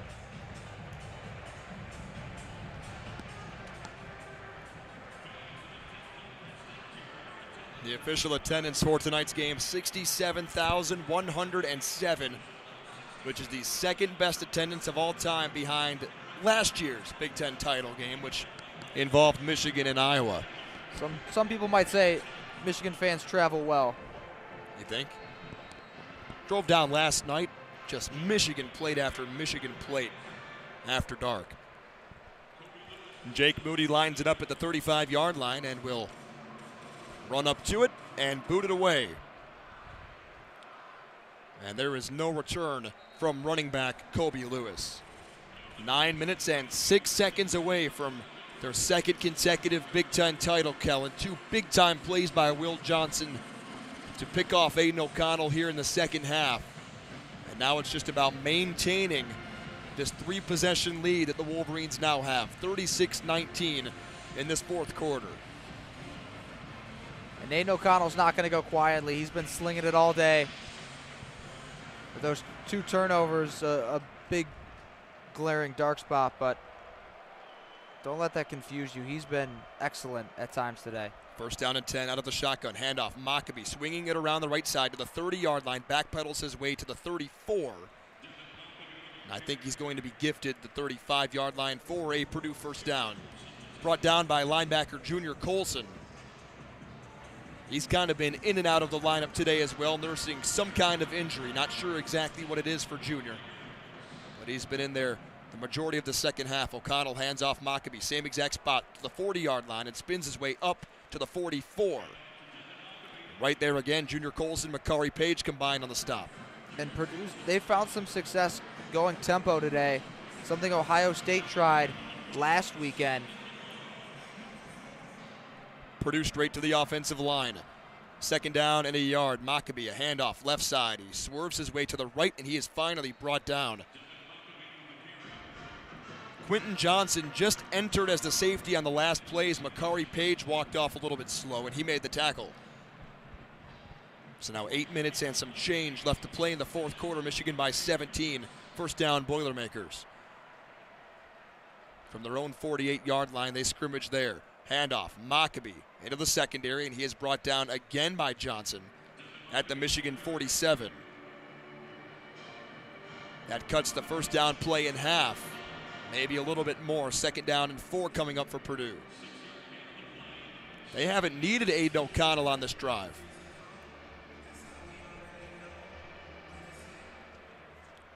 So second down and 4 now for Aiden O'Connell and Purdue. Another handoff, Mockabee. He is going to be ripped down by Rod Moore right at the line of scrimmage. That's a great open field tackle by the sophomore safety. Rod Moore's been a huge contributor to this Michigan defense all year. The pair of safeties, Moore and Makari Page back there, they've been really consistent all season for Michigan. Michigan now 7 minutes away from taking home the crown once again in Indianapolis. The running back now is Central Michigan transfer Kobe Lewis. 2 receivers left, 2 receivers right from the Michigan 46. O'Connell drops, looks, throws, got to complete Charlie Jones, pushed out of bounds by Moore at the 40. And that's a pickup of 6 yards and a Purdue first down. And just a couple of plays ago, Devin Mockabee broke the single-season freshman rushing record for Purdue. A little bit of history for the former walk-on. He had 849 yards coming into this one. Here's a handoff. Kobe Lewis between the tackles, and he is brought down. The ball comes free a little bit late. Was there a whistle? I think he was down by contact there. The whistle came in late, but I am almost positive that Kobe Lewis will feel that the runner was down by contact. Second down. Was down by contact. The play was made by Derek Moore. No, he ripped that ball out, Kelin. That's a fumble. They're not going to review it. Yeah, O'Connell's got the snap. He's going to throw it deep down the sideline, and that is incomplete. Coverage provided by Jamon Green. And the pass was intended for Mershawn Rice. Purdue bench throwing that flag motion. Not going to get one, though. Yeah, Jamon Green did not turn around at all. Mershawn Rice, from the other angle we're seeing on our Fox cam to our right, was also pushing a little bit, so maybe that gave Jamon some leeway with some physical contact. But now Purdue's got it 3rd down and 8 with 6:03 to go. There's the snap back to O'Connell, dropping, looking, throwing, sideline. That is caught by Charlie Jones. Wow.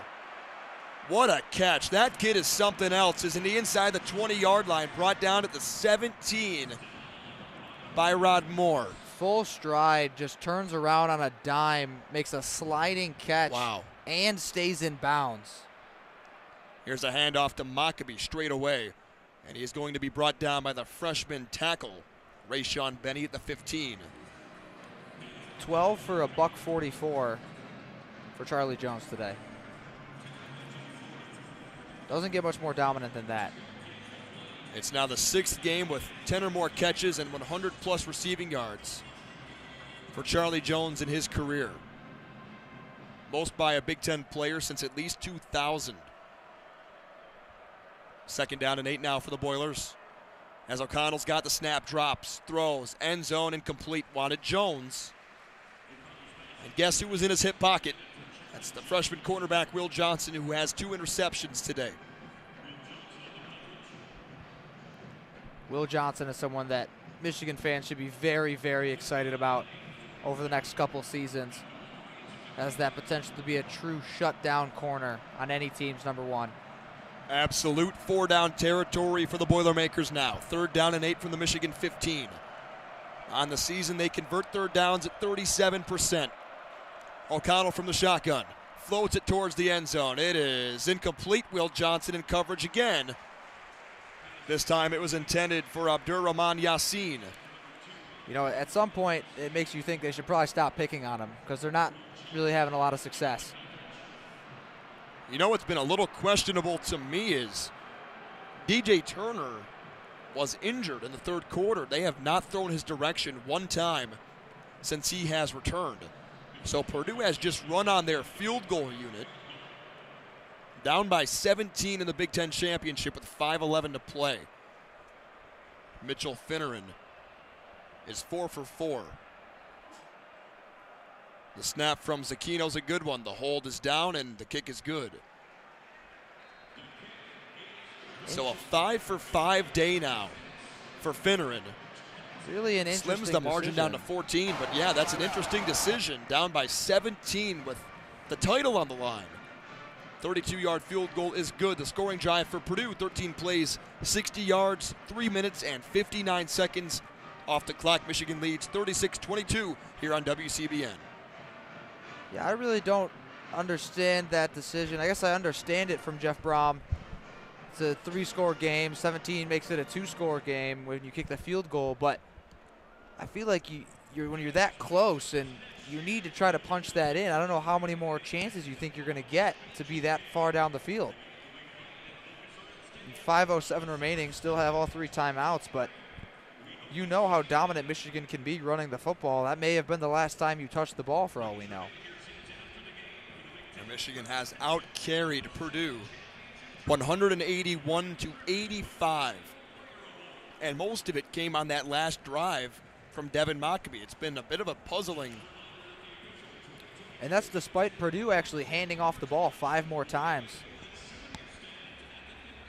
Now they have ran it 35 times for 85 yards. Michigan 30 times for 181.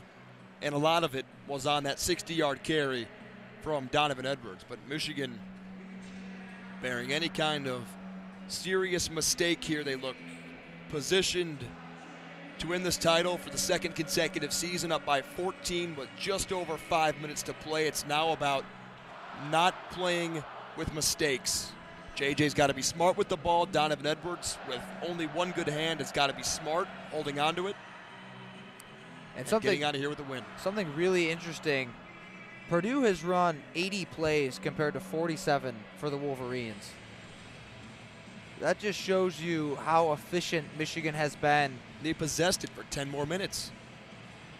That's just the efficiency of this Michigan offense, and they've been very effective in what they've tried to do.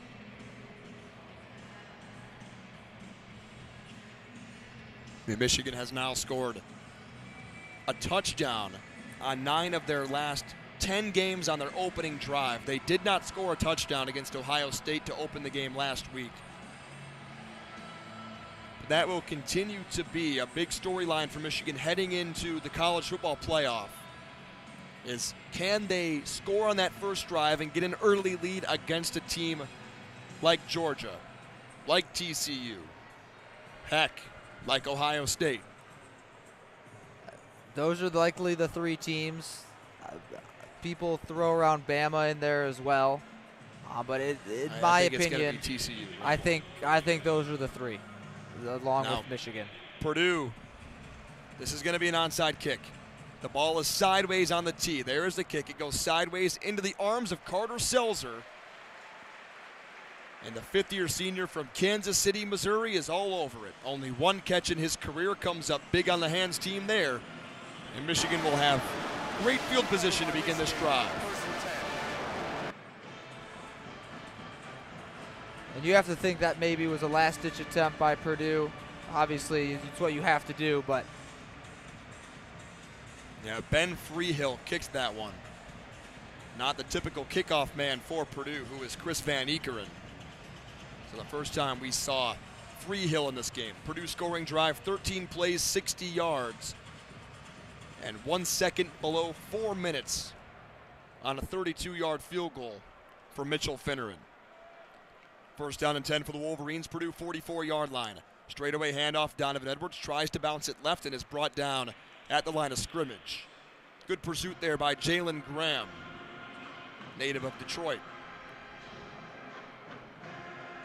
And really one of the things that makes Michigan such a good football team is how well their receivers block on the perimeter. And these are the kind of times late in games when having high-end blockers at receiver can really make or break a game.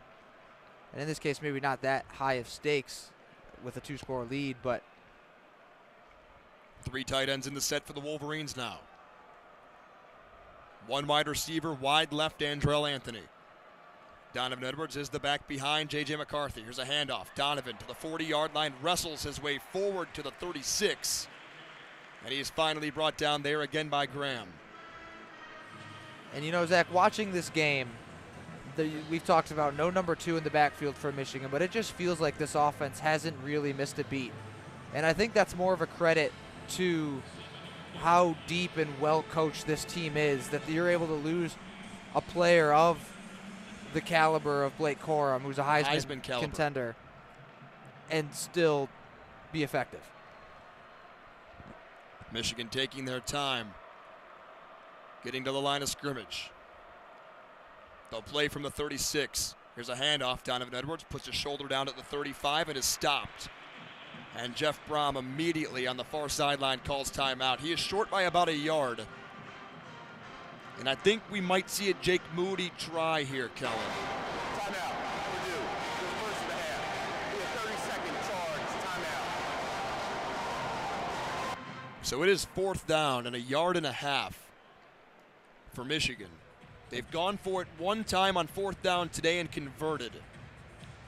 Jim Harbaugh, this is the area of the field where he is very comfortable going for it, but at the same time, he's also very comfortable letting his elite kicker in Jake Moody with an excellent leg rip one. And it's not a short kick, but he has confidence in Moody, the Lou Groza Award winner last season. And kicker of the year in the Big Ten this season. Had that monster game against Illinois. Now Michigan's going to bring the offense on the field here, Kelin. And look who's in the backfield, number 20, big Khalil Mullings. Michigan has 6 offensive linemen in the set. They've brought the horses. They have 7 plus 2 tight ends. Purdue late running a man on the field. McCarthy from the shotgun, hands off. Khalil Mullings running forward, barrels his way for a first down. Down to the 32-yard line, picks it up towards that Purdue end zone. And that's going to pick up a fresh set for the Wolverines. 3:30 and moving now here in Indianapolis.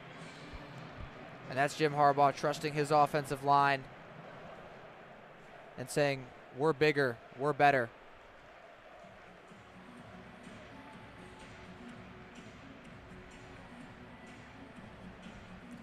So now first down and 10 for the Wolverines. Purdue's rushing defense entered 38th in the country, only allowing 136 yards per game. Michigan today has rushed for almost 200.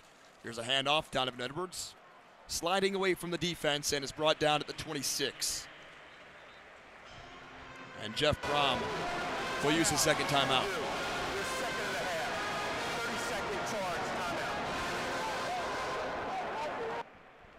A big difference in the remaining crowds right now. Purdue starting to filter out. The Michigan crowd is still very much here.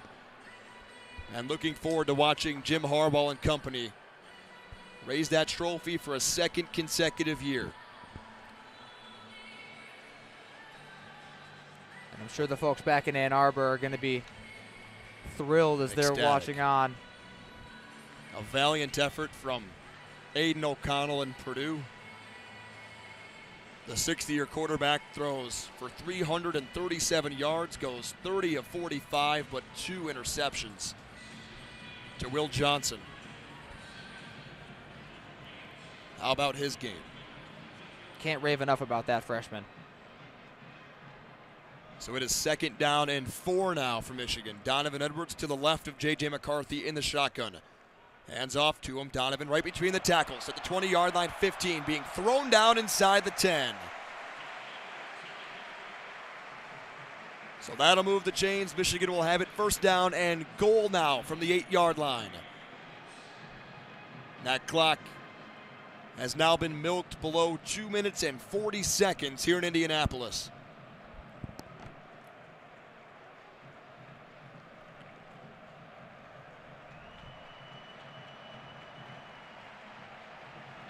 Donovan Edwards now to the sideline.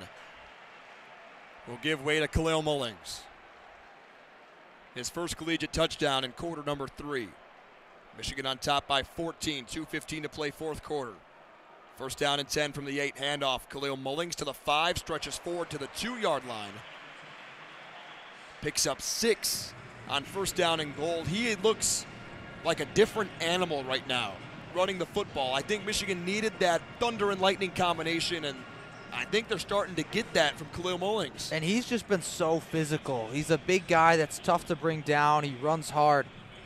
And that really wears on a defense, especially in those short yardage situations. The clock now moves below 1 minute and 40 seconds here in Indianapolis, and Michigan, they're going to win this thing. Second down and goal from the 3 is where they marked it right hash. JJ, a handoff. Khalil puts his head down, drives, end zone, touchdown, Michigan.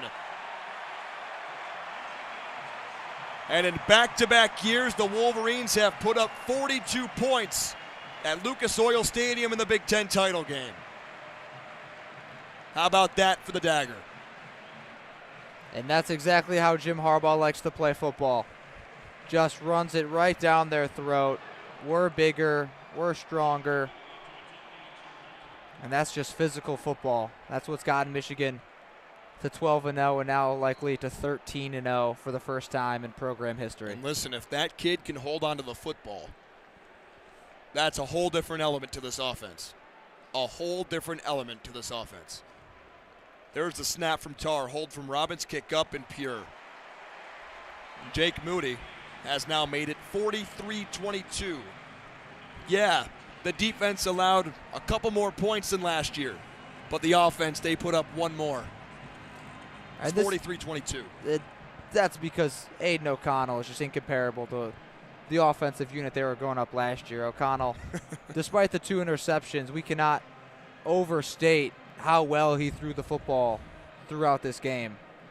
I mean, he had a number of passes that were just mind-bogglingly well thrown.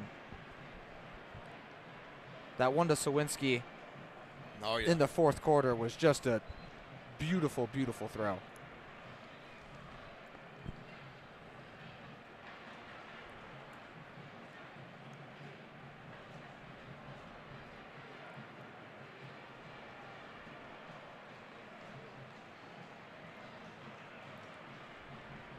This crowd ready to celebrate with that team, aren't they? They are. You can feel it. You can feel the energy. is well-deserved. This team worked for this. They grinded for this. Maybe their schedule was a little bit light, but the numbers don't lie. Jake Moody kicks it away, and it goes through the end zone for a touchback. And you can say whatever you want about the schedule, but they have the best win in the country going into Columbus, Ohio, and beating that team the way they did. No one else in the country can say they have a win like that. On the road. Now we just wait on what color Gatorade will be thrown over the shoulder of head coach Jim Harbaugh. Well, there they are on the Fox screen to our right. C.J. Stokes, Leon Franklin, and Luke Schoonmaker seem to be the guilty ones. Not yet to get Coach Harbaugh. O'Connell from the shotgun dumps it off across the middle. Charlie Jones, why not, to the 30-yard line, to the 35, running left, 40-yard line, and scampers out of bounds at the 43. And Purdue's going to lose this football game, but it is by no fault of Charlie Jones.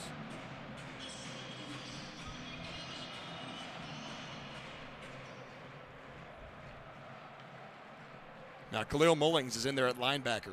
He just scored a second collegiate touchdown.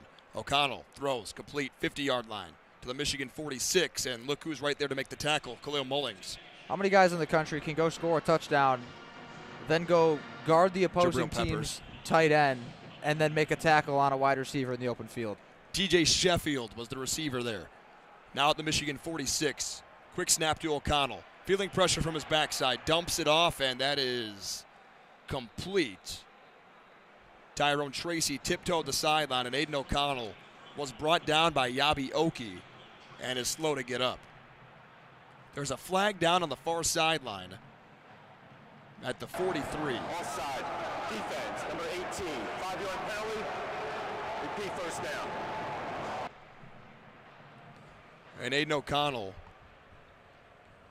is refusing to go off the field. And he sends Austin Burton right back to the sideline. Talk about a guy that has a lot of heart, loves this game, loves his team. Coming off of a tough week. Lost his brother. Here's a handoff to Downing at the 40-yard line, and he is met by a couple of different Wolverines as he nears first down yardage.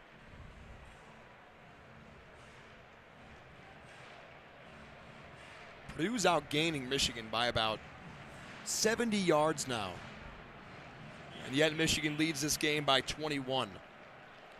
225 yards on the ground for the Wolverines. O'Connell turns left, hands off, Downing. Just trying to backpedal his way for first down yardage, and I don't think he got there.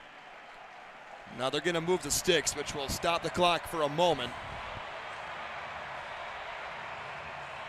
And these Wolverines, that's going to do it. Purdue will not snap the ball again. And that's going to do it. For the second consecutive season, your Michigan Wolverines are the Big Ten champions here in Indianapolis. The Wolverines have defended their title with a 43-22 victory over the Purdue Boilermakers. The two teams will meet at midfield to say job well done, but the job was better done today by the Big Ten champions here in 2022, the Michigan Wolverines. And the confetti rains down onto the field for the second year in a row. There's a lot of blue confetti falling onto that field.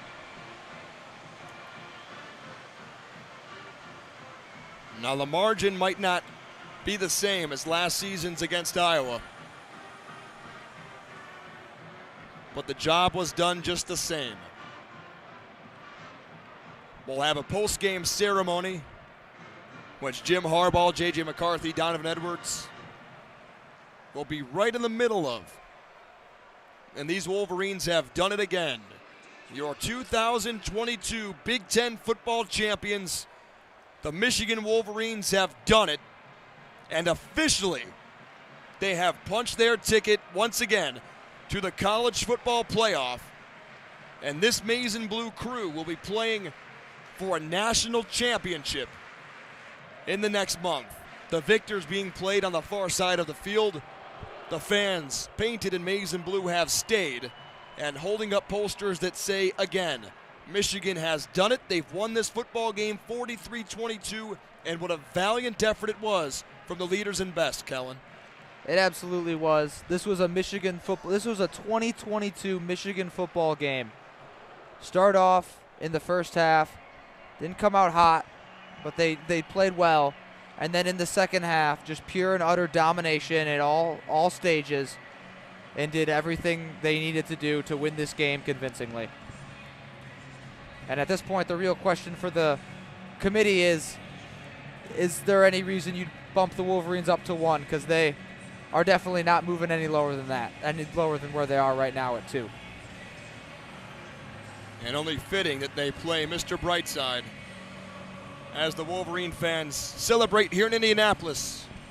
Final score from Zach Linfield here, 43-22. Michigan wins and beats the Purdue Boilermakers to take their second consecutive Big Ten title home. And there's going to be a second nice-looking ring on that finger for these Wolverines and Jim Harbaugh. Signing off, my name's Zach Linfield. For my color man tonight, Kelin Flynn. And in the first half, William Gregory, our good friend Kendall Spencer, will be joining you shortly here for the postgame show. But signing off for me tonight, safe travels to everyone home that is in Indianapolis, and we will see you at the college football playoff within the next month. Good night from me, and go Blue.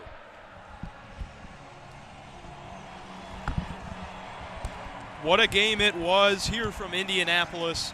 The Michigan Wolverines capture their conference-leading 44th Big Ten championship in football. That's more than any other sport in the Big Ten, any other school has in any other sport. And the Wolverines prove once again that they are the kings of this conference in these early 2020s. I welcome in Kendall Spencer. Kendall, haven't talked to you since halftime. Michigan, Big Ten champions, and it looks like Will Johnson from Grosse Pointe South High School, the true freshman, is going to walk away with MVP honors from this game. Thank our chat members here tonight. They cast their vote for Will Johnson vicariously through me. He wins it. The confetti's flying down. The stage is at the far side 25-yard line, close to the Michigan student section. And Kendall, that second half was about as good as it could have been for the Wolverines, holding Purdue to 9 points, and Michigan scoring 29 of their own to pull ahead by 3 touchdowns. I mean, if there's one thing that's been consistent with this Michigan team all year long, it's that they make the adjustments, and this was such a perfect example of that. They came out swinging, guns blazing, just really wanted to completely dominate that second half, and that is absolutely what they did. And Michigan, this entire year, like you said, Kendall, has been dominating in the second half. For most of the year, up until the Illinois game, Michigan had not allowed a single point in the third quarter through about 6 games. And that's a remarkable stat. Indiana scored 2 touchdowns to break that streak. But tonight, Michigan only allows those 3 field goals in the second half. They had a long scoreless streak in the fourth quarter, too, until Ohio State kicked a field goal in the fourth quarter. But Michigan proves once again that their halftime adjustments are what wins them these games, and that's why they've reached 13 wins for the first time in program history. They're 13-0. They should be the 1 or the 2 seed in the college football playoff, depending how the committee ranks Georgia tomorrow morning. But to speak to Michigan's possible opponents, we talked about it earlier. TCU loses, USC loses. Ohio State or Alabama will probably jump into that 4 slot. We don't know who yet until tomorrow morning. Whichever coach had a more convincing speech. Georgia will most likely play in a home environment in the Peach Bowl in Atlanta. And Michigan will travel to Glendale, Arizona, to State Farm Stadium where the Arizona Cardinals play. And my guess is they'll take on TCU. I don't see why the committee would rank a team that has 1 less loss or even 2 less losses like Alabama ahead of number 3 TCU and punish them for playing an extra game and only losing to an opponent they've beaten before in overtime. I've been looking at different discussion sections on Twitter and on Reddit. A lot of Penn State fans are saying it's kind of bullcrap that Alabama's being considered over them. Penn State's won 4 straight games to end the year. Their combined losses to Ohio State and Michigan only have 1 loss. Alabama's losses have 6 losses combined. Alabama's best win is TCU's best win. I don't think there's any chance Alabama gets in. It'll be Ohio State most likely. We talked about this at halftime, but I think Georgia pounds them, and I think Michigan beats TCU, and it sets that stage for the rematch in the national championship game. But here from Indianapolis, we've got a great result for Wolverine fans.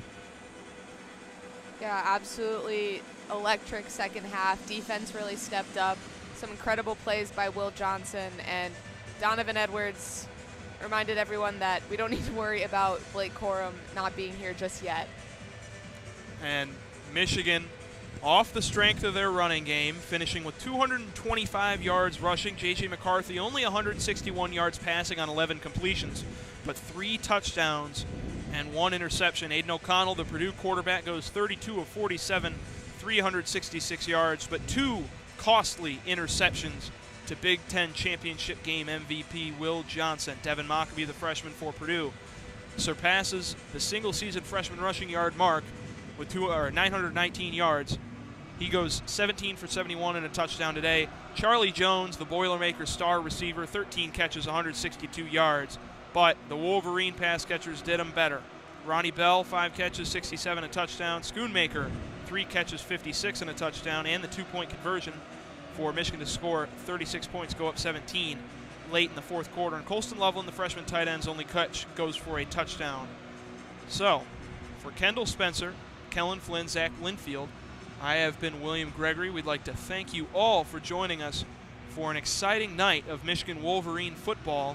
Tune in Sunday at 1 o'clock Eastern Standard Time for WCBN Sports coverage of Michigan men's basketball traveling to London, England to take on the Kentucky Wildcats. Our seniors, Charlie Brigham and Adam Bressler, will have the call in that game. And stay tuned for more Michigan football coming to you from WCBN Sports. We will be able to send a crew out to Arizona for that game, and if Michigan wins, there'll be another crew going out to Los Angeles, California on January 9th. So, for all of us here at WCBN Sports, we'd like to wish you a great night, a great morning now as we've reached midnight in Indianapolis, and go blue.